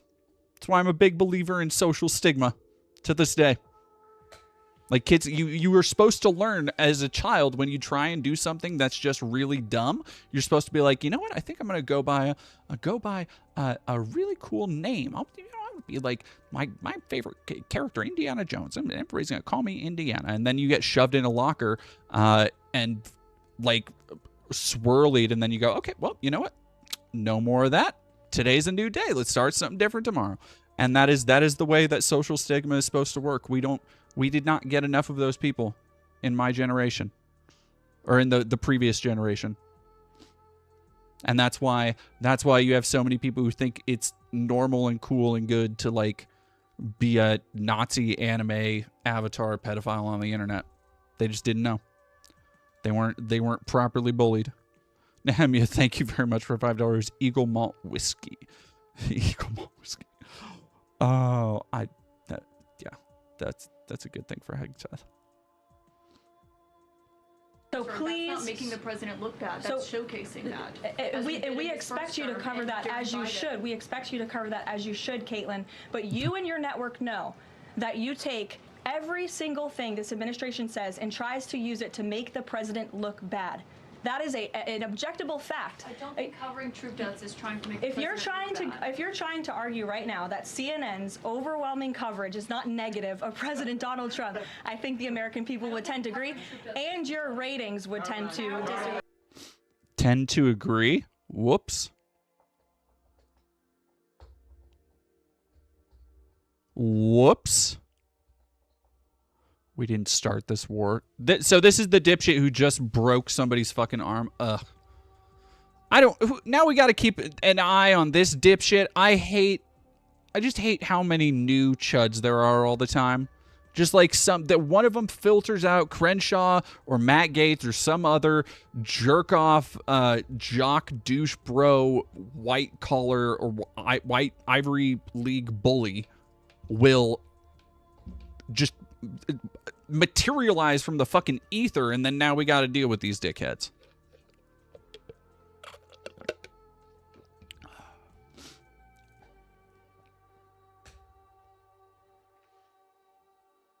I would consider it a military operation.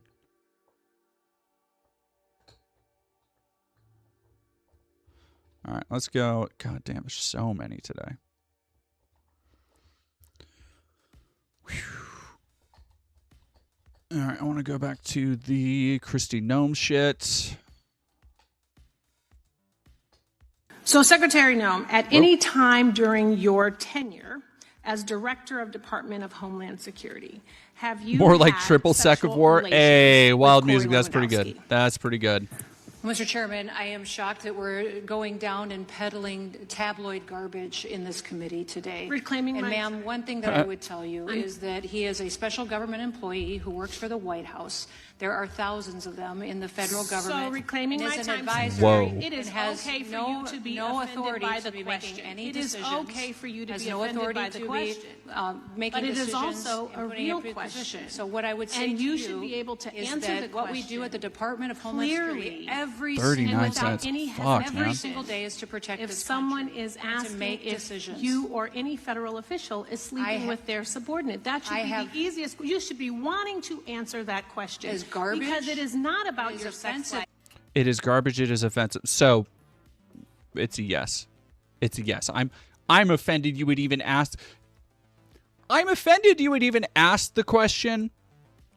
Is the last ditch attempt when you get caught cheating, right? I can't believe you would even ask something like that. It is not a valid excuse on the House Agency Oversight Committee. That's fucking crazy. That you have brought It is that about up. your judgment. That kind of garbage It is has about been refuted reclaiming for my years, time so and that you I need can to hear myself. recognize- Finally, Daisy, thank you for Time following. belongs to the gentlelady from California, but it'd be nice if you would let her respond. I will. I want to let you know it is about your judgment and decision making. It is about the 260,000 employees that work under you that want to make sure that you are giving information and making decisions clearly. It is about conflict of interest. It is about a national security risk. Department of Homeland Security was created right after 9/11 to protect the homeland. And DHS has circulated an internal bulletin to law enforcement partners warning that the conflict of the war we're in could inspire lone actors or small-scale cyber activity inside the United States, according to a memo obtained by ABC News. So American lives are at risk. The people who work for you are at risk. And they want to know that the person at the top, you, are making decisions clearly, without any sort of cloudiness, and that they're your decisions because you're the secretary who was confirmed. That's what this is about. Saving the lives of Americans and not costing them millions of dollars, and not having a secretary who's compromised in her decision making. Damn. Throwing that last little bit. Some special. Now, I want to give you an opportunity to answer on the record to Ms. Camlager-Dove's question. I know you said it's garbage, and it may be, but I really think you need to say the word no into the record so that you can clear that up. I think the ridiculousness of this and the tabloids that you are quoting and referencing are insane. And this has been something that I've refuted for years, and I continue to do that. So it's a no. no. What I would tell you is we can move on. Hold on. What you're Madam Senator, we can move on. I'm not going to belabor it. This is what you do. Hold on. I'm not doing anything. Liberal This left. is what we were looking at earlier. Attack conservative women, and you say that we're either stupid I haven't or said we're anything. sluts. All right. So listen. And that's what you do. Yesterday, Richard. Reclaiming my time, Mr. Chairman. Mr. Chairman, reclaiming my time. You were asked by Richard Blumenthal yesterday. You were asked by Richard Blumenthal yesterday if Corey was involved in approving contracts. You said no. Do you want to correct that? What I would say is that he has an advisor to the Department of Homeland Security, has no decision-making authority. Madam Secretary, do you want to correct it? Yes or no? You don't want to correct it? Fine. No decision-making authority, hold on. no role in... None of them, like, they just genuinely, none of them can answer a fucking question, and they need to be fucking censured. Like, they need to be, well, I don't know if they can be held in contempt for oversight hearings, but they fucking need to be.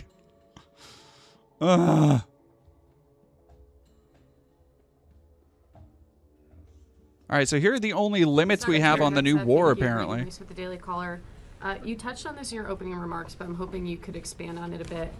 It's been reported that Iran might be trying to outlast our ability to intercept their missiles. It sounds like you guys are saying they don't have the ability to do so. Is that the case? Can they outlast sorry you're us feeling down, and their Osama. ability to do that? Iran cannot outlast us.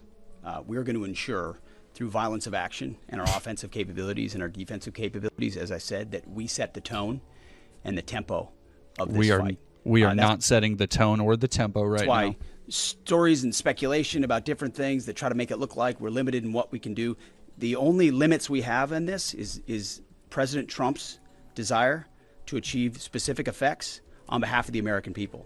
And that's why we don't talk about, you can say 4 weeks, but it could be 6, it could be 8, it could be 3. Ultimately, we set the pace and the tempo. The enemy... The amount of contradictory statements that everybody keeps making is so funny. The idea of, like, oh, we're setting the tempo, but it could be 8 weeks. Okay, but then if we want it to be done quickly, we're not setting the tempo. That's the opposite of that's letting Iran set the tempo. That would be, if it lasts 8 weeks, it's lasting 8 weeks because we didn't make it, we didn't set the, God damn it, man. You're so fucking stupid. Go ahead. Caroline, could you tell us about the president's current thinking about ground troops and whether they could be used? If they were to be sent into Iran, what would they be used for? What's the situation of that? Well, they're not part of the plan for this operation at this time, but I certainly will never take away military options on behalf of the President of the United States or the Commander-in-Chief, and he wisely does not do the same for himself. I know there's many leaders in the past who like to take options off of the table without having a full understanding of how things could develop. So again, it's not... No, you see, the reason he won't say for sure there won't be troops on the ground isn't because our last incursion into the Middle East was a disastrous 20-year humiliation ritual. It's because he's just so wise and battle ready. He knows that the battlefield could change at any moment, and he needs to be prepared, folks. God damn it, dude.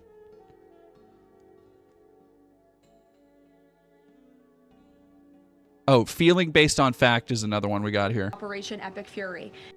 The United States. Is there a greater humiliation you can imagine than being forced to seriously say the words Operation Epic Fury? The Secretary of State, and now I am out here today to explain to you exactly what led the president to make the decision to launch Operation Epic Fury. And President Trump does not make these decisions in a vacuum. This decision to launch this operation was based on a cumulative effect of various direct threats that Iran posed to the United States of America, and the president's feeling based on fact that Iran does pose an imminent and direct threat to the United States of America, based on the fact that they are the world's leading state sponsor of terrorism, based on the fact that they were rapidly and aggressively building. So just based on vibes, Epic Fury, almost certainly Pete Hegseth. Epic Fury has to, like, come on. That has jock bro douchebag who never got enough hugs from his dads written all over it.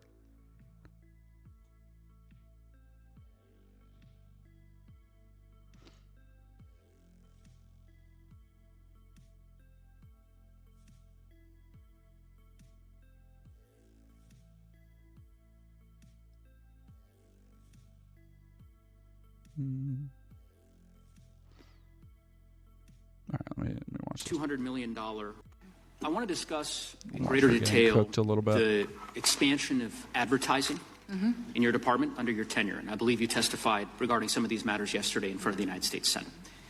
In particular, I want to discuss transparency, because a competitive bid is very different than a no competitive bid is very different than a no competitive bid. And I'll Damn, just stream went down explain over why. on We YouTube know again. That your testimony yesterday, No, you T-Leaf, said, you're good. Again, I'll quote, it went out to a competitive bid, is untrue. The reason we know it's untrue is because under federal law, your agency is required, whenever the agency decides to skip competitive bidding, All right, refresh. to file a We're notice back. with the public explaining why. And in this case, your agency filed a notice. You're aware of that. Okay, right? we're back. Back on Twitch Justification here. and approval for other than full and open competition. Your agency made a decision not to proceed with competitive bidding, and one of the contractors that got the award was this Safe America Media Company that received $143 million. Many vendors got the chance to look at that contract and to participate in it. Well, so that is why the two of them were that's chosen. inaccurate, Madam Secretary. I'll read from the notice from your agency. Given the immediate action to significantly reduce illegal immigration and border crossings, DHS identified 4 companies. 4 of the hundreds of thousands of companies in the United States. You identified 4. One of those is this Safe America Media Company. Where is Safe America Media headquartered? I don't know. I don't know either, Madam Secretary. We can't find it. We can't find a website. We did find an address that's registered for this company. Do you know where that address is? Is there a problem with this contract? I'll Because tell it you was about done it, according to Madam law. Secretary. This is that. See this Nancy Mace. This is how you gotcha somebody. Ask them shit that they know they already know. Secretary, It was done by the career address is officials. registered to a It political was operative. dollars that were spent Madam Secretary, the to company, inform and then people I'll give you an that the opportunity to laws- respond. All right. Sorry. Aaron to Wombat, thank you very much for following. Oh no. Stop it. Why? Why would you To do proceed with competitive bidding and $43 million. Many right? vendors got the chance to look at that contract and to participate in it. Well, so that is why the two of them were that's chosen. inaccurate, Madam Secretary. I'll read from the notice from your agency. Given the immediate action to significantly reduce illegal immigration and border crossings, DHS identified 4 companies. 4 of the hundreds of thousands of companies in the United States. You identified 4. One of those is this Safe America Media Company. Where is Safe America Media headquartered? I don't know. I don't know either, Madam Secretary. We can't find it. We can't find a website. We did find an address that's registered for this company. Do you know where that address is? Is there a problem with this contract? I'll Because tell it you was about done it. according to Madam law. Secretary, It the was done by career address is officials. registered to a It political was operative. dollars that were spent Madam Secretary, the to company, inform and then people I'll give you an that the opportunity to respond. laws- The company is registered to a political operative in Virginia. Do you know just by way of example, whether this company that received $143 million in taxpayer dollars, has it ever done work for the government before? I don't know. I can't. The answer is it has not. And do you know why we know that? Because it was incorporated 8 days before this contract went out. Jesus. You want the American people to believe that this is all above board? Yes, that $143 million of taxpayer money just happened to go to this one company that doesn't have a headquarters, doesn't have a website, has never done work for the federal government before, and is registered, apparently, or attached to a residence from a political operative. And of course, one of the subcontractors of that contract, as you know, is a political firm that's tied to you back when you were governor of South Dakota. The reason why I ask these questions is that this is taxpayer money. And I presume, I don't know this for a fact, but Senator Tillis noted yesterday the way in which your agency is blocking the Inspector General from 11 different investigations that it is trying to conduct. I don't know if this happens to be one of them. I certainly hope it is, because eventually the facts will become public in this regard. And there are serious laws implicated, conflict of interest laws, federal procurement laws, that I believe merit... All done correctly. All done correctly. 14 billion impressions from that marketing campaign. Sure. It was money spent in this country and in 8 different countries that illegal migration was coming from. Madam Secretary, overwhelmingly effective. We all understand the argument that you've made. The argument that you've made that somehow this ad campaign on Fox News of you at Mount Rushmore has led to millions of people self-deporting. You're using why do you think millions they of did dollars of self-deport? taxpayer Had they not known? money in this way. It is fraud. And ultimately, I think there's going to be accountability. And I yield back. Jesus. Hell yeah, dude. That's what's up. Absolute fucking hero. God. Crawl through that muck and squalor of feces and bodily fluids to enter and exit the shower. This is despicable. It's inhumane torture that no person should have to endure. And today, we have Rodney's wife, Mildred Donis Taylor, and her daughters, please stand, who are United States citizens. Secretary Noem, can you honestly tell Rodney's wife and family and the American people that are watching that these cruel and unusual conditions are acceptable under your watch? I'm not familiar with this case, and I will certainly look into it and ensure that this center where Rodney is at is held to the same standards as all of our federal detention standards, which are the highest in the nation, overwhelmingly in comparison to other detaining facilities at the local or state level. The other thing that I would say, I'm reclaiming my time. Is that at any point, Rodney, did you just hear me? What I has an described? opportunity Did to you leave just that hear what detention? I described? He has to crawl through mold and feces and bodily fluids just to take a shower. He can't even get medical care. Every one of our absolute detainees, lunacy, and you know it. Every one of our detainees gets medical care reclaiming within my 12 time, hours of being there. reclaiming my time. Ranking Member Jayapal, myself, and 20 of my colleagues, we wrote to you about Rodney's treatment more than 2 weeks ago. Yes or no, have you actually read the letter? No, I have not heard of this case, so I will see. Let me tell you, I have the letter right here. And would you like to read it? Because I'm more than happy to bring a staff member down to it. Absolutely. That'd be great. Thank you. I That'd be great. appreciate that. I will look into the case. So then, if you're going to look into the case, can you tell us how long it'll be before we actually get a response? Jesus. Damn. I do like them seeing them called out so easily. Involved in the jets. But evidently, you were satisfied that there was no fraud, waste, and abuse involved in the jets. But meanwhile, could you tell me whether you found any fraud, waste, or abuse in these North Carolina expenditures?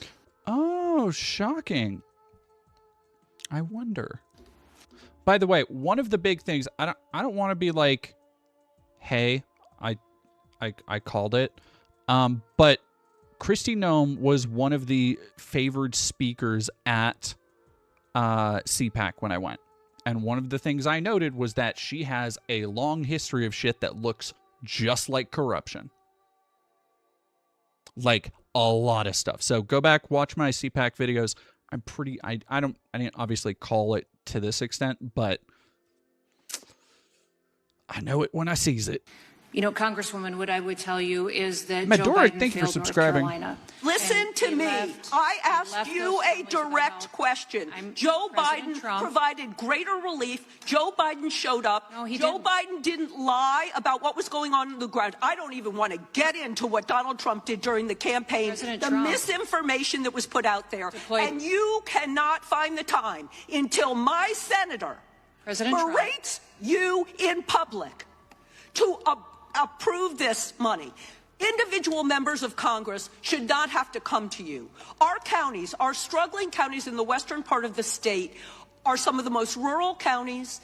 They are poor counties. They do not have the money to front for you. In the months that we have been here, we have deployed billions of dollars, billions more than what the Biden I am reclaiming my time. You have been too slow. I have heard this from Republican county commissioners. I have heard this from administrators. I have been in the western part of the state. I know exactly what's going on, and you have turned a blind eye while you're busy trying to deport American citizens. God damn. Oh, yeah. Yeah, you can... No, I genuinely think she is a fucking... Like, in another world, she has the exact spirit of a serial killer. Like, she does not... you have to, right? Like, you have to be completely detached from any humanity or morality to do, like, the fucking prison photo shoots she's done.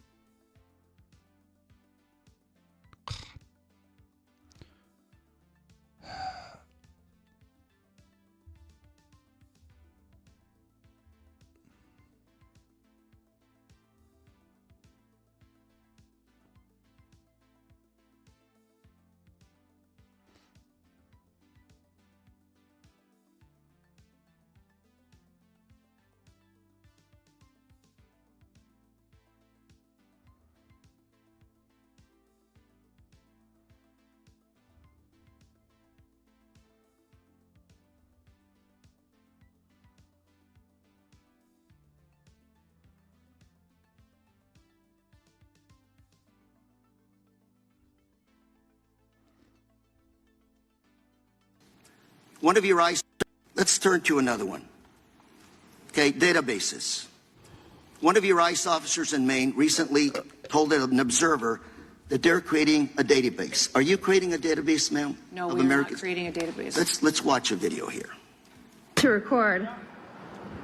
Exactly. Yeah. That's what we're doing. Yeah. Why are you taking my information down? Because we have a nice little database. Oh, good. And now you're considered a domestic terrorist. See, it's so fucking funny when these stupid chuds will...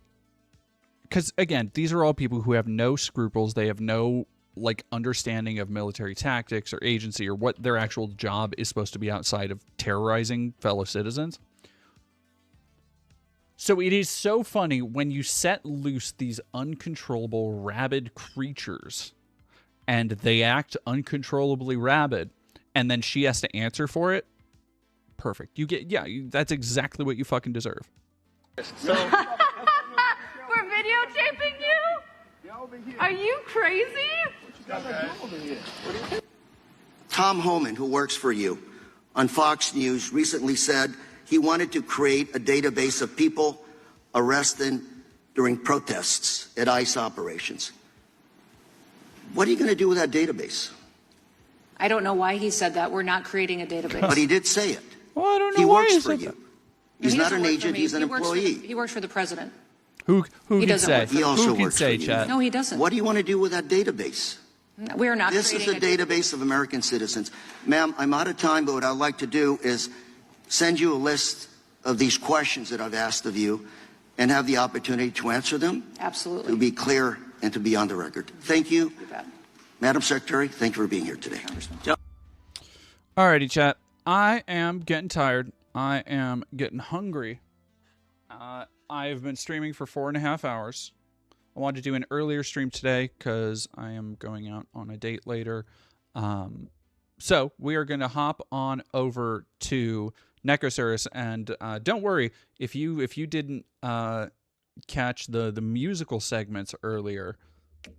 Well, I will do a stream highlight vid of those because oh boy. So we're gonna go over, say hi to Saris, go send some love, go like, subscribe, do all the things, and as soon as this finishes loading, I will be out of here, and I hope you all